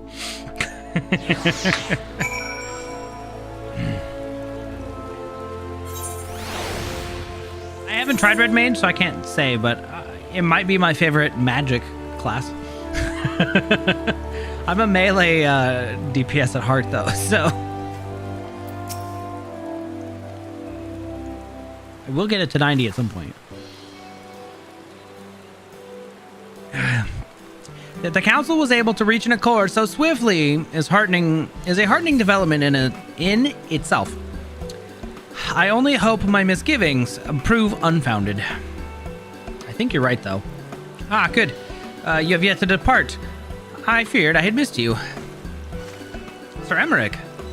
Master Alphino, a pleasure as always. And Mistress Alice. How wonderful to see you thus recovered. Pardon the interruption. I had hoped to thank Element for serving as our escort before other duties called her away. I also wish to thank our Domin ally. Yukiri, please. Forgive me, my lord. I was but awaiting an opportune moment to join the conversation, and a force of habit made me keep to the shadows. No apologies necessary, Mistress Yukiri. I was most grateful for your interjection when I offered Ishgardian support. My nation's historic failure to heed the Alliance's pleas for aid is a matter of record. Even so, the Alliance leaders were plainly unprepared for my impromptu apology. The resulting air of awkwardness might have lingered longer were it not for your timely offer of cooperation, which allowed the Elder Seedseer to accept us both. I very much appreciate the gesture. I only did my duty, Sir Emmerich. The Empire is an enemy to us all, and we are grateful for an opportunity to fight by your side. And full glad are we to have you. Pray convey my regards to the Scions, my friends. We must return to Ishgard.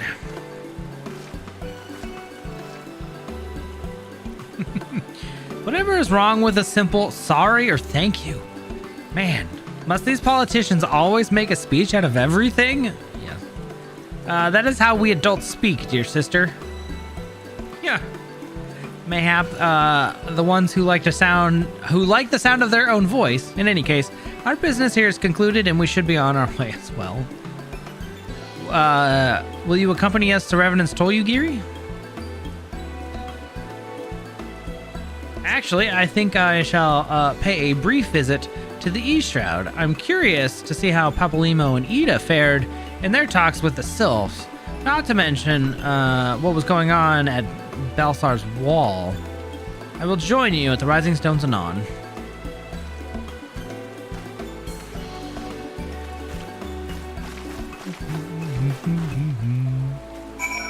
Okay, but it's physical ranged. It's not magic. There's no magic here.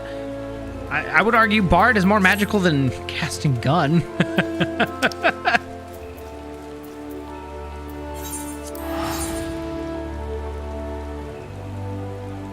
Let's see, what was I getting up next? I need to get Summoner up to 30 so I can use my magic. I don't get a Glock, so...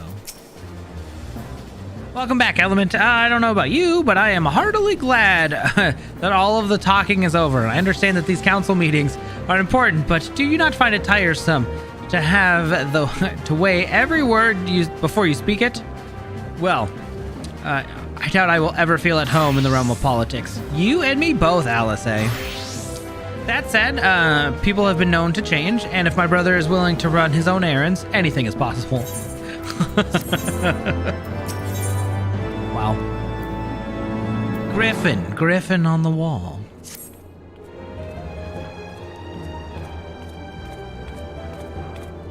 Mirror on the wall. Well, as much as I enjoy the bustle of the toll, I think it's time we headed inside. My brother and the others will be not long.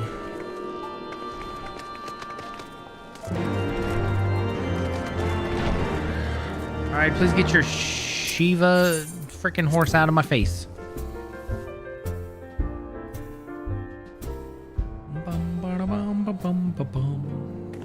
Kryl, Ishtola, Thancred. Friends? Ah, you were returned from the council, but what of Alphino? Did some other matter require his attention? Kinda. Oh, well, there he is. Mine apologies, friends. I trust we have not kept you waiting over long. Greetings, everyone. Oh, Kryl, how's Nago doing? She will be all right, won't she? I don't see why not. She's sleeping at the moment. Tataru has been keeping an eye on her, so we'll know soon enough if there's any change in her condition. Her wounds are healing well. With sufficient rest, I am certain she will make a full recovery. Oh, thank goodness for that. Now, mayhap you would share with us the council's decision. Each of the nations, Ishgard included, has committed to providing military support to Gridania. The Eorzean Alliance will soon have significant force in the Black Shroud, ready to respond to an Imperial act of aggression. You know, I almost wish the Council would stop messing around and give the Griffin what he wants. I wouldn't like to be the Imperial caught between the Resistance and the Alliance.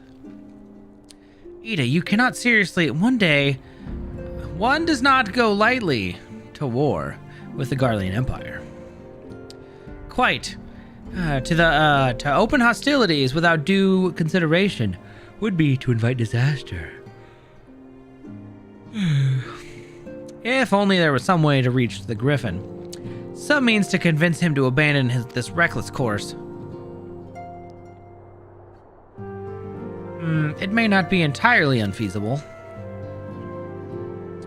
There is a network of tunnels beneath Belsar's wall, secret passages dug by the Resistance to provide a way out of Alamigo, which may equally serve as a way in.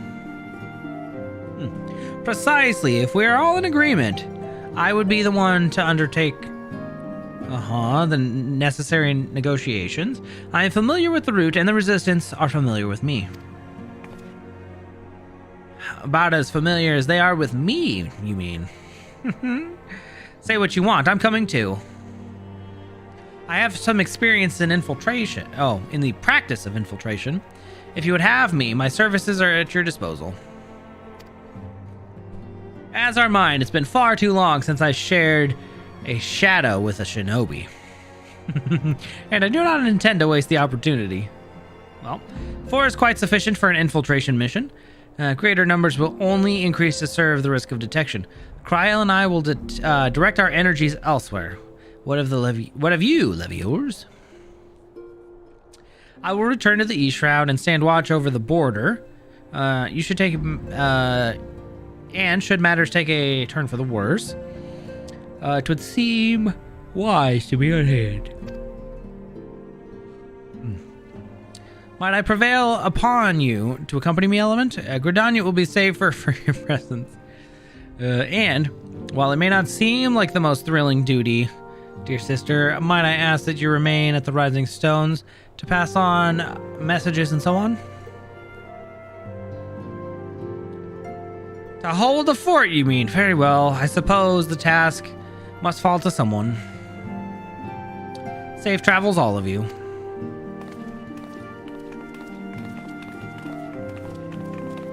Wait, what's Tataru doing? Can't she hold down the fort?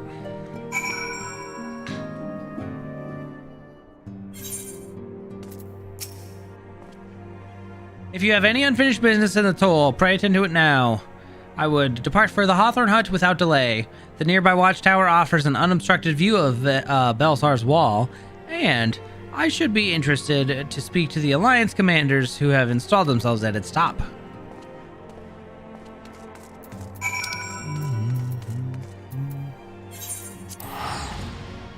I don't know why I keep yawning so much.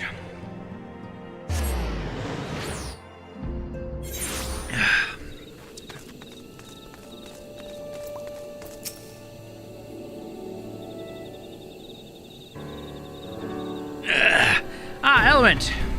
There you are, come. Amarisike's spire awaits. Okay. The Alliance officers on the platform should be able to apprise us of any developments at the wall. Fancy meeting you two here. We were about to set forth. Indeed, I was about to say 12 watch over you, but I doubt you have need of divine protection. Even if you are venturing into enemy territory. Don't worry, Alphino, we'll have the Griffin by the scruff of the neck before you know it. Do make up your mind, Ida. Nary a moment ago, you seem to be ready to shake the Griffin by the hand rather than the neck. So which is it? It would be best to decide before we enter into negotiations. Trust me, Papillon, I'll shake whatever needs shaken. The talking part I leave to you. Some dangerous words there, Ida. Yeah, phrasing. You might want to rethink that. Anyways, I think I feel a headache coming on. Let's be on our way, shall we?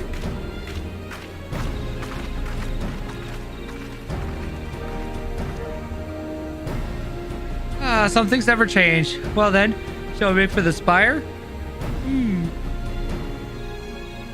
Our Alliance friends will doubtless have news for us.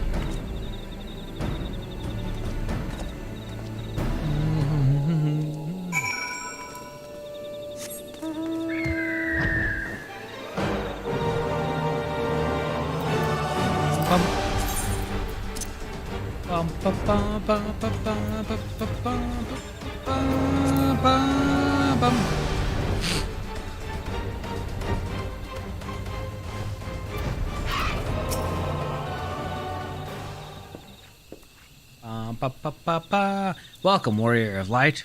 I assume you are here to speak with our commanding officers? You will find them on the observation platform. Pray, proceed.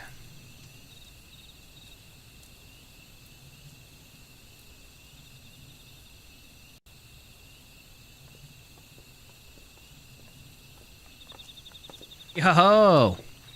Pippin! Greetings, my friends! 'Tis good to see you both well. And you, my fine-haired fellow. And Hilda! Oh, yeah, okay.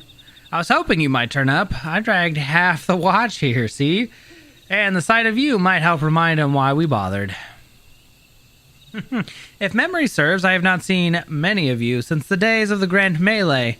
Having borne the brunt of your blows, may I say what an honor it is to stand at your side. It's heartening indeed to see that the realm's most stalwart defenders thus gathered in common cause. Speaking of which, what news from the wall? All has been quiet. Okay. Well.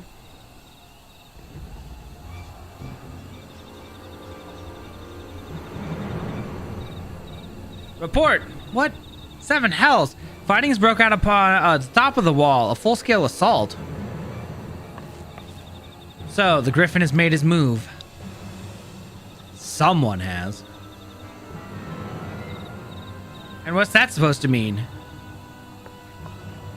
The attackers, they are wearing Grand Company colors.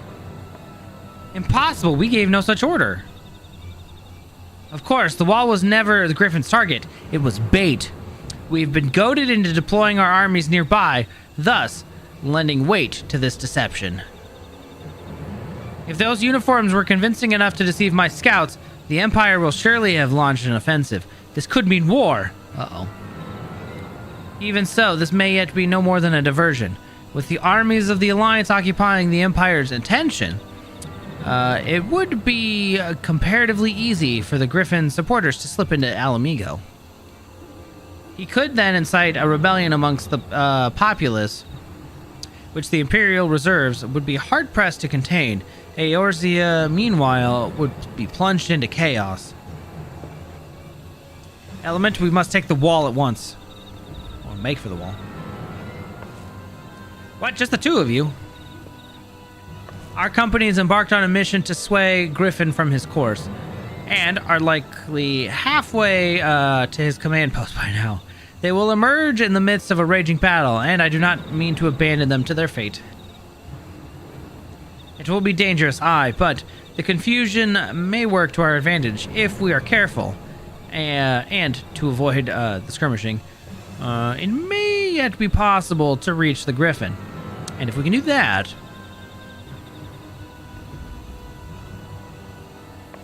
Lady Hilda, might I ask that you have an airship ready to bear the Scions to safety? I don't know who this Lady Hilda is, Marshal, but you can count on me. Well, we must prepare for Imperial reprisals. May the Navigator guide us through the storm. Yeah, that's not good. Let's go.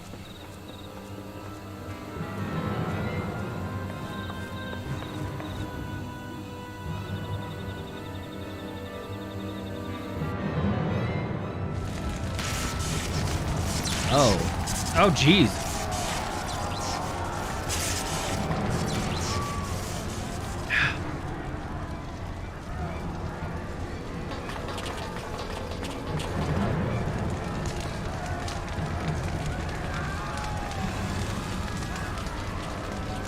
Is Griffin Nero? Forward, comrades! The time has come to drive the Empire from Alamigo and force action upon those who have turned their backs to our suffering for so long. Let this victory be the first step in the liberation of our homeland. Alamigo will be free no matter the cost. I'm telling you, it's Ilberd. Gotta be Ilberd, right? Aren't good.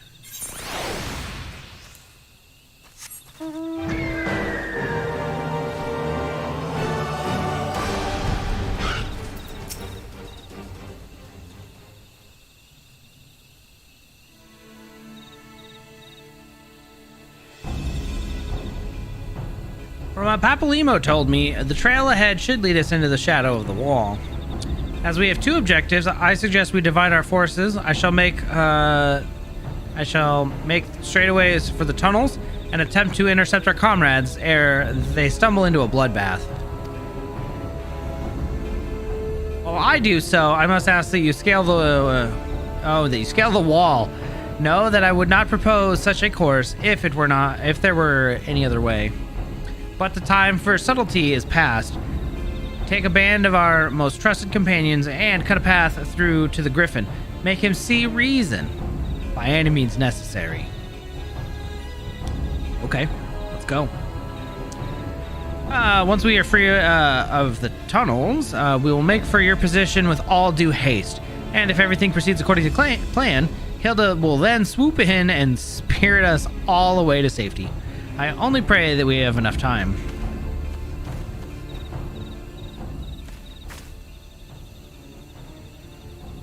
Time to scale the wall.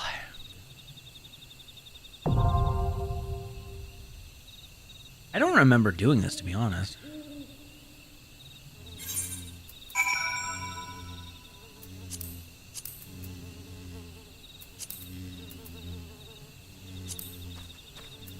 Okay. Let's go Reaper for the time being.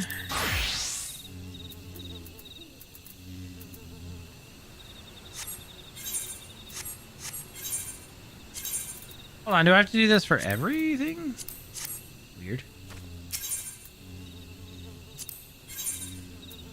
Dun, dun, dun, dun.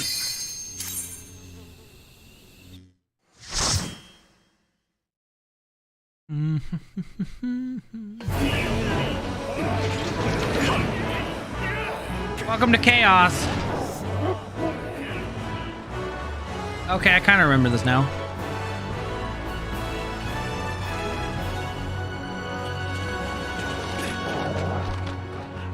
That's some big doggos. Ooh. A little bit scary.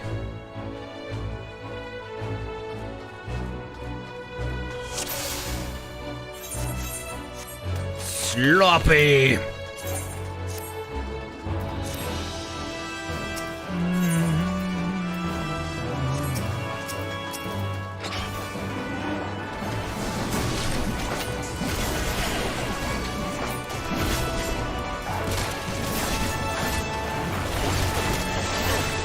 Why does that have chains on me? Can you not?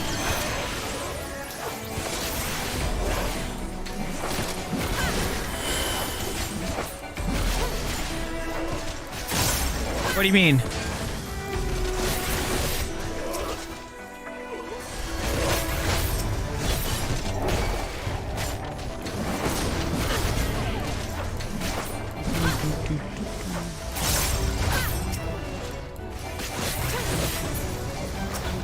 Ghost, all I finish?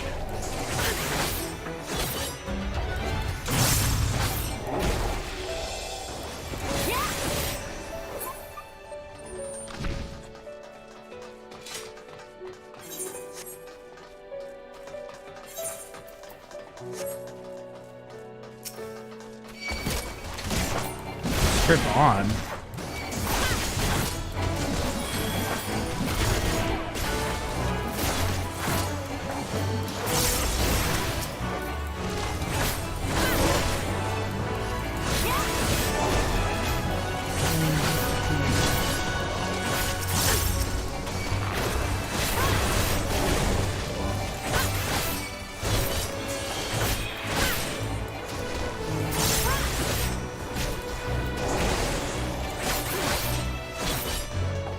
Okay.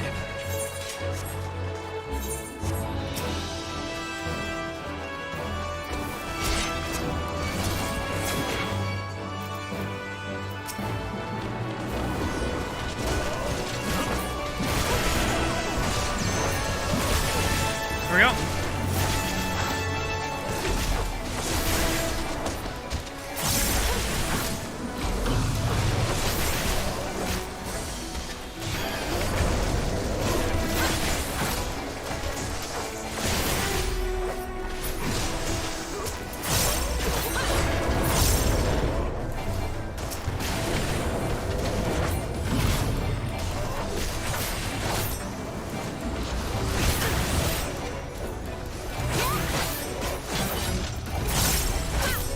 Gonna need that.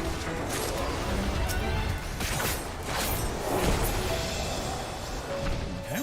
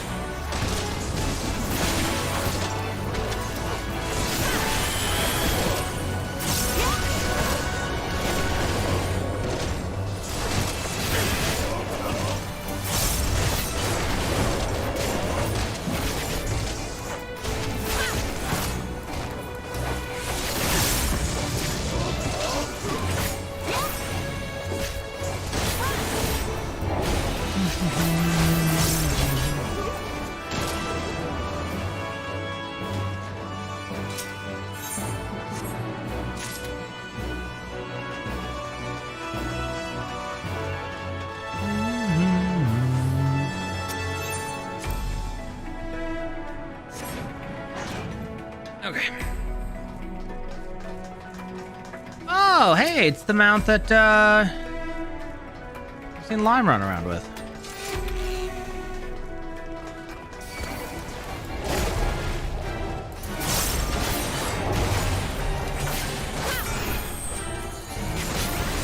Well, that would definitely be a tank buster.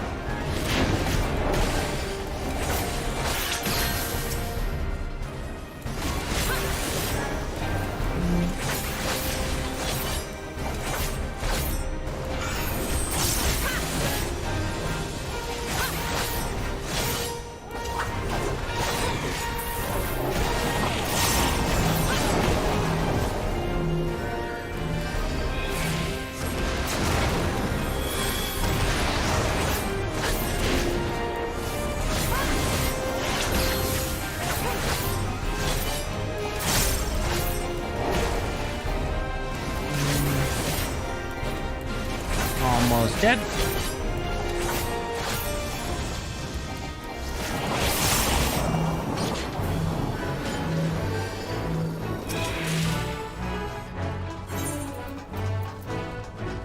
Filibuster, huh?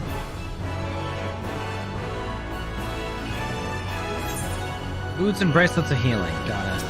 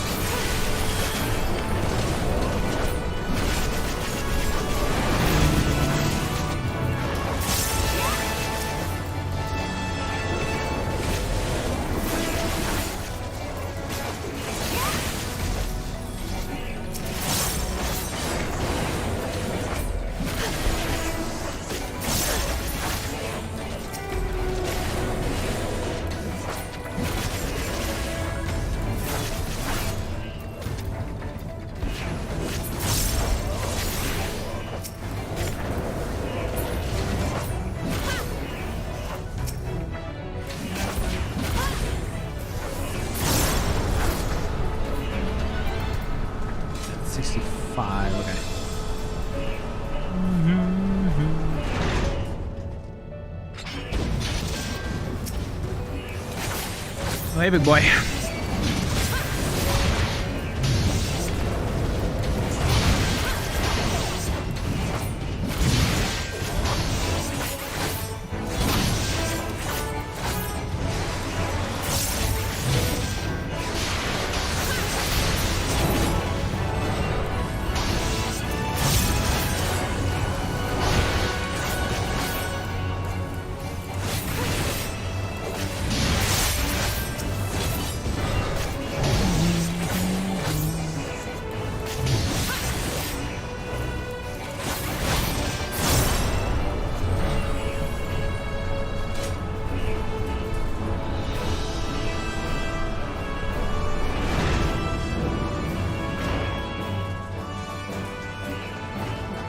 The claw! Oh boy.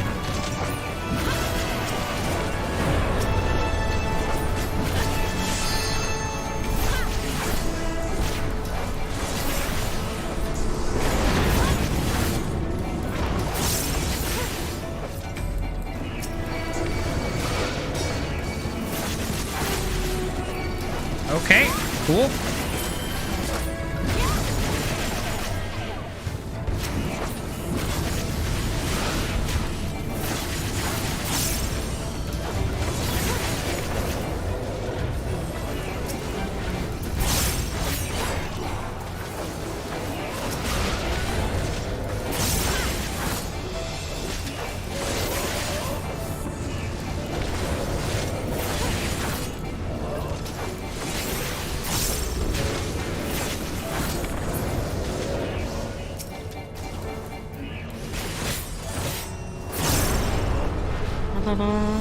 Okay. Next.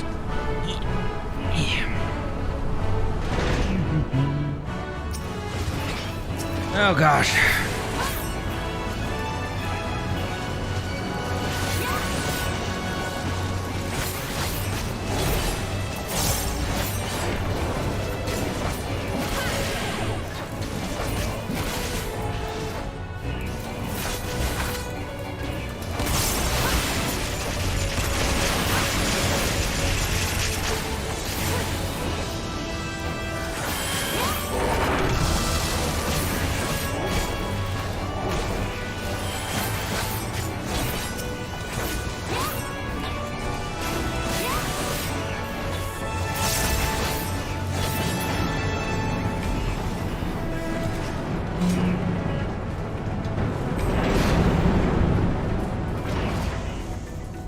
Oh, freedom. Finally. Whee!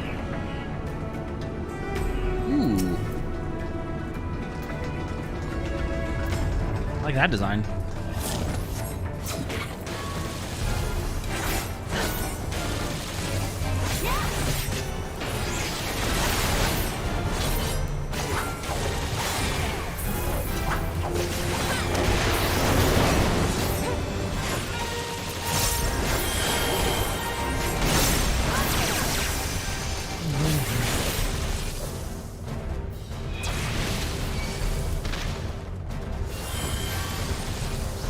Okay, yep, I don't know what to do there.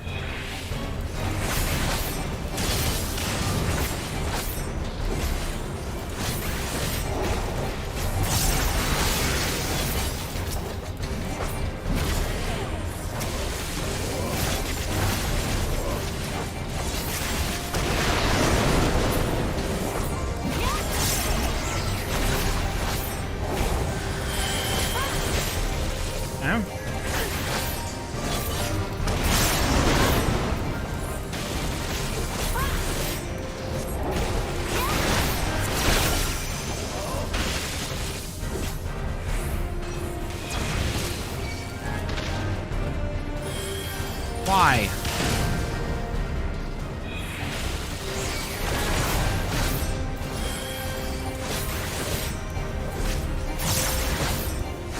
Did I move?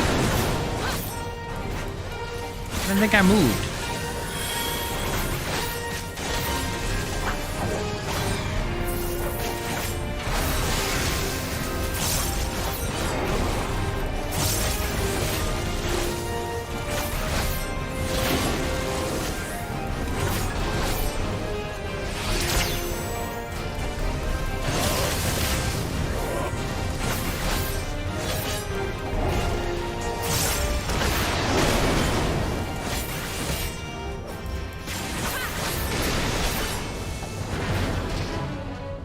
Yeah, we got it. Whew.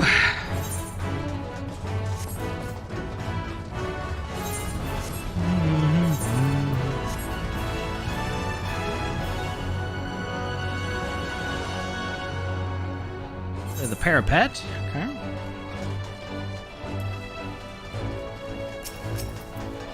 Parapet.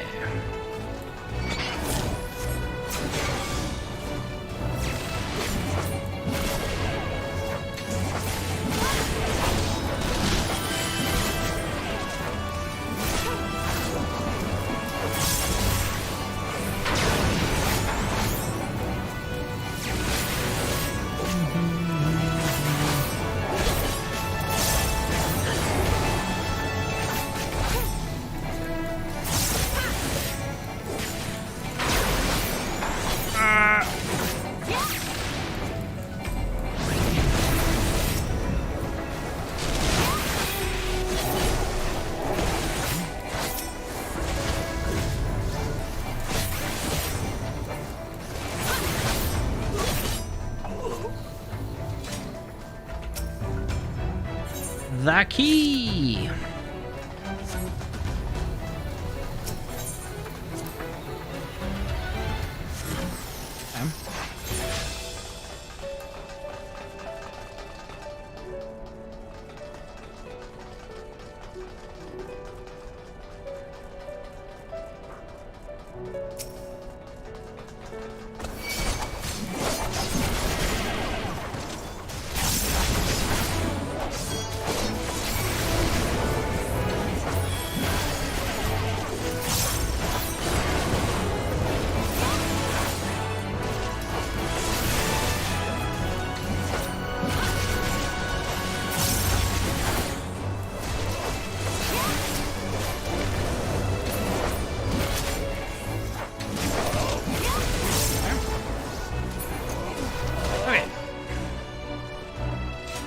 Oh.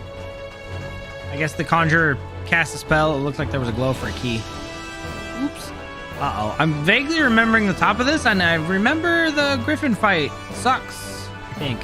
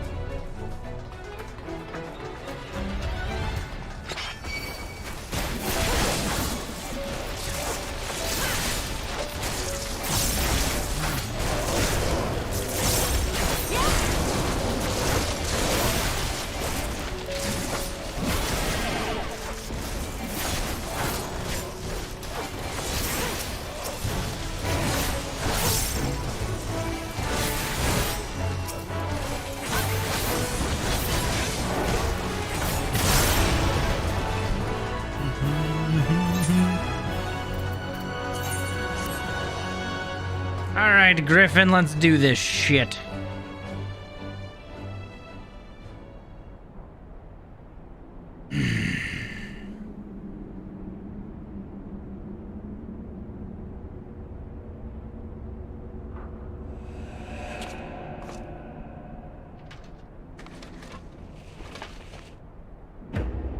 Yep, it's Ilbert, just like I thought. The motherfucking asshole. Called it. Fuck you.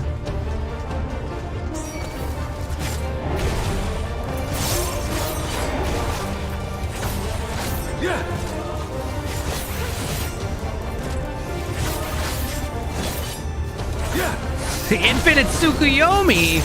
Let's go, Naruto. I'm not blind. I'm not blind. I'm not blind.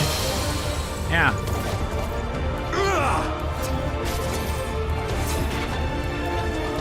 Sloppy. Sloppy. Yep. I'm not sloppy this time. You are. Limb from limb. Sloppy. Oh god. I see why Bradley was saying sloppy. That's from Flamingos.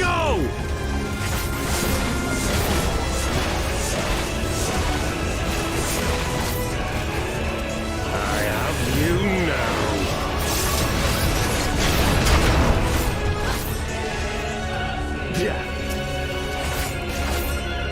How'd you like these?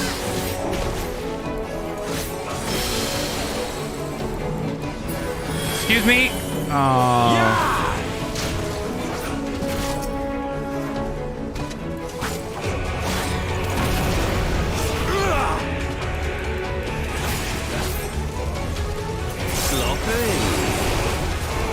Sloppy.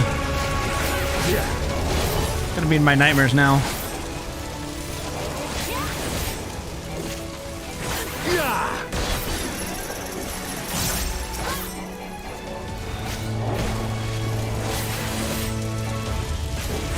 Yeah.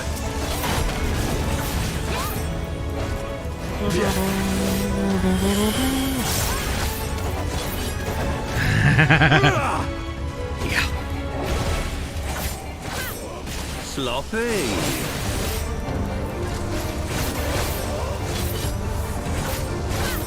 Wait, who yells second? I'll tear you limb from limb. Sloppy. For Alamigo!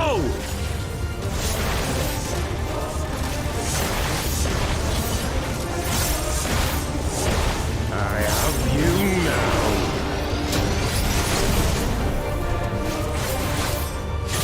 Got him. It's only a paddling? Oh. Sloppy seconds? No. Oh. Yeah, well. This is my favorite sweatshirt. It fits, it's comfortable.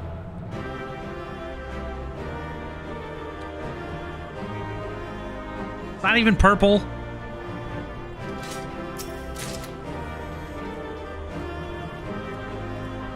All right, here we go.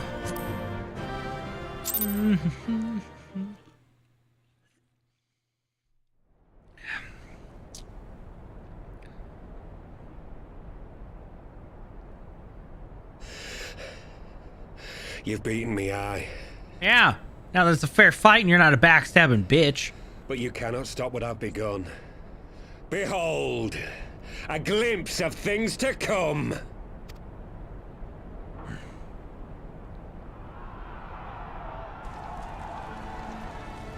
Oh, that's not good.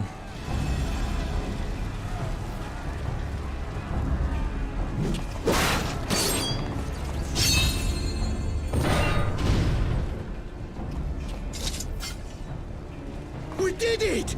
We showed the bastards! Aye!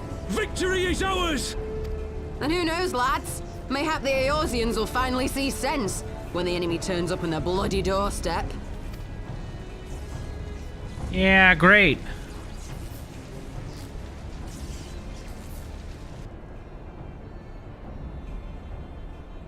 Who's that?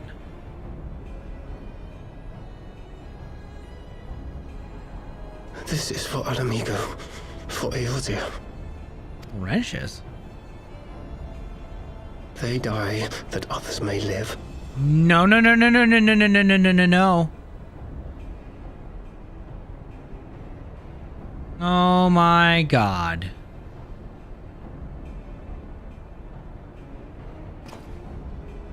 It's that backstabbing Crystal Brave bitch. Vanguards! Attack! Oh boy. 7 hells. Do you hear that?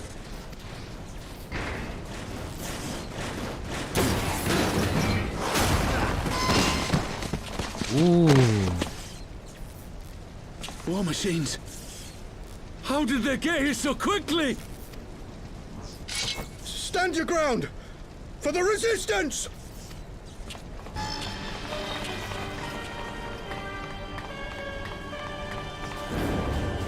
They're all doomed.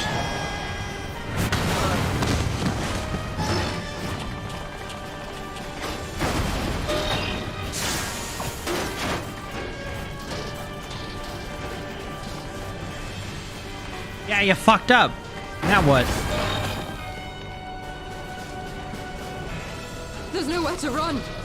We're cut off. Uh-huh.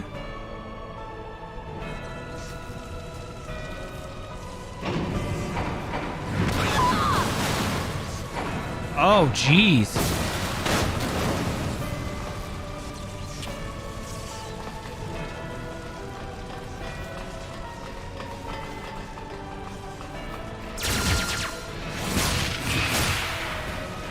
Wow.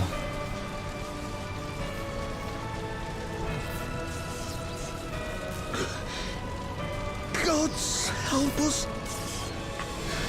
What were we thinking? The Empire's too big. Too powerful.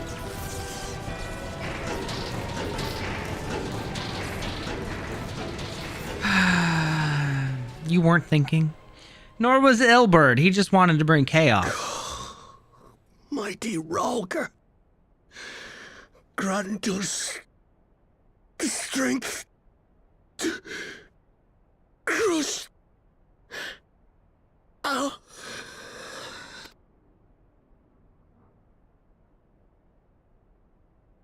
They can't summon a there's no crystals around, right? There you are. As you can see, our infiltrators did not elude me for long. Lady Ugiri is sending for an airship even as we speak. That's good. What do we do? This is a massacre! How wonderful to see you, Commander. Ilberd, I should have known. Oh, I knew. This has to end. It has to end now. Do you not see your countrymen dying? Have your ideals rendered you blind even to that? Order the retreat, and we will help your soldiers to safety. Nah, fuck them. Retreat? With the moment of my triumph so close at hand? You truly are a sheltered child, Leverrier.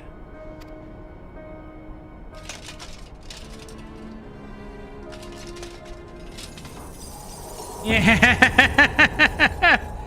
Oh, Nidhogg's no. eyes. No abyss is too deep for you, I see. But trust me when I say that such power was not meant for mortal hands. How long have I struggled to reach this point? My countrymen, so inured to the taste of defeat, they no longer balk at its bitterness, shouting my throat raw with rallying cries, only to be greeted with dull eyes and blank faces. My brothers and sisters in Ulda have surrendered to their apathy and their appetites. Were it not for the glint of Lodorito's coin, I doubt even those here now would have answered my call. Take back our homeland! Free Alamigo! Ha! They'll happily mouth the words, but they won't spill the blood. You say no mortal should wield these eyes? Then I shall gladly become a demon.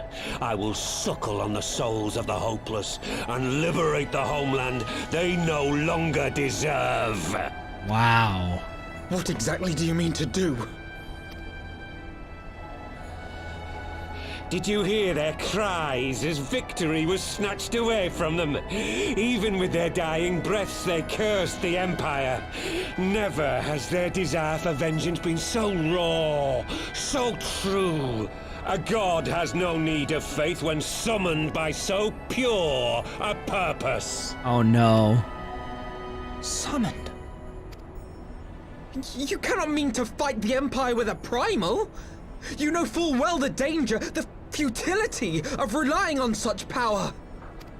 Clearly not. Oh yes, I know their limitations. Which is why I will call upon a deity more terrible than the very black worm of the calamity itself. Ooh, Zodiark?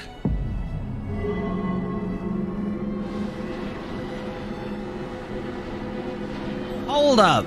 Who? What? Here? Now? Uh-huh. Like hells you will!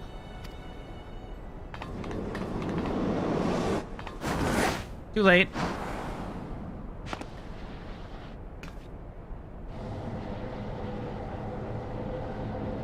Who's he summoning?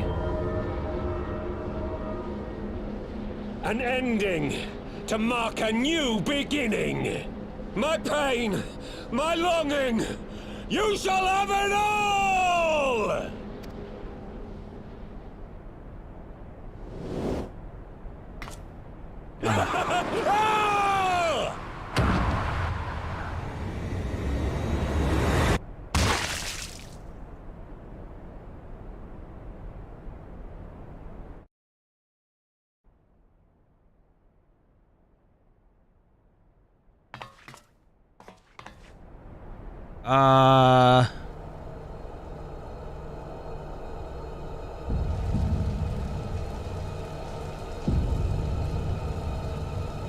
That was quite a splat there, buddy.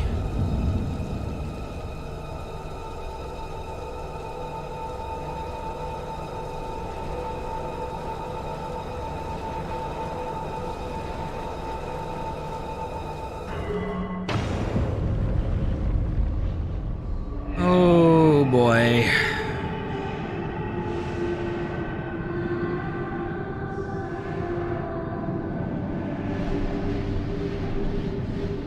Oh no. Because those eyes have almost infinite ether, and then that's a lot. Oh no. That's gonna be a powerful one.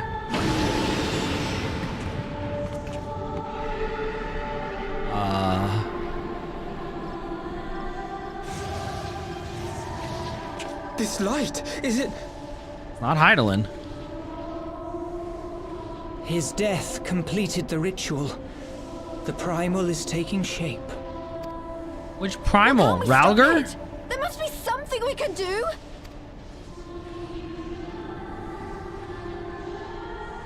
There is one thing.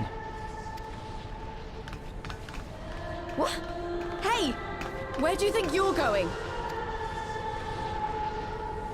Master Louisoix briefly contained Bahamut by means of a potent spell of sealing. I will now attempt to do the same. No. But that's impossible! We would need hours to collect the necessary ether, if not days! Alphino, though I concede it may not always be apparent, I was ever your grandsire's finest pupil. Tibbs Marty, of course! The staff still holds enormous power, broken or not. Don't you dare, Papalimo! I know how that spell works.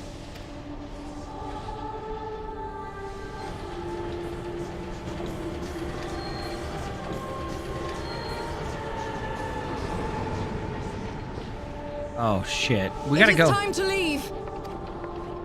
Quite right. Quickly now, off you go. The further away, the better.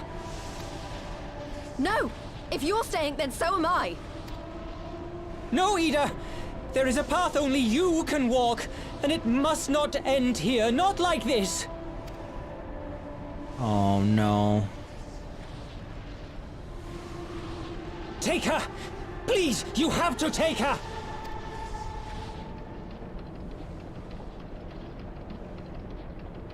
Tancred?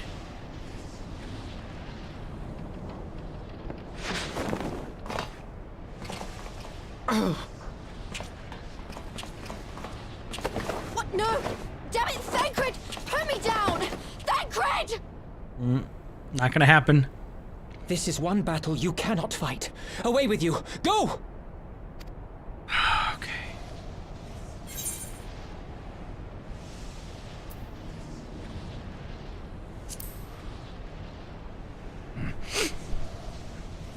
Not happening.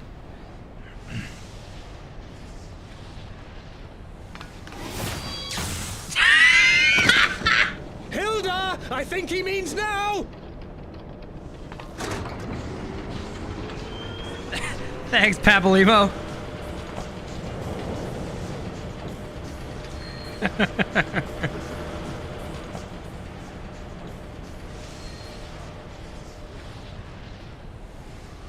I bid thee farewell again, my dear Ida.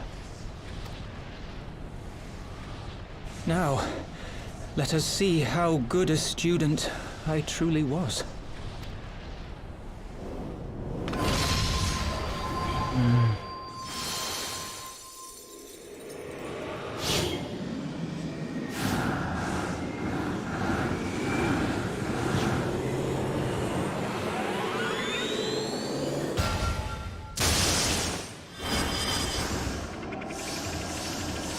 Wow.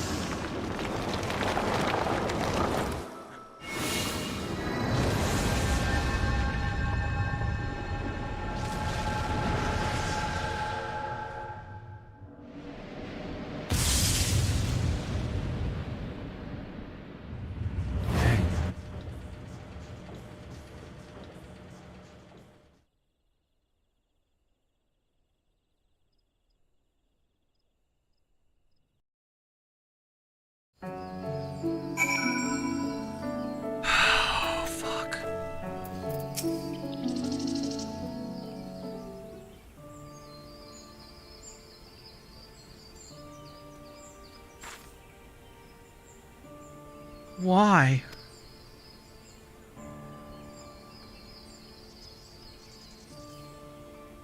Why didn't they let me stay? Papolimo is my friend, and I should have been there with him.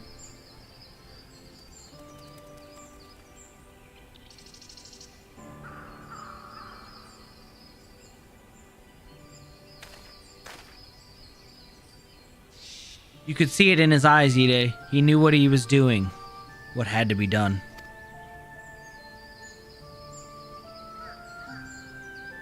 Master Louis wore the same look right before the end.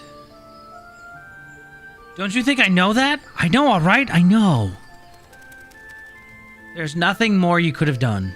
Ilbert caught us all off guard. Even Element was powerless to stop him. If you must blame someone, then blame me. Just promise me that you'll never forget what Papolimo strove to protect, or the lessons he tried to teach you.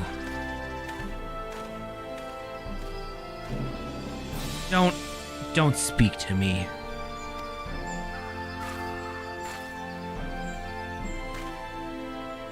Leave Ida with me. Go on. Go back to the Rising Stones. The others need to know what happened here.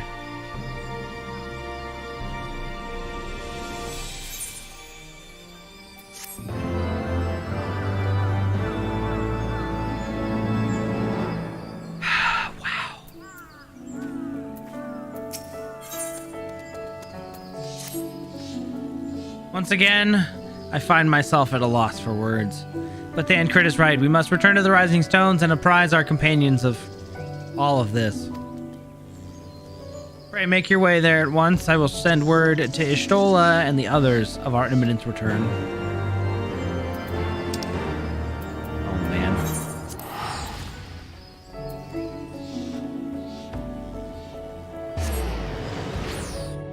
A little bit. Right, so yeah, that was what sealed Bahamut, but basically it seals Papolimo too.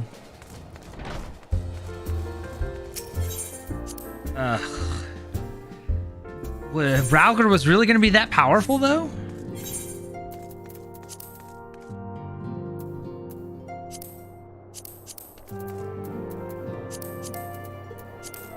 It's nuts.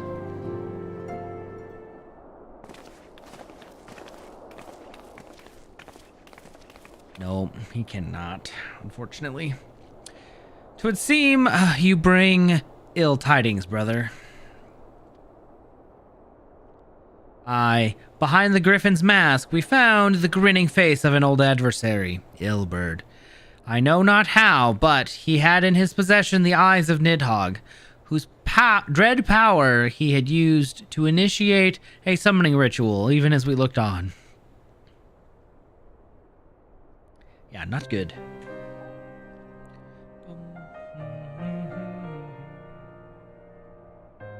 By the 12.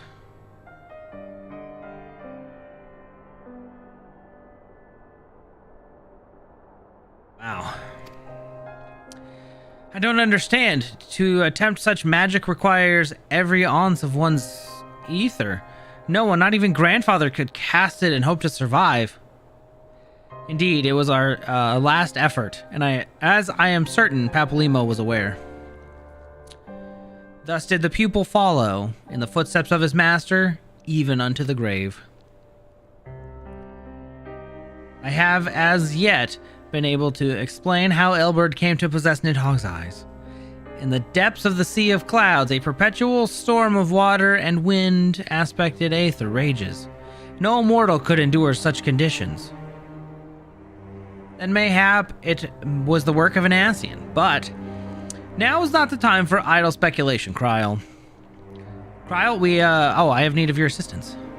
Yes, of course. We must inspect the cocoon of light and ascertain the state of the primal trapped within. Between our respective talents, I dare say we shall glean some measure of insight. Understood. I can't promise I'll be able to sense much through the barrier, but I shall certainly do my best. As shall I. Then let us be about it then.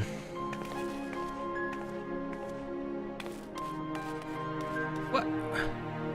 Without so much as a by your leave. Pray forgive Archon Y'shtola her brevity. She seeketh employment, lest her grief deprive her of the will to act. A desire to comfort Ida doubtless compoundeth her unseemly haste. Unseemly? Yeah.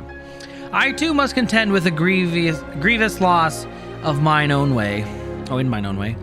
By thy leave, Lady Alice, I shall honor our fallen colleague through gainful study. There exists writings which may yet further our understanding of this cocoon of light.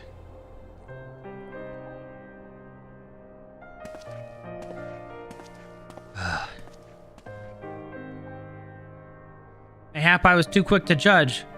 Surrendering to sadness and regret would be a poor tribute to Papalymo's sacrifice. Quite. We must begin preparations to face Ilberd's accursed creation without delay. What time we have was purchased at too dear a price for us to squander it. Wow. Looks like we have like 5 quests left.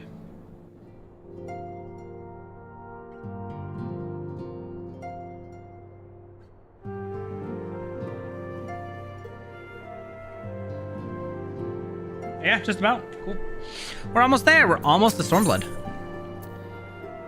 The obvious solution. Element, I wish I had more to tell you, but the situation in the East Shroud remains largely unchanged. Meaning, we still have no idea how long it will be before... A communication from the Alliance. One moment.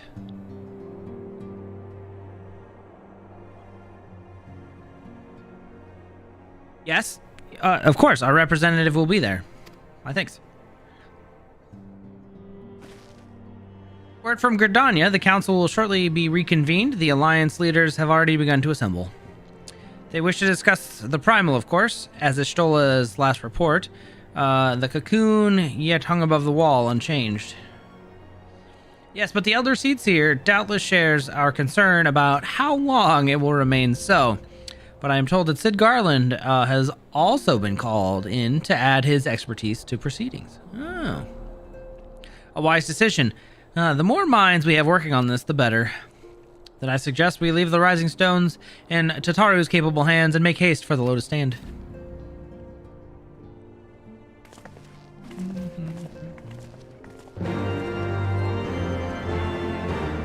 Oh boy, to Gridania we go.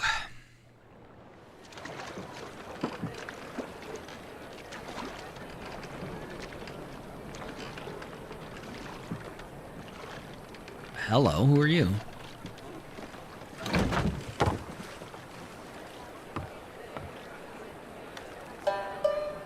Very Eastern attire.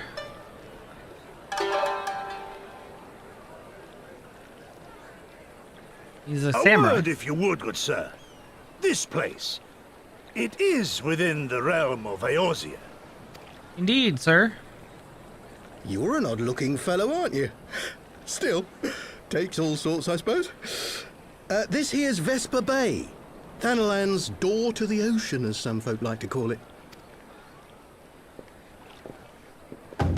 Oh! Am I to understand from your answer that I have indeed arrived in Eorzea? Yes, yes, you have. Eh? Yes? You're in Eorzea? Ah! A plain response at last, and the one I wanted at that. My journey was not without its hardships, and I would sooner travel by land than put to sea again.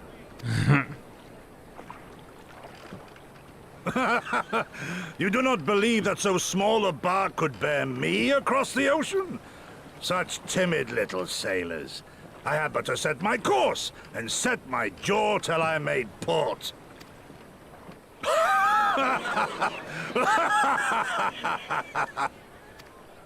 Okay. Though, 'twould perhaps have been wise to lay down my oars a moment to sup on more than the spray of brine water. By the trembling of my limbs, I sense a brief repast may be in order. Nay, I will not hearken to the feeble grumblings of an empty belly. Duty comes before all. Good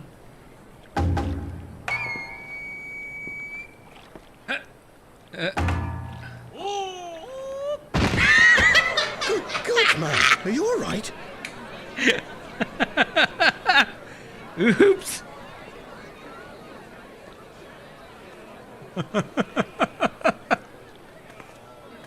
Thou art far indeed from home, friend.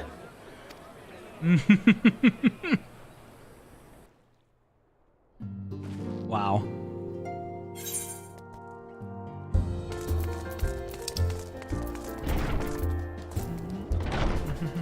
Oh.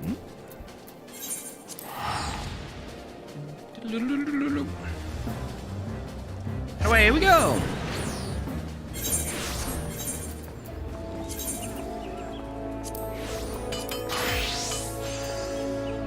What is that awful helmet? Oh, goodness.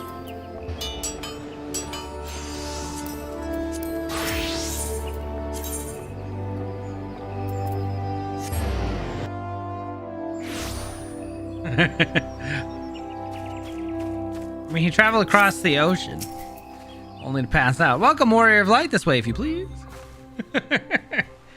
Poor guy didn't know what hit him. It's amazing he was still standing.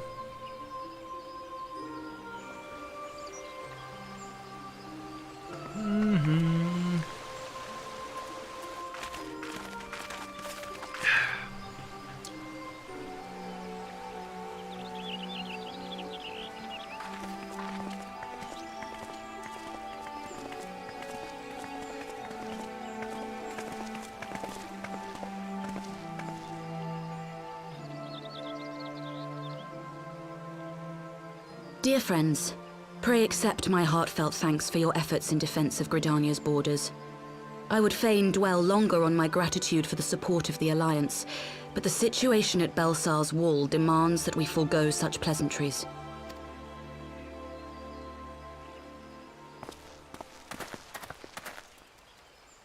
According to our most recent intelligence, the cocoon of light that formed in the air above the wall remains undimmed and unbroken. After measuring the cocoon's etheric concentrations, Archon Y'shtola has confirmed the presence of a primal entity. Of course. So we must assume that Ilbert's thrice damned god is indeed trapped within. And what news of the Imperials? They're not like to ignore such a spectacle. Yes, sir. A Garlean airship was observed making an approach, but the vessel was destroyed when it drew near. The Empire appears to have made no subsequent attempts to reach the object.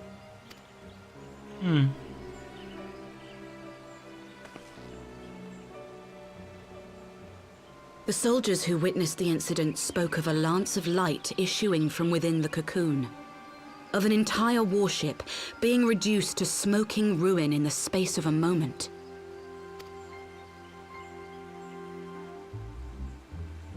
Veterans of Cartano, meanwhile, likened the destruction to that wrought by the fiery wrath of Bahamut.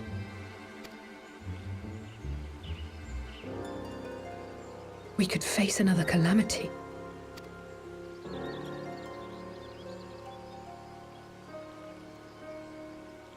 So the Primal is awake then? Contained, yes, but for how long?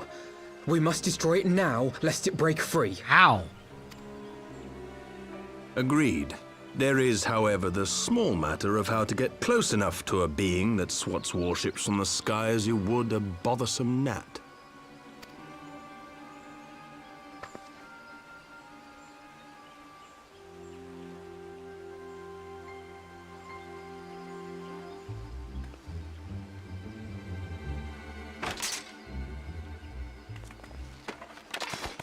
Is this truly so complex a puzzle? Or have you no stomach for the obvious solution? Frickin' Nero. What in the hells are you doing here? Good question. A pleasure to see you too, Garland.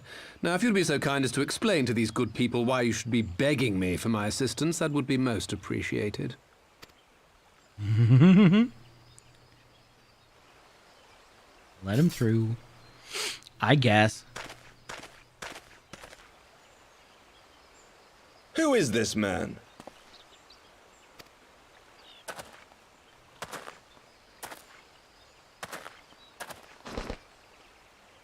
Oh, how terrifically rude of me. Nero Tolskeva, former tribunus of the 14th Legion of the Garlean Empire. These days, however, one might say that I'm something of a free agent. Yeah, free agent. What do you want, Nero? I was getting to that. Although you already know what I'm about to propose, old friend. As you have rather belatedly realized, within that frail binding lurks an entity alike in strength to the great Bahamut, and the only force in existence which might conceivably contend with such a foe is the very creation which captured the Elder Primal in the first place.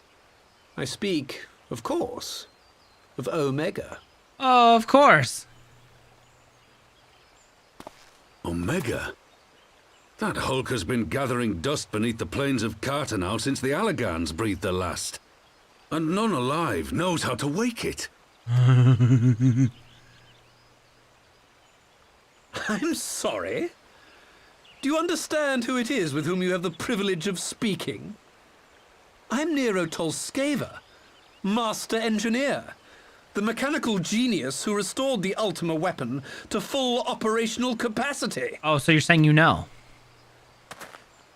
And as luck would have it, I'm graciously offering you the use of my considerable expertise. And what, you just expect us to accept? You're a fool if you think your deeds at the Crystal Tower are enough to win my trust, Nero. Trust? You wound me, Garland. All those years, studying side by side at the Academy, sharing both trial and triumph, we were countrymen once, you and I.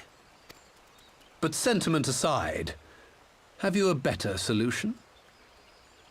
Or do you mean to send in your vaunted hero there, as you always do, and pray the world is not engulfed in flame. That's a good point.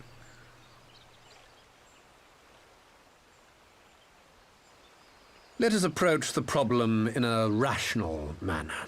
Does not the fact that Omega slumbers in stasis point to the existence of some overriding technology? A means of control? Yeah, that never works out that way.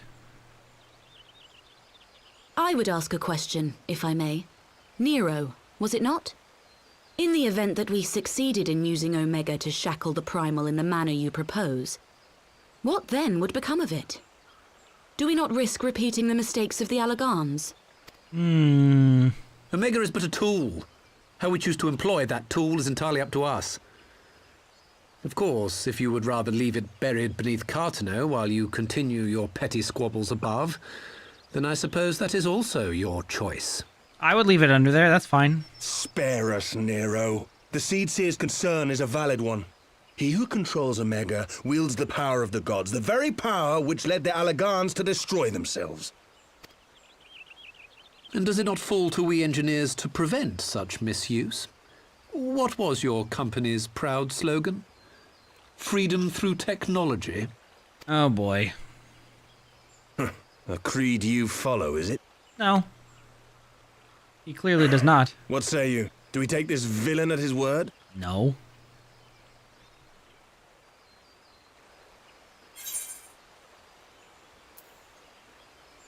No, but I'll keep an eye on him.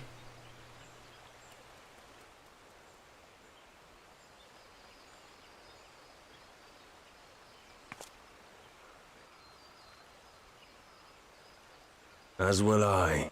I don't like it, but then it doesn't look like we have much choice. Yeah.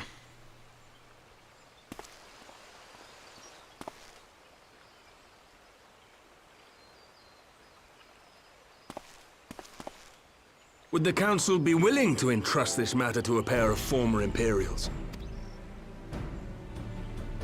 Oh, we know we can trust one of them. Yes.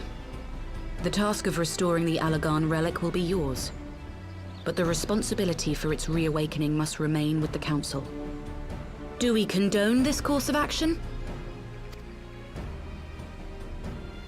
Aye. 'Twould seem we do. Let the record show that we invest this contingent with the authority to enter Cartano and take command of Omega. Sid, I appoint you leader of the expedition. Scions, I would ask that you assign some few of your number to escort Master Garland and supervise the other one.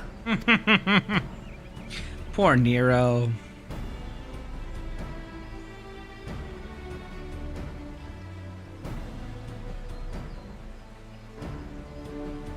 We should be happy to oblige. The politics of Cartano being what they are, I dare say our neutrality will prove useful in avoiding any unnecessary entanglements. If I am not mistaken, Doma occupies a similarly neutral position. Might we not persuade you to join the expedition, Lady Yugiri? If you suspected any foul play from Nero, you would be welcome to kill him.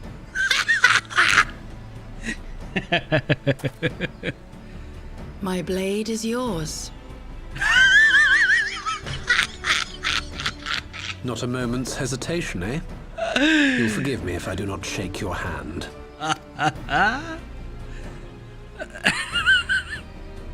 Oh my goodness.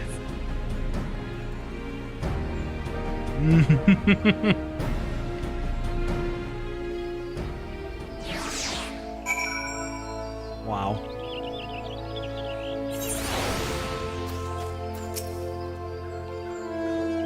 Well, that was rather unexpected development, and one which raises a number of questions. Not least among them, how Nero chanced to learn of the council meeting in the first place. Alphino is eager to join Sid and the others. Sid and the others are assembling at the airship landing.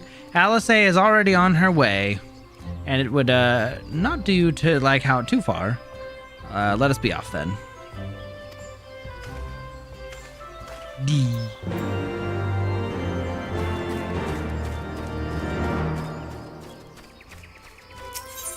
Little Byakko cub. Doesn't guy have still aether gas? Are you talking about the eyes of Nidhogg? Or are you talking about the white... Was it white Orosite?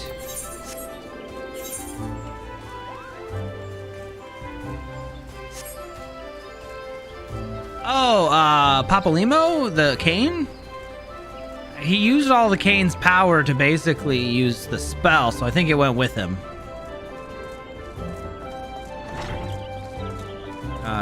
So I don't, whatever plane of existence he's in, it's kind of being used. Element Alphino, ready to go.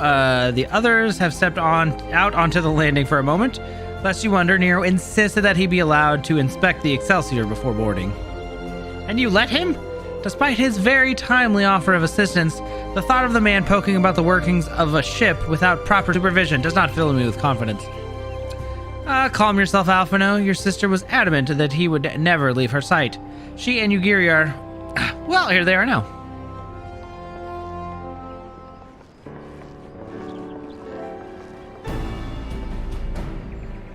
Right. I think that's everyone. Shall I set course for Cardno? Might I ask that we delay our departure slightly? I require no more than a few hours at most. Our colleagues are studying the cocoon even as we speak. I would hear their latest observations ere we proceed. It would seem wise to gain as clear an understanding of the situation as possible before formulating our plan. Oh, I thought time was against us. How foolish of me. Hold your tongue. When we want your opinion, we'll ask for it. Forgive me, my lady. I shall keep my counsel until such a time as you have finished procrastinating. All right, geez. While Alphino speaks with his colleagues, I shall fly the Excelsior over to Mordona, and we can reconvene at the Rising Stones. Mine apologies for the trouble. I shall visit Istola and the others forthwith, and join you as soon as I am able. Element, pray accompany Alice back to the Rising Stones. I should feel safer knowing you are in the presence to entertain our guest. Right, everyone heading to Mordona is welcome to travel aboard the Excelsior. I'll clear things with the girl at the counter here and let her know when you're ready to leave.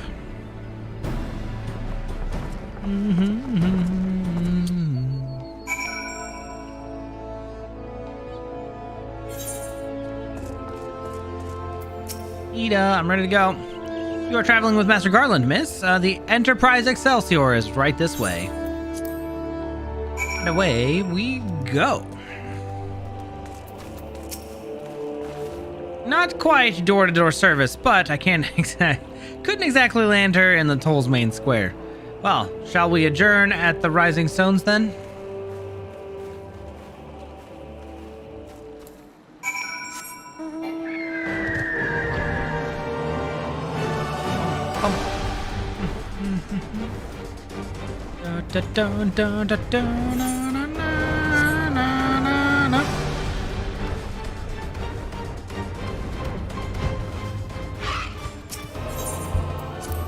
Okay, almost there.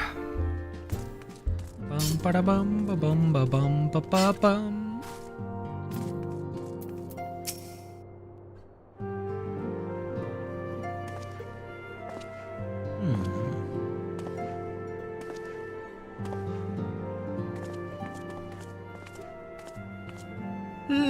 So these are the fabled headquarters of the Scions. I confess I would have expected an order of self-proclaimed warrior scholars to surround themselves with the fruits of man's enlightenment. And yet there's not so much as a single piece of magitech in sight. It never ceases to amaze me how primitive you Eorzeans truly are. Oh, I'll have you know that the Rising Stones is home to the very latest in magitech innovation. Wedge calls it the Mark 14 Thermocoil Boilmaster, and it's the finest kettle I've ever had the pleasure to own. It's a tea kettle.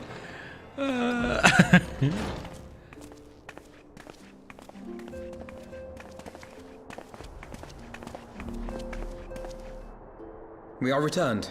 Well, Ida and I, at least. Ishtola and the others remained behind to continue their assessment of the binding magic.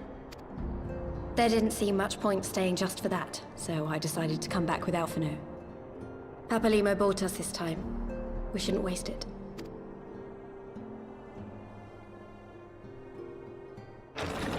By your leave! Good God, that voice could fell a gigas. This is the Rising Stones, domicile of the Scions of the Seventh Dawn. I enter at the invitation of one Lord Urianger. I spy you there, Shadow Walker. You always were a hard one to find. Yugiri, do you know this man?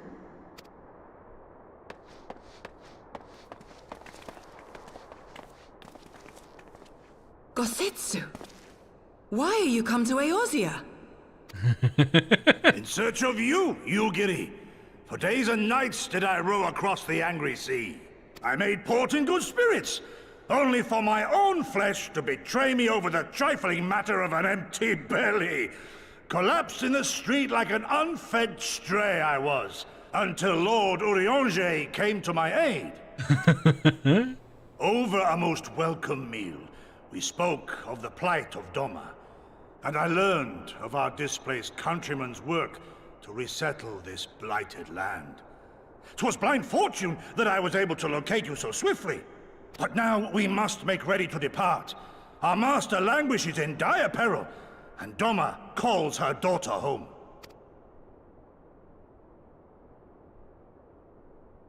It is not so simple, Gosetsu. There are obligations which bind me here. You refuse? Did you mislay your oath during your flight from our homeland? The laws of hospitality must be honored, but surely the vow to defend your master demands the greater obeisance. It was our master who bid me guide our people to safe haven by any means necessary. And it was the Scions you see before you who provided us succor and sanctuary when all others refused. Dire peril or no, were I to return without first repaying such hospitality, our master would cut me down at the threshold. Mayhap that is so. There is more. A crisis threatens all within this realm, Eorzean and Doman alike, and I go to play my part in its resolution. I will not bring shame upon our liege by abandoning my people or my duty. How very noble of you. Now, in the name of honor, kinship, and, yes, practicality, might I suggest we get this expedition underway? Or would you rather debate the finer points of duty and leave Omega to the Empire? The Empire? Yugiri, you draw steel against the curse of Garlemald? Then why did you not say so? My blade is oath-bound to fall upon the ranks of the Imperials wheresoever they march. Lead on, Shadow Walker, and may the enemy tremble at our coming.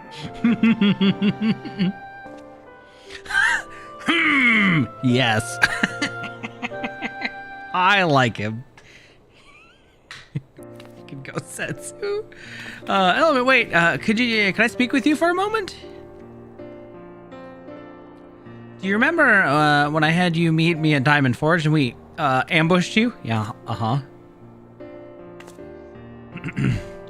Well, once we had your measurements, I set to working to making you a traveling outfit in my spare time. I've only just, this moment, finished the stitching, but I wanted you to have it before you left. Here. What am I supposed to get out of this? You can try it on right now if you like.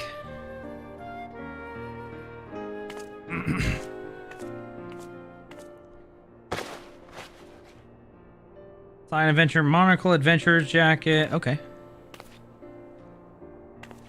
Okay. That's something.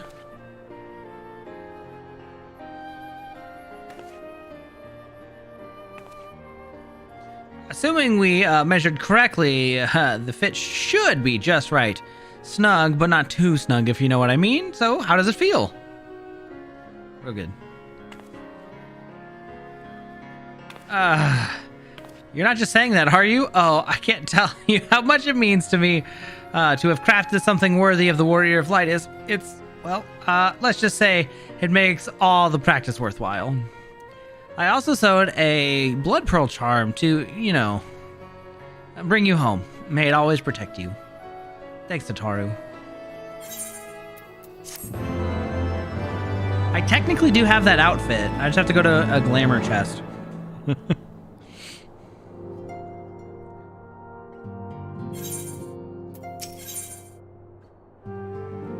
Fly free, my pretty. Oh boy. Oh boy.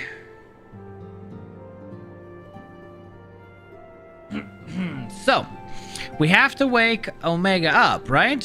When do we start? Ida, are you sure that's... I'm sure, yes. I won't lie and say I'm completely fine, but I'll feel a lot better if I'm doing something useful. Very well. I will remain here and continue coordinating our efforts with the Alliance. Alphado, mayhap you could return to Gridania and assist Ishola and Cryle? A fine suggestion. The rest of us will form the Cartno Expedition Party. Nero and I will focus on rousing Omega, while Element, Ida, and our Doman friend take care of our security. Oh! I can hear it now. Freaking Gosetsu. The Excelsior is just by the lake outside of town. We'll leave as soon as everyone is ready. Alrighty then.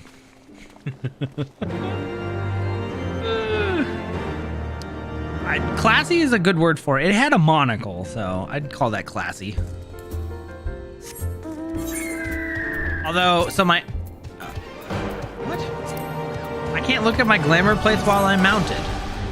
Well, that's just weird. My warrior, however, is equipped with my Shadowbringer stuff. But first we have Stormblood, so basically we go help Yugiri in Doma. So we're going to be a ninja for that one, because that, I think, is fitting. We haven't far to go. With any luck, we'll be in Cartno before Gosetsu...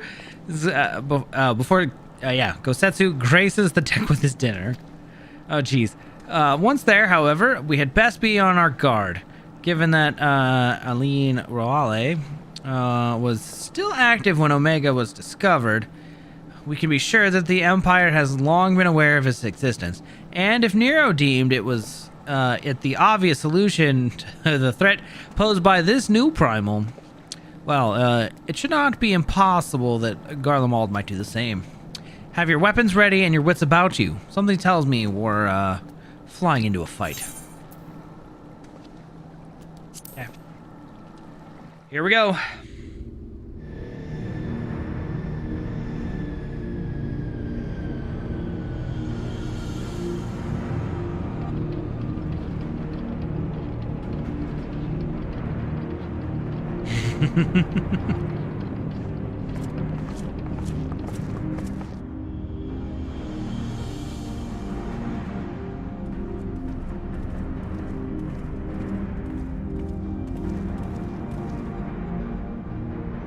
Now, where was that?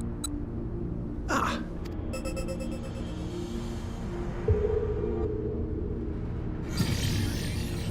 I've enabled the teleporter. One brief jump and we shall arrive in Omega's control room. How convenient. You've been here before. Of course. Of course. It was no easy task threading a path through all the skirmishes. But how could I ignore the existence of such a fascinating toy? You may trust that my preliminary examination was suitably thorough. Trust? Aye. I trust your appetite for technology. I chased down a suspect airship, and who should I find but the traitor, Sid Garland.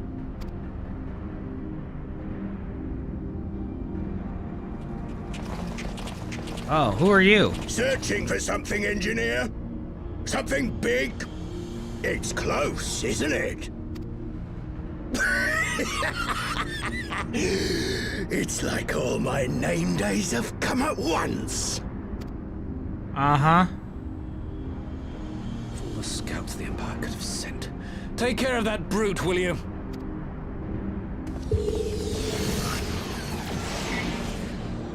God damn it. Can't let Nero tinker around in there by himself. I'm sorry to leave you to it, but I dare say you'll manage without me. This clod has no idea who he's dealing with. Fair enough. Good luck. Let's dance. Ooh, Gosetsu? I am Gosetsu, Samurai of Doma.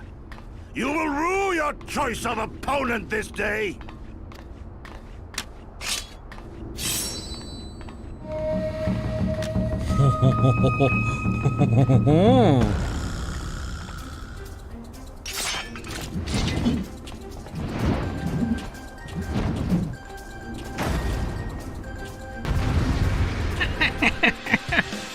Oh, jeez.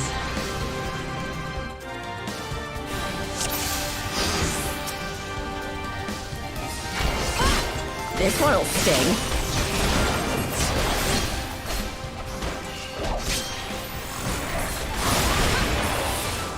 No retreat. No surrender.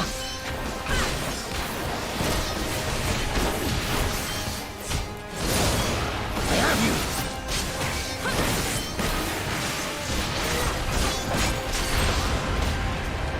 It's all over now.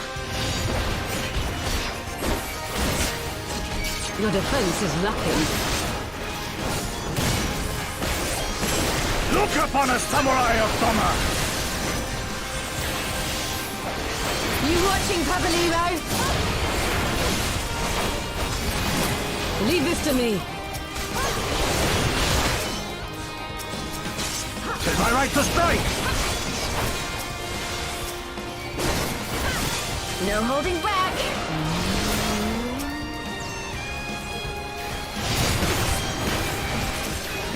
An opening. It's just her battle stance. With soul and steel.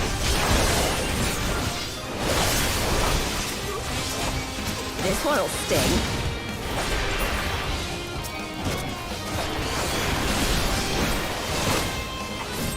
No retreat. No surrender. I have you. It's all over now.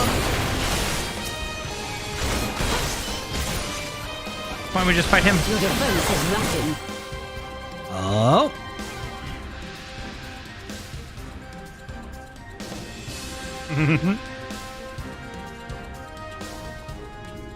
Surrender. We have you outnumbered. I will do no such thing. Wouldn't be the first time.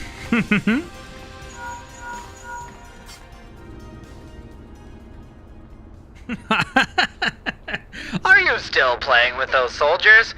I suppose I can lend you one of my toys, but only if you promise to give it back.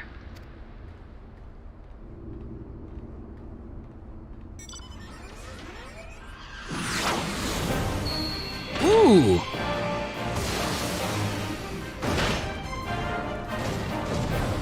It's Nero's walker. Behold, the Red Baron.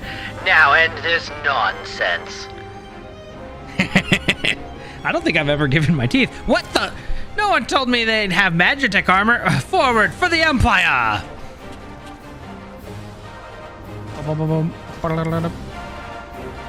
Ah, the honorless cur thinks to abandon his men. I shall see that he shares their fate. Pray attend to his minions. You gotta go, Setsu.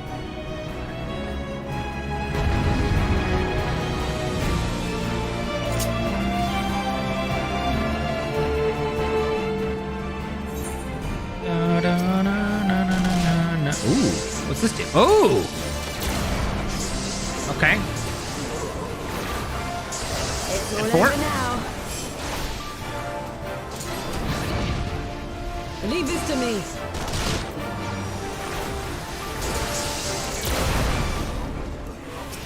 I have you.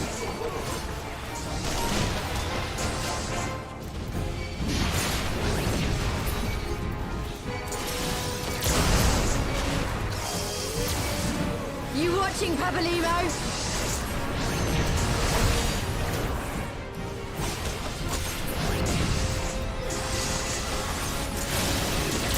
No retreat. No surrender. With soul and steel.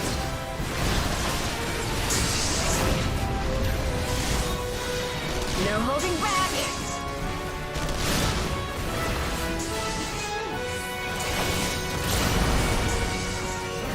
I like the Red Baron. Your defense is lacking. Ooh. 'Tis my right to strike.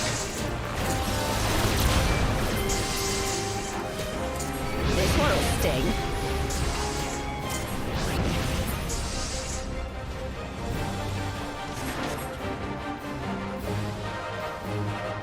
All right, it is time.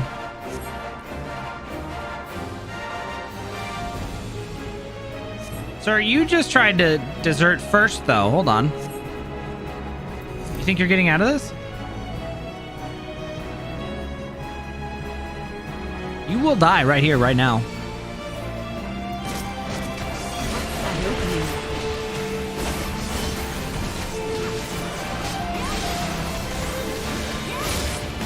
Look upon a samurai of Doma. It's all over now. Leave this to me.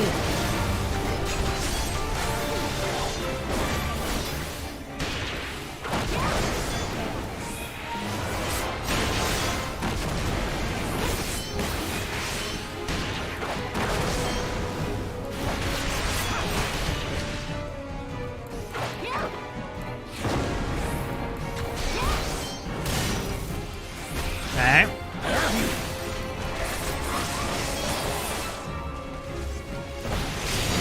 You watching, Pabalimo?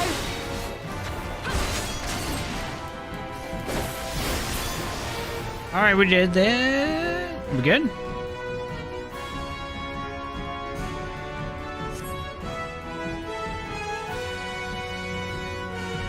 Oh, he ran off still. Come on.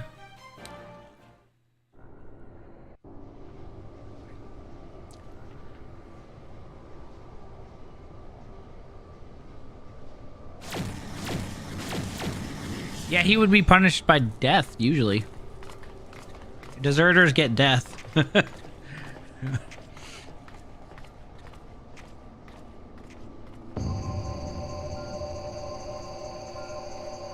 Oh, great. Omega, huh?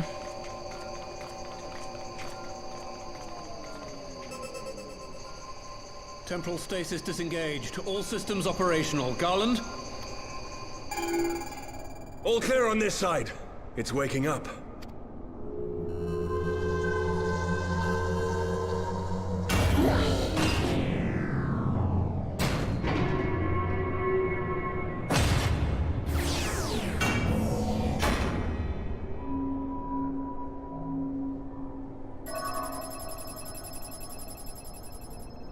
There it is. Remarkable. Omega's sensors immediately detected the presence of the cocoon, even at this distance. They must have been set to scan for sources of energy exceeding certain magnitudes. I still don't see any means to control the machine directly. It seems to have been designed to act wholly autonomously. Yeah, that's not a good thing. Once we release Omega, we can be fairly certain it will attempt to capture the Primal at Belsar's Wall. Assuming its mission is successful, our only option at that point will be to re-engage its stasis system and put it back to sleep. And should the machine happen to misbehave, we'll simply initiate an emergency shutdown. I confess we don't yet have a complete grasp of its capabilities, but I'm certain the details will not elude us for long. Yeah, that's not a good thing. Well, I understood less than half of that. So, My question to you is, are we doing the right thing?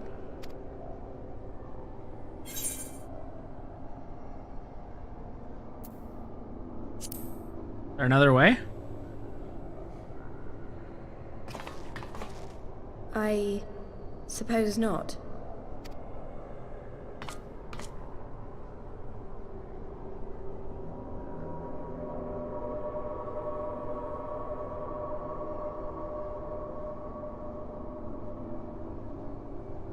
All right.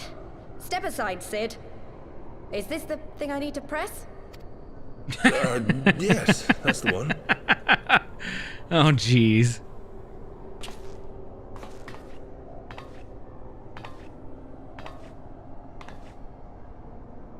You gave too much for us to waste this chance, Papalimo.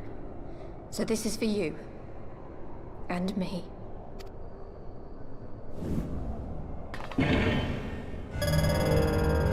Oh, boy.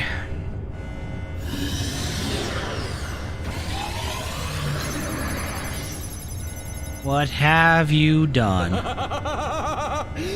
Yes! Fly free, my pretty! Show us what you can do. Oh boy.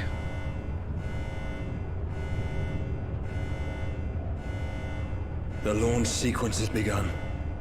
Omega is loose. Not good, but we'll see what happens. And yes, we're winning, sort of.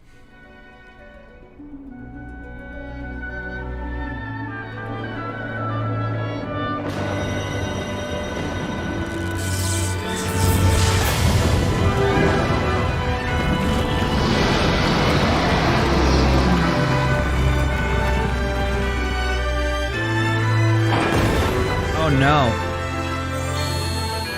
Well, there's Omega.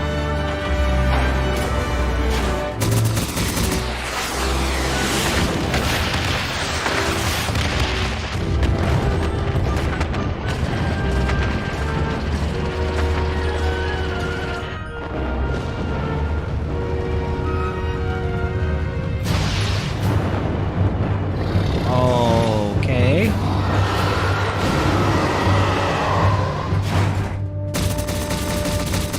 That's not Bahamut, is it?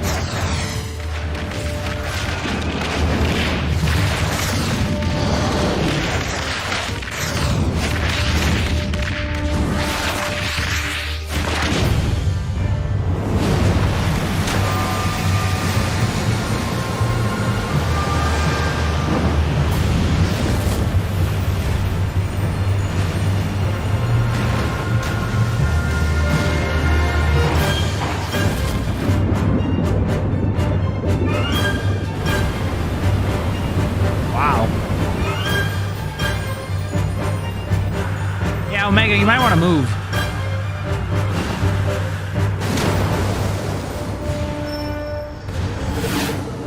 There he goes. Is it Rauger?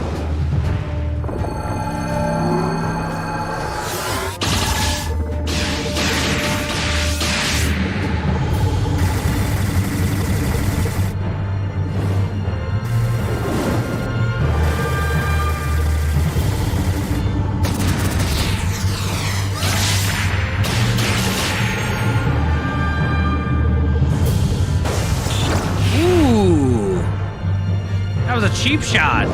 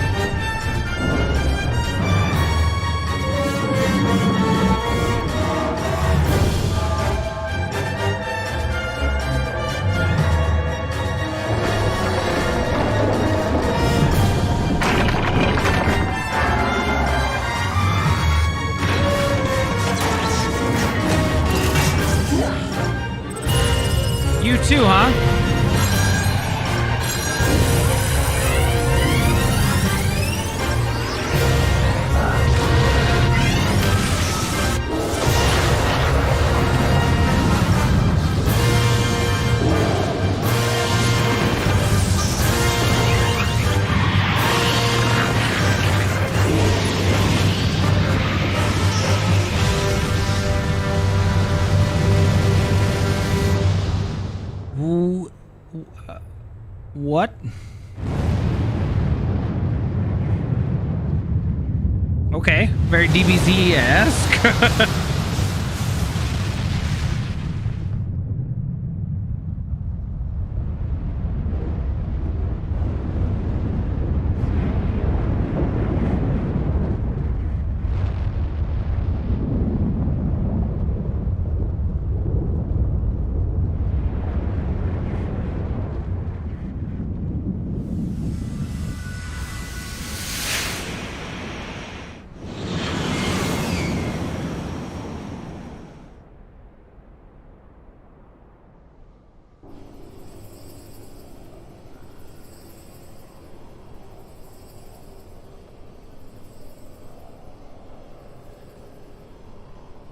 Huh? Omega has stopped transmitting. But that shouldn't be. I didn't engage the stasis system. They both And what lost. does this signify? I have little understanding of these contrivances. Mm-hmm.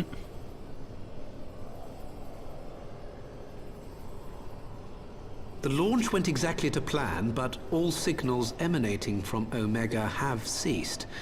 This may indicate any number of things, but we will need to join the Scions out in the field if we are to ascertain which one.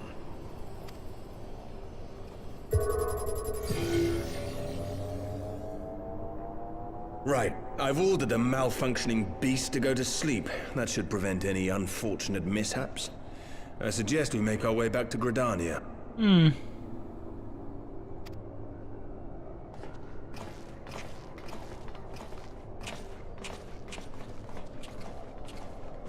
Calmer? I guess. Whoa! Whoa! Omega destroyed the cocoon. Papalimo's spell is fading. It was bound to his ether, you see. And if the connection is broken...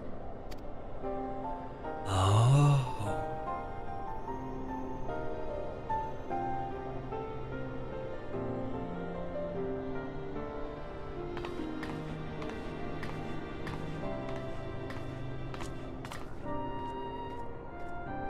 Oh.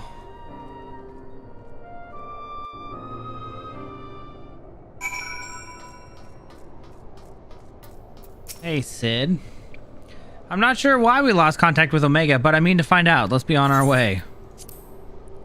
Oh, I know why. It got shot down by some stupid dragon. You do know I can just look. Royal Menagerie? Xenos... Yeah... Doesn't look like it.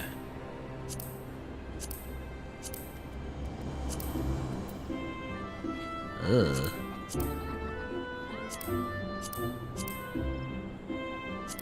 The closest one is the Royal Menagerie. Ah, yep, there it is. Shinryu, Ilber's draconic god of vengeance. Found it. No peeking. Sorry. I'm mad.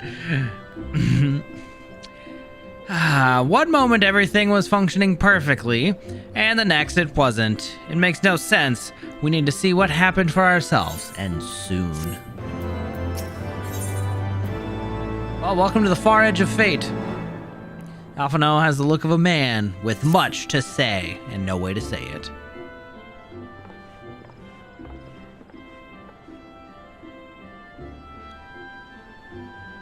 Words can ill express how glad I am to see you all unharmed. When Omega came hurtling towards the cocoon, everything dissolved into chaos.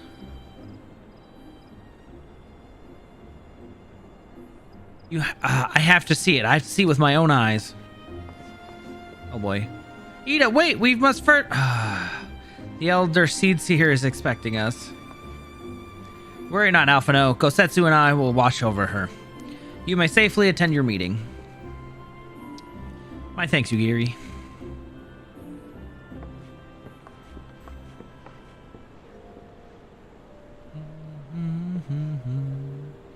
The council reconvened a short while ago. Let us make haste for the Lotus Stand. All there are eager to hear your testimony. Yeah, about that.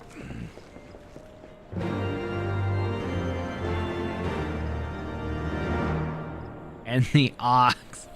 Good old Gosetsu. Yeah, that's what it looked like. Basically, they had a major, like, battle and boom. He was just here to release Omega, his new toy. So he's gonna leave soon and go find Omega.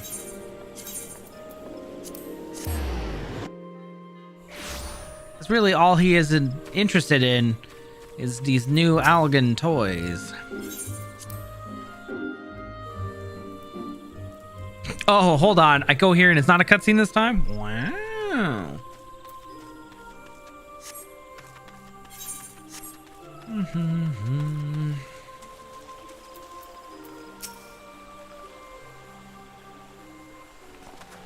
Well, here we are. My friends, full eagerly have we awaited your return. Few indeed could have discharged the duty entrusted to you, and most humbly do we thank you for seeing it done. You are too kind, Elder Seedseer. As I recall, we as good as demanded the right to try, but tell me, how did the battle unfold? We succeeded in waking Omega Eye, but we lost contact with the weapon shortly after it launched. From our position in the control room, we were blind to all that followed. What words could do justice to such a scene? None of my choosing, that much is certain, but I can give you the facts. The cocoon hatched even as Omega arrived, and from the midst arose a great dragon. The pair duly set about each other in the skies over Girabanya. The primal's might defied belief. It seems the very heavens would be rent asunder by such force of its blows. And it wielded such magics as I have never seen, and I hope to never see again. The battle raged on with no end in sight until both combatants were engulfed in a blinding flash of light. When the radiance faded, the pair fall motionless from the sky, coming to rest somewhere on Alamegan soil. I will not speak for the rest, but to my eye it seemed that each had landed a fatal blow upon the other. While most among us could only think only of Bahamut when looking up at the primal's form, the Domans were heard to whisper the name Shinryu. It would appear that the being resembles a creature from the Far East legend, and we have found it convenient to refer to it as such. This Shinryu's fate, and indeed that of Omega, is yet unknown. We have, alas, no eyes on the Kirabanyan side of the border. Which is why we have sent our main force under the command of Marshal Tarapin to capture the wall. With the Imperials in disarray, we have the perfect opportunity, to secure Gridanya's borders and assess the aftermath of the impact. I myself will join the Marshal and his men when the council is adjourned. Okay. Well, that explains a few things. I'll wager that flash of light coincided with our lost contact. Lest you wonder, we quickly re-engaged Omega's stasis systems. Even so, if it has fallen into the Empire's lap, it will be of no use to them, save perhaps as a statue.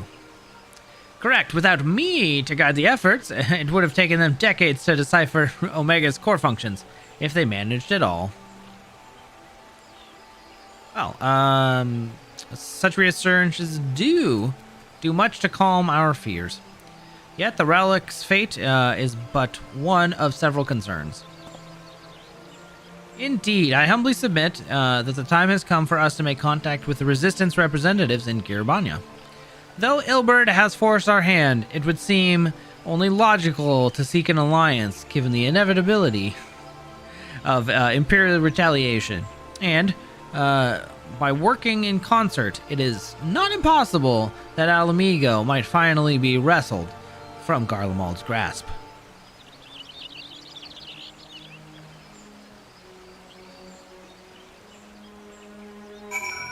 Indeed, he is a Magitech fanatic. It's a very good way to describe it. You must be exhausted. I would ordinarily suggest that we retire directly to the Rising Stones, but I wonder if we might first make a small detour. Ishtal and the others have gathered at Amarasai's spire, and I imagine that you too would be interested to see what has become of the wall now that the cocoon has gone. It is decided. Lead on then.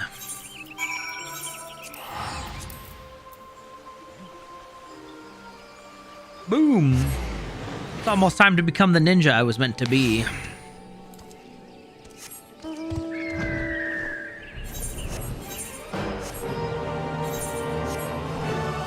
Oh, I might even have time to do Genshin dailies after this. Nice.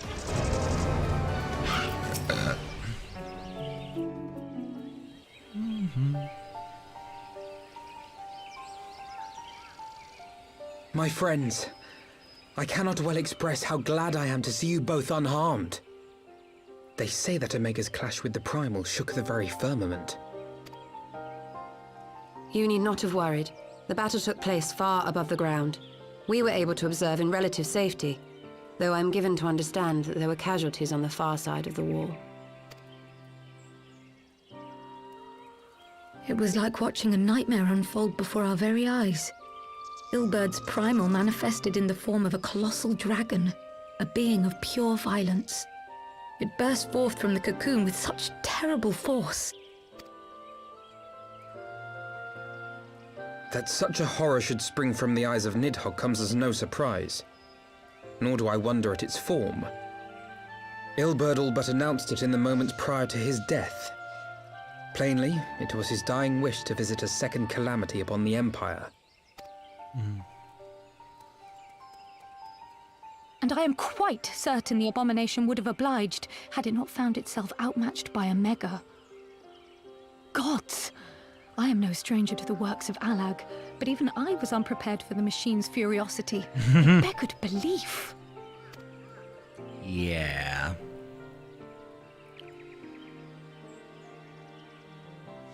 And how fares poor Ida in the midst of all this? Have you spoken with her? She's up on the platform, lost in thought. We deemed it best not to disturb her, but mayhaps she would welcome some company after all. Shall we? He means Shinryu, which they said before after I looked it up. I could look at the trials. But they did name drop it. But I barely remember most of Stormblood. The light's gone. It was all we had left of him. Ida. I don't blame anyone. I knew what was going to happen. I knew the spell Papalimo meant to cast would drain away his life force. I knew that it would only buy us a little time.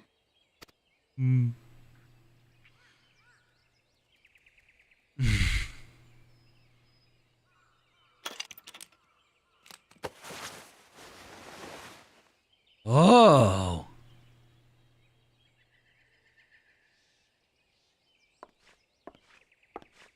Ida, there is no need to explain.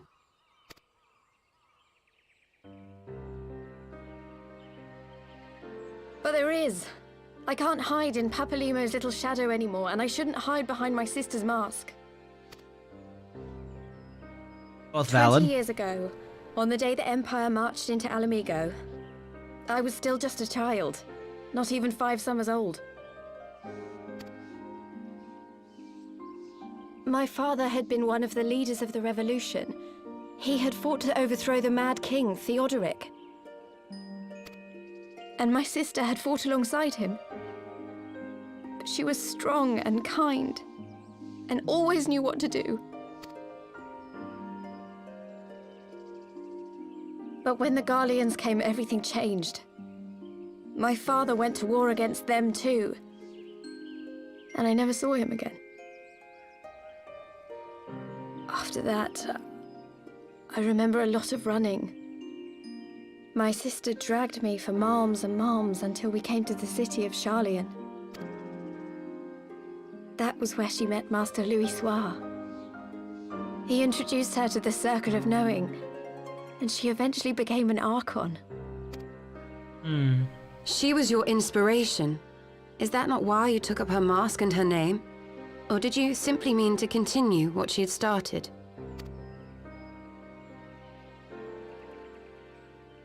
You've known all along, haven't you? That I wasn't Ida. Oh, yeah. Of course. We all recognized you at once. 'Twas Papalimo who persuaded us to maintain the charade. It was silly to think I could fool you. I knew that even then, but I sort of decided not to know.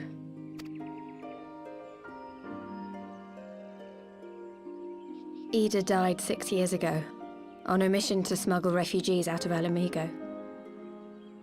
They say she was overwhelmed by Imperial soldiers when she stayed behind to save a little girl. She was so strong. There must have been a lot of them.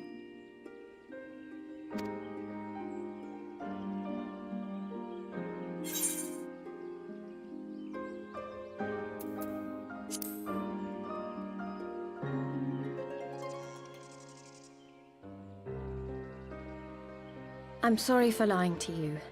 My real name is Lise. When Papalimo brought me Ida's mask, it was meant as a keepsake, but I decided I wanted to be his new partner, to keep alive all the good that she had done. Interesting. I didn't want to become Ida, exactly. At the time, though, I still didn't know who I was myself, and it almost seemed easier to play the role. Papalimo agreed to help, of course, but it was never what he wanted for me. He wanted me to walk my own path, and those were his final words to me.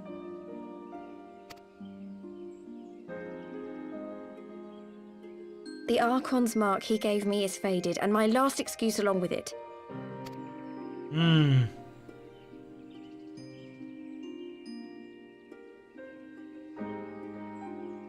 So this is it.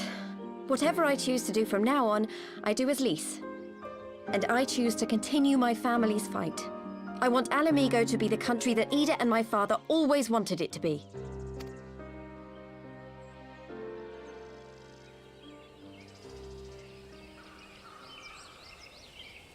Oh.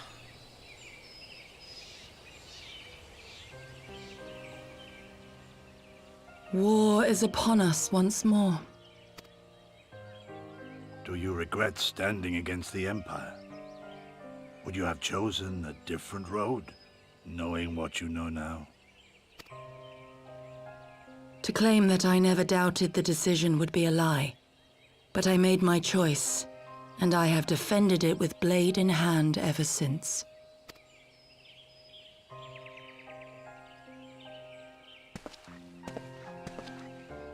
The battle continues, and our steel is needed.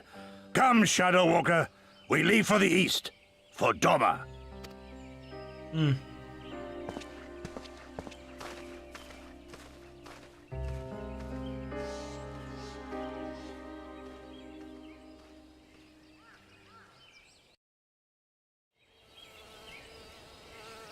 He sure doesn't. Sounds like a gruff samurai to me. A little old, but not too old.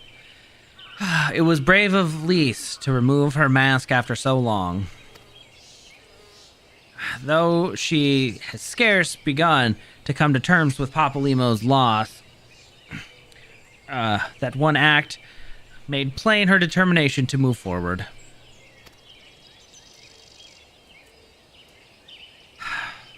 And should she ever falter, we shall be there to support her on this road she has resolved to walk.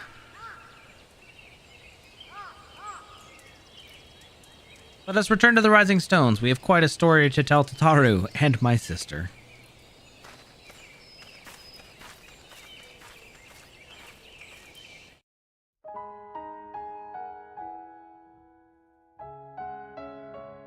Credit roll.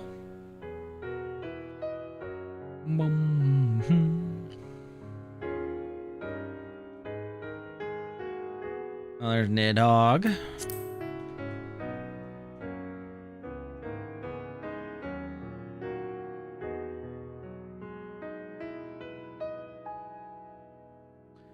We did it. Children of the land, do you hear? Words of darkness. Of truths that once rang clear. Two souls intertwined, one true. It truly does.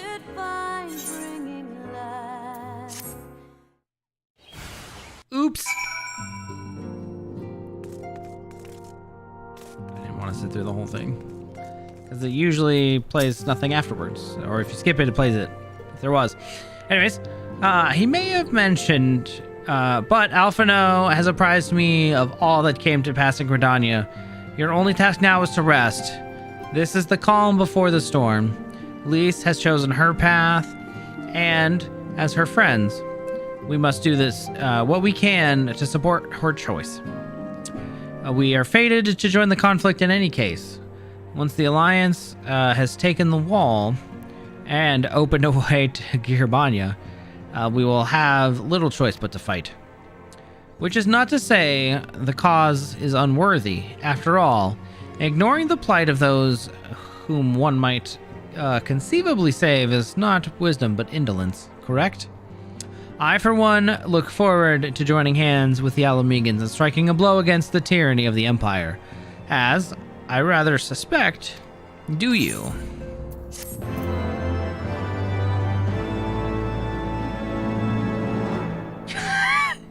It was no accident. Yeah, give me the good stuff. Let's go.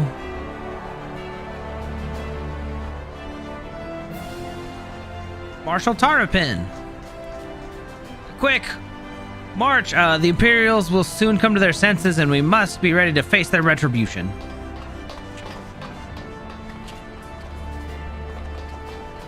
And his sword is as big as him. Father! It is almost time, Father. I almost stand firm, Pippin. I learned to brace myself against the charge of the Bull of Alamigo. No foe will dislodge me.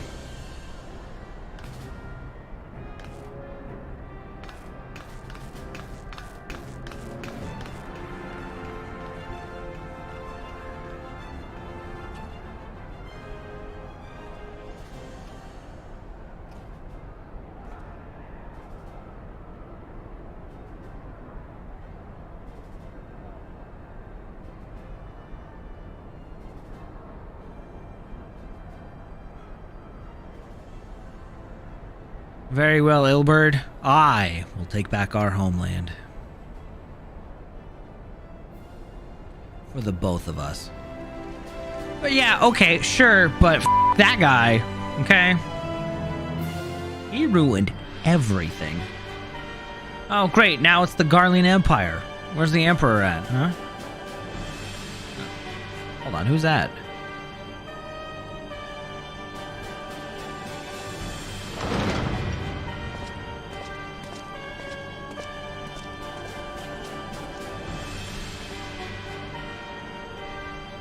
Yes, Raban is Pippin's adopted dad. Raban took him in. My Lord Viceroy, our scouts have confirmed the preliminary reports. Belsar's wall has fallen to the Eorzean Alliance. The hunt for Omega and the unknown icon continues, though both yet elude us. My lord, their battle caused considerable damage across the region. Should we perchance divert some of our forces from the search to undertake the necessary reconstruction work?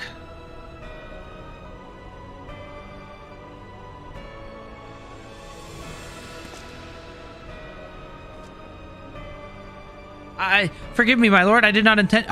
your will be done. He didn't even say anything.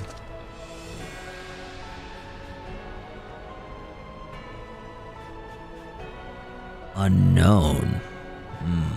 My spies tell me the Domans call it Shinryu, and that it proved a match for Omega. Yes.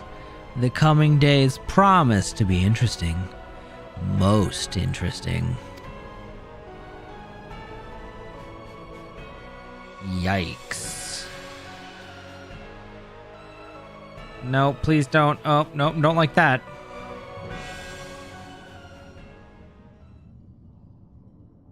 At the far edge of fate, the road begins anew. The heroes look to the eastern skies and behold their crimson hue.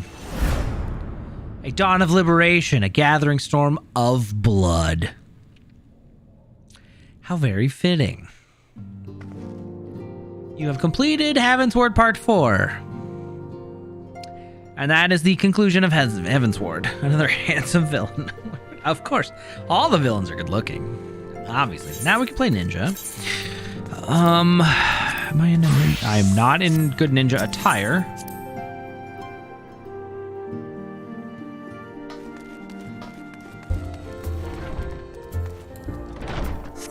Okay, so now do I need to do Alexander or something else before we start Stormblood? Technically, Alexander can be done at any time now, right? But it's not vital to the rest of the story? Dun, dun, dun, dun, dun, dun, dun. I don't know where an inn is here.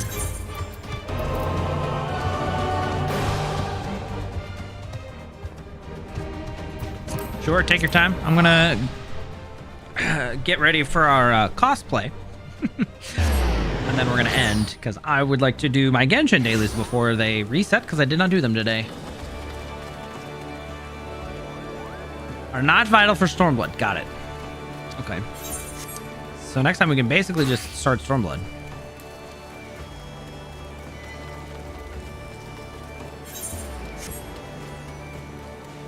They're both related to Shadowbringers, so I have to do them before Shadowbringers, but I can do them whenever. Okay. I do have my Welkin activated, yes.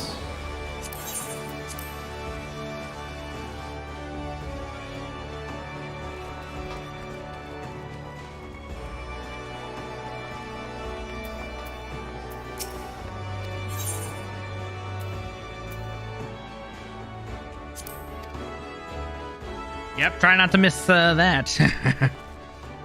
I got a little bit of time. I think we'll be okay. All right, let's see here. Ninja. All right, so we've got this. Nope, not samurai. Ninja rogue. Emissary jacket. That's not happening. So we got the Koga mail, which is purple. We got the Ningi here, and then the chainmail. I'm thinking we just stick with the chainmail, actually. We just remove the headpiece for most things.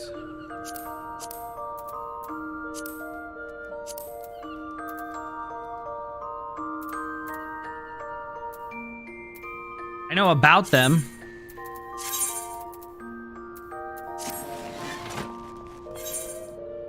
Okay.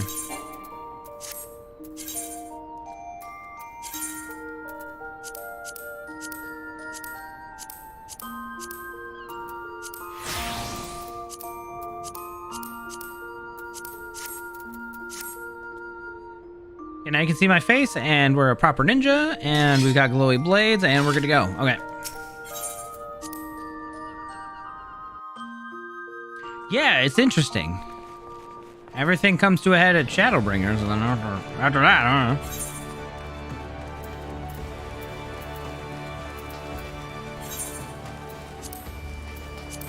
Oh, I'm almost, oops, almost full on that.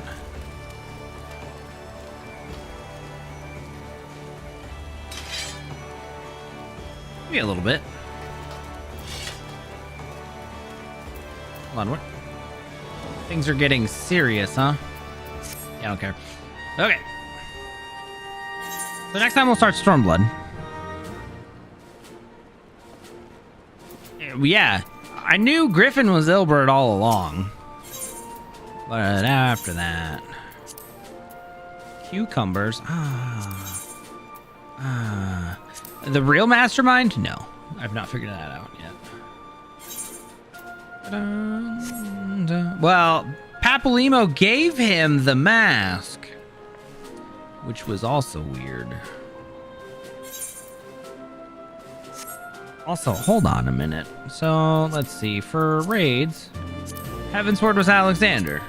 Omega is Stormblood, right? No, Omega's...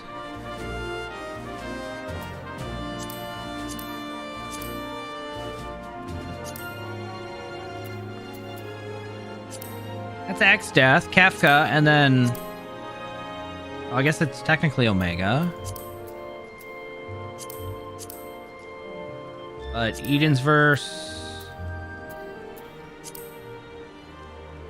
Okay, he is.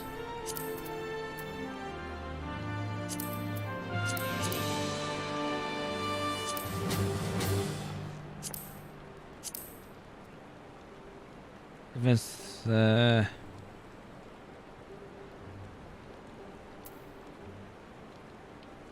Oh, I see. Got it. Got it. All right. Well, that is something for another time. Exit game.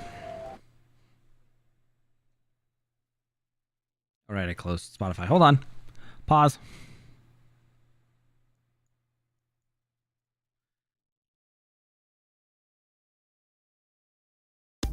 There we go.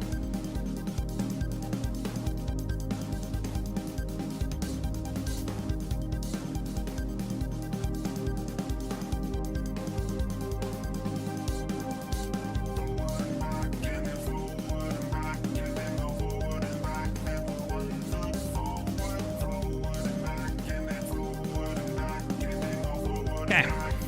Well, I'm gonna do my dailies probably off stream because this was a good wrap up for Heaven's Ward Part 4. Thanks for hanging out. Tomorrow's Terraria night. We're doing that. Calamity mod. And then Friday, we might do a late night stream. We'll see. And then Waifu has claimed me for Saturday. And as for Sunday, probably not doing anything else. So we'll see. But yeah. That's the plan. We'll stick to it for now.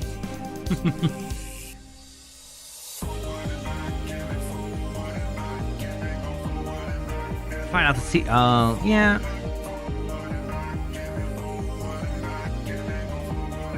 All to have them meet Heidelin. Oh, jeez. First Genshin dailies and then bed. Yes. 3.6 you'll have an interlude quest thing. I will have a ton of stuff. Nahida story quest? Didn't we already have one of those?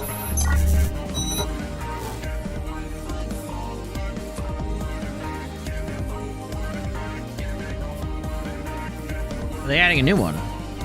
Part 2?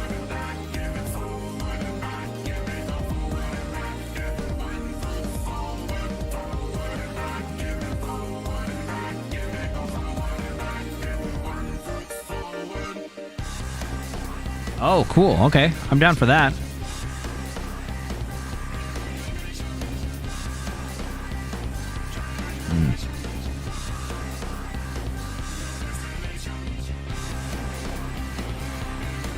Okay, well, it was kind of like a weird a panic moment for all of them. But, alas, I will see you all tomorrow for Terraria shenanigans.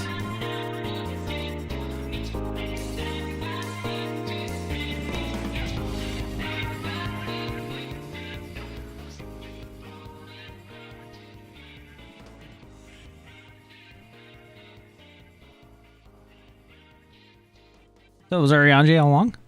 Stupid.